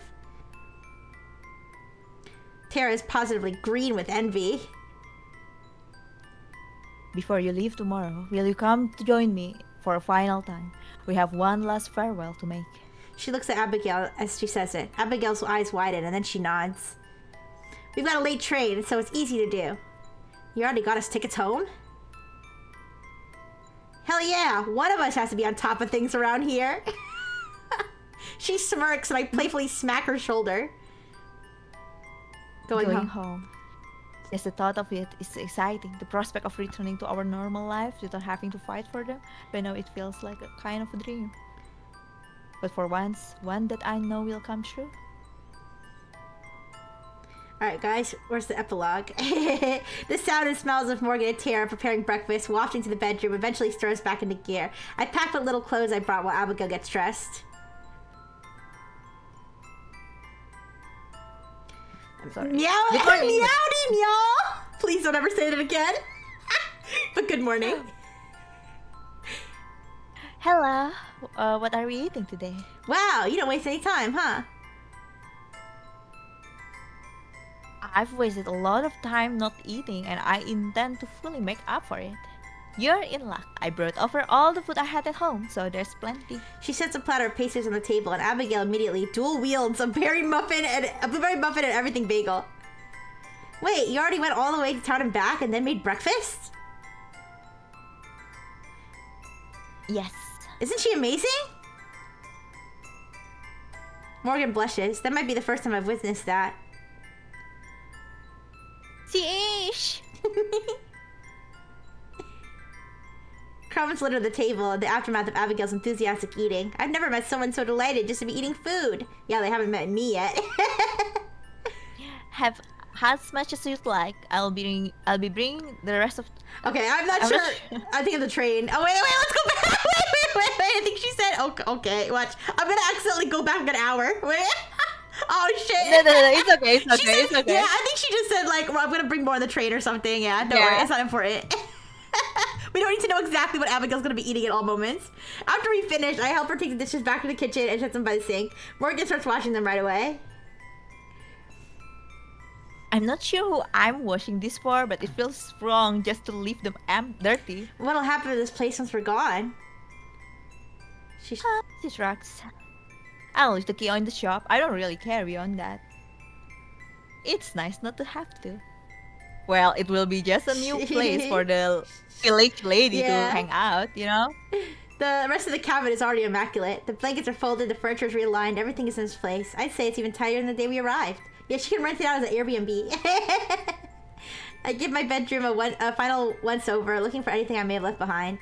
Of course, there isn't anything.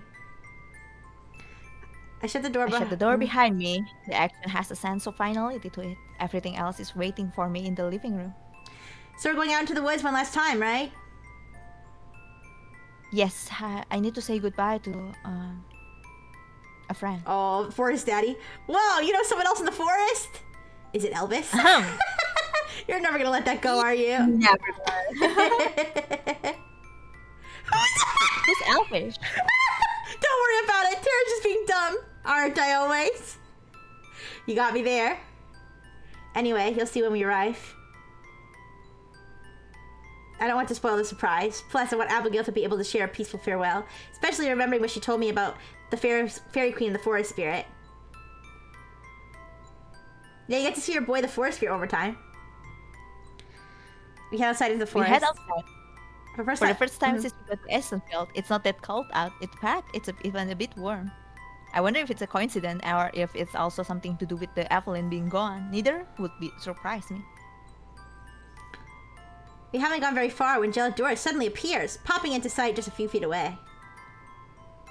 Her arrival is silent. No smoke or sound or anything like that. Just 1 second it's empty and the next she's there. Good morning. Morgan and Tara both flinch at her sudden arrival, but Abigail and I are unaffected. I've been waiting for you. I could feel the four of you enter the forest. That's awesome. So your fairy sense started tingling? Geladora tilts her head, perplexed. Tara really needs to learn her audience. Oh. Anyway, if you wait. You just disappeared. Me? Yeah, wait. Did our collab like expire? Wait. I don't think that was here. Rejoin. No! Ryan, don't go! No! What happened? Connection to Steam server failed? Oh no! What happened? Rihanna! What do I do?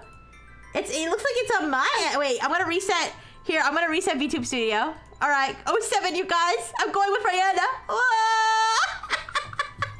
All right, give me a second. Let me relaunch VTube Studio. Rihanna,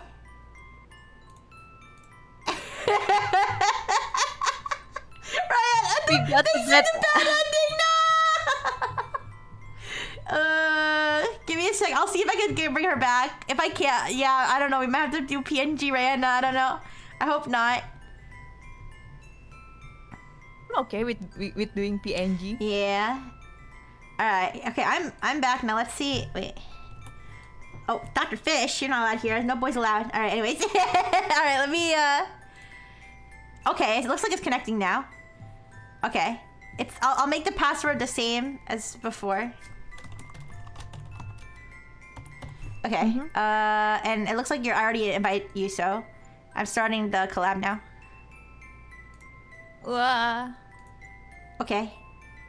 Let me know when you're in, and then we just have to wait. Oh yeah, it says you joined, so we have to wait for her to show up in a second. Don't worry, everything's under control, you guys. Don't panic. Don't panic. We didn't get the bad ending. And they said it's like I can still hear her voice. Give her the body of Dr. Fish to inhabit.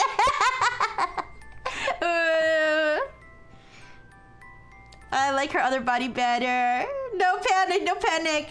She's in the collab. We just can't see her yet. It's okay. This is normal. This is normal. We have to be patient, please. Diana Doko. I have faith that I miss the Friengineers. she misses you so much. Yeah, she's a ghost girl. The forest swallows me. Yay! She's back! Yay! Oh, I miss you so much. I miss you so much. Ooh. Okay. Can I move? I can move. Yeah, you can move yourself actually, if you want to. Yay! Okay, she's back. Sorry about that. I don't know what happened. Anyways, let's continue this. Thank you for the burgers. Okay. All right, let's go. You can still see the thing, right? Yeah. Yeah. Okay. The five of us join hands. Geladura is standing between Morgan and me. Her hands are cold, but not unpleasantly so. In the time that it takes for me to blink, we're teleported to the grove of the ancestral trees. Even without being one with the forest, the magic in this place is palpable. It soaks into the earth and trees, and the air is sweet. I think I read too fast. We approach the ancestral grove with careful, quiet steps. The destruction that Evelyn caused is more prevalent here. Streaks of ash still blemish the surrounding trees, painful reminders of the one she slew. Just ahead, I can see the clearing where I know the forest spirit will be. Geladura steps aside, gesturing for Abigail and I to continue on.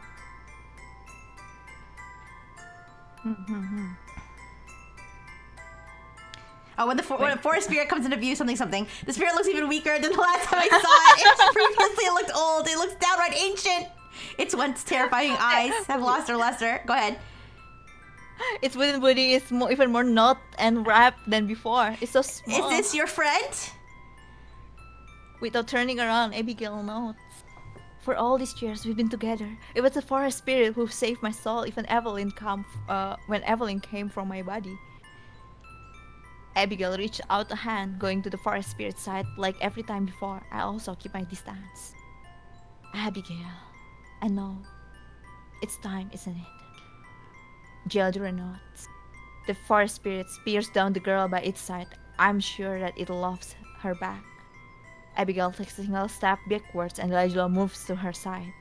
Then the fairy queen raises a palm, presses it against the forest spirit. The sensation of magic gathering is familiar to me by now, even though this time it's flowing past me, not into me. Geladura calls life from the surrounding trees. Here, where life is more vibrant, the ground ripples under our feet, surging with an unseen power. The sunlight beaming into us feels warmer. Everything is gloriously, happily alive. Okay, I think I read a little too fast. The forest spirit's twisted form starts to change and morph. Not in a painful way, though, like how Evelyn died, but much more peaceful. Jagged shards of wood soften and retract. Its two legs start to stitch themselves together into one solid trunk. Its arms stiffen, reaching outward and upward, slowly regaining the colossal height that it once possessed. Roots appear and bury themselves underground as the forest floor itself rises a little to accommodate. I remember now that Abigail mentioned before that one of the fairy queen's duties was to help the forest spirit pass on, and with Geladura missing for so long, it was impossible. I wonder how many decades of century this one has existed before meeting Abigail. No wonder all the trees here have such vibrance. No wonder this is the center of life in the forest. Just like the process that made me fairy queen, there's a little pomp and flair to the transformations, but instead it feels intimate and calm. When Geladura retracts her hand, the magic dissipates once more. Abigail says this is so beautiful. Goodbye to the forest spirit, which has turned into a tree. Abigail kneels on the ground before it, with the spirit's eye being the one recognizable part of it. Abigail falls to her knees at the base of the newborn tree. The spirit's eye glows, slowly slides down the trunk at a final magical moment until it's level with her face. Okay, wait, not the tree clit. Ah! Despite the tears, okay, sorry. Thank you for everything you've given me. Not just company, but another chance at life. Sorry, I think I stunned Ryan into silence. I'm sorry. I'll miss you. I really will. More than I'll miss anything else here. I'm sorry I wasn't around much lately, but I hope you know I was very happy. Even when it was just us. Even when there was no one else. She reaches up, touching her hand to the tree just like a fairy queen did. As swept, its seasoned regal, powerful touch. It's delicate and soft. She presses her forehead against the tender bark, not bothering to wipe away her tears. And I hope that you know that I'll be even happier now. You don't have to worry about me. I'll be okay. Abigail remains there for a long moment, then the forest spirit's eye watches her as best as it can for as long as I can. Slowly it goes dim, the red light fades to gray, and then the same plain brown as the rest of the tree. Within moments, it's indistinguishable from the rest of the forest. Abigail looks back up and notices the change. She brushes her hand across the sightless eye and then rises to face Geladura.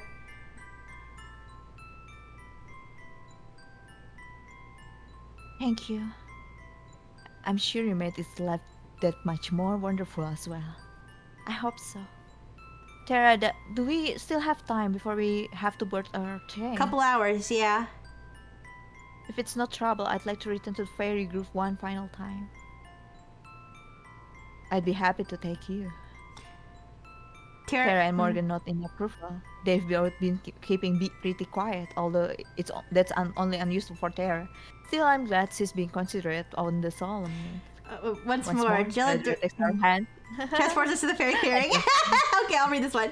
Sorry, there's no evidence here of what took place last night. While there aren't any deer this time, a few birds are in their nests. All's right in the grove. And it's a little strange to not instantly feel the presence of the fairies in my head. I'm sure they're close by, but like usual, they keep their distance. As soon as we regain our balance, Abigail wordlessly starts to head for the shore. Tara taps me on the shoulder. Hey, me and Morgan are gonna take a walk. Give you two a couple minutes. Sure, thanks. The two of them set off at a leisurely pace around the water. Sheila goes with them. She and Morgan will surely want to say goodbye as well. Abigail's already down by the water, and I move to join her. Her hand grasps mine, and she squeezes tightly. She breathes in deeply. I do the same. The air is crisp but refreshing. This place has been so special to both of us that I'm a little bit sad to leave it behind as well. I know nothing's compared to how Abigail must feel. I don't speak. I'm sure that in her heart, Abigail's saying her final goodbyes to this place. I'll let her be the first to speak. We stand there in comfortable silence for a while, hand in hand. I said before that I had come to love the forest as much as I possibly could, but now when we were about to leave, I realized that I was wrong. Because I love it more now than I ever have before. It isn't that I want to stay, but rather that I never had the opportunity to miss it. And now, on the eve of my departure, I'm sure that I will. I think there's a certain kind of love that comes from having something, but there's a different kind of love that can only come from losing it. To my surprise, she isn't crying. In the past, when we talk like this, it's been accompanied by tears, both joyful and sad. But now, when I look over at Abigail, she looks determined to be happy. Just because you leave something behind doesn't mean you've lost it. It just means that you have to learn to love it in a different way. When you look back on something and it makes you smile, that counts too. Love isn't just about moving forward. Sometimes it's about looking back. This place will always be special to you, and to me, in different ways. What if I forget? What if someday I can't look back and remember what it looks like? What if I can't remember how it felt the first time we kissed? What if I forget how happy I am right now? Even if you forget, you'll still carry it with you. It's still part of who you are. It made you the person you are today. The memories aren't what's important. What's important is how they help you grow. We go quiet again after that. I surprised even myself with those words. When I look back 5 or 10, even 50 years from now, I wonder how I'll feel about this time. Not just the forest, all the magical things that happened, but everything that led up to it. Working in paranormal and all that we accomplished there, all the dreams that I put aside for it, but also the new ones that it instilled in me. I still have a lot to figure out and feelings are to sort through, but now the future doesn't seem to be too ominous and scary. In fact, I'm looking forward to it. From behind us, I can hear sounds of Morgan and Tara approaching once more from their walk. I squeeze Abigail's hand and she starts to lead me back towards our friends. Come on. Let's go home. Abigail! All aboard! All aboard! The train conductor yells out his iconic line, and there's a loud hiss. Mail on stream! Loud hiss as the train begins to move. It feels like something out of an old-timey film, but I suppose that's more than appropriate for how our journey has gone so far. Beside me, Abigail sits with a white-knuckled grip on the seats, alternating between staring out the window and making sure the ground is still beneath her. Across from me, Tara and Morgan sprawl across each other, all pretenses of not a couple abandoned. As for me, I drink it all in with a smile on my face. Every one of us deserves this.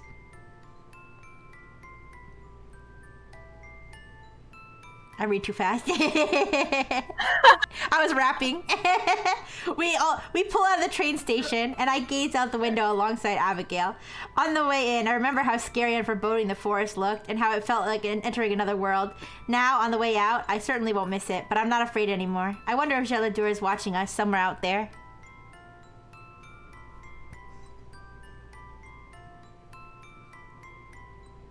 Train noises, choo choo.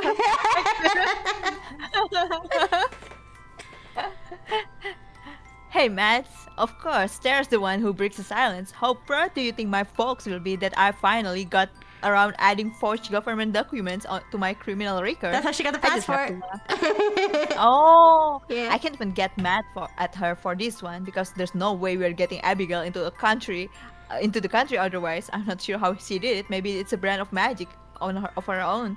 What will be the first thing we do when we got back? Oh, you know we're gonna party. We've got a New Year's party coming up. Plus Yeah. Maddie's birthday is the day before.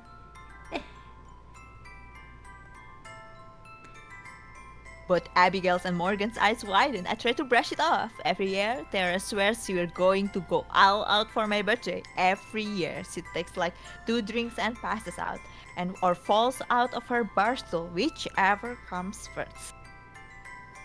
Party. Morgan, Abby, both of you drink, right? I do.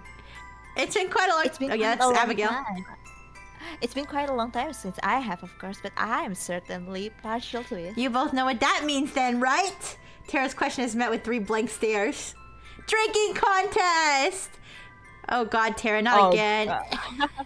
Come on, you're okay with Morgan and Abby watching you drunkenly sing MCR, right? Oh, No, I'm not when okay. I was Young boy, my father! He took me to the city. Well, Tara launches into an extremely exaggerated version of my last birthday party for Morgan and Abigail's benefits. I find myself looking out the window, watching the world go by once again. There's so much that I'm looking forward to when we get home. Teaching Abigail about the world, going back to school. I'll also do my best to help Morgan take over the duties on the show. Maybe I'll even come back to guest star in an episode or 2. So for so long, I'm gonna read slow. For so long, I wanted the world to slow down just a little bit so I could catch up, figure things out, figure myself out. If there's one thing that being dead and hearing Abigail's stories taught me, it's that I don't want to look back later with regret. Just like I told her at the lake, we have a lot of good memories left to create. I intend to savor every minute of them. Still too fast?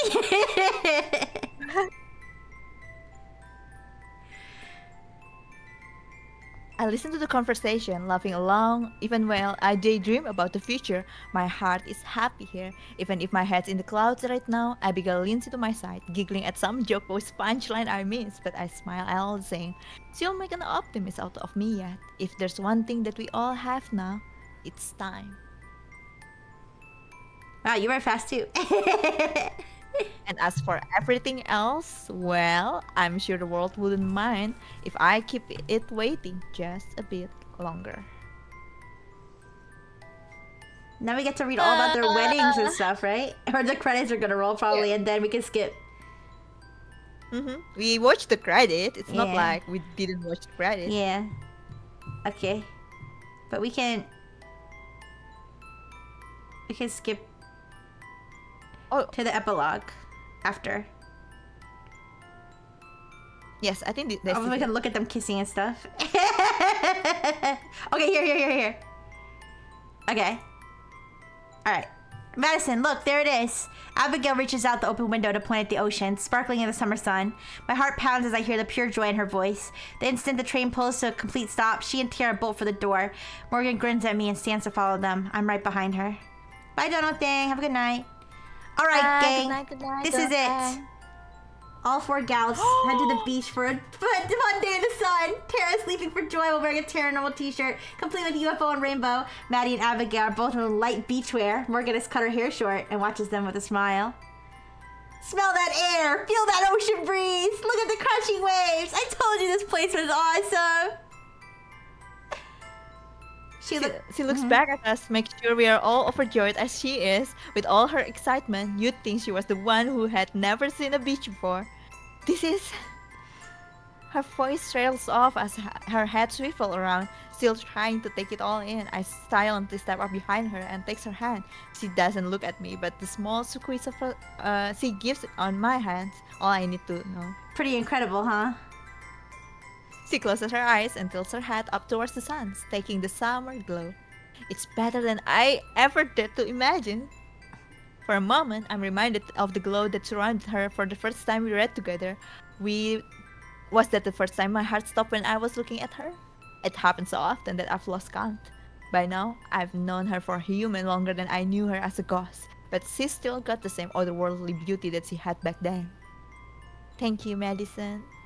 Abigail looks back to me and smiles. For everything.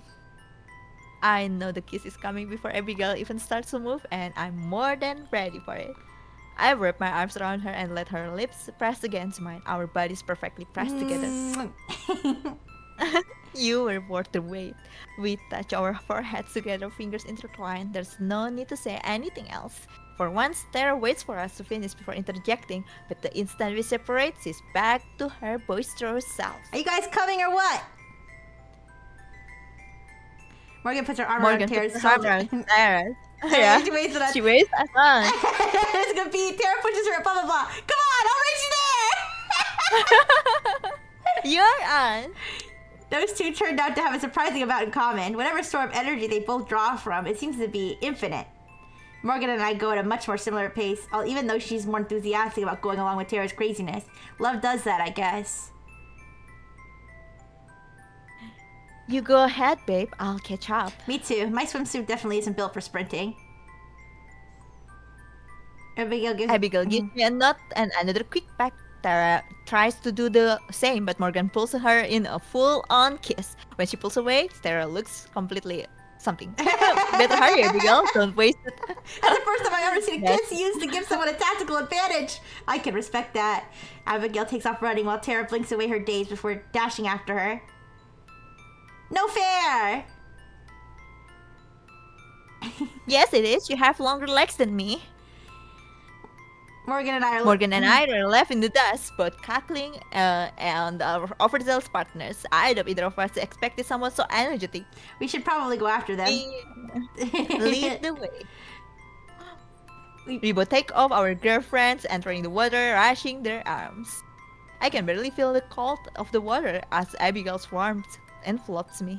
And here I thought you were going to keep me waiting again. We lean in for the kiss.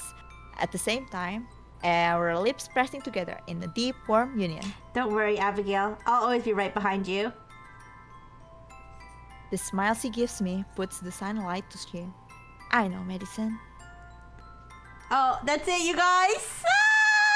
I love the picture. That picture at the end with the beach is the best picture ever. Yes. Okay, you It was guys. beautiful. Yeah, that definitely was my own playthrough and not the one from YouTube. yeah. First time. Atu. First time, good, best ending. Yay! real, not clickbait. Yeah. Thank you for the burgers, toaster. If anyone asks what happened today, you guys know what to answer them, right? Mm-hmm. Yeah. We got the true ending. First try.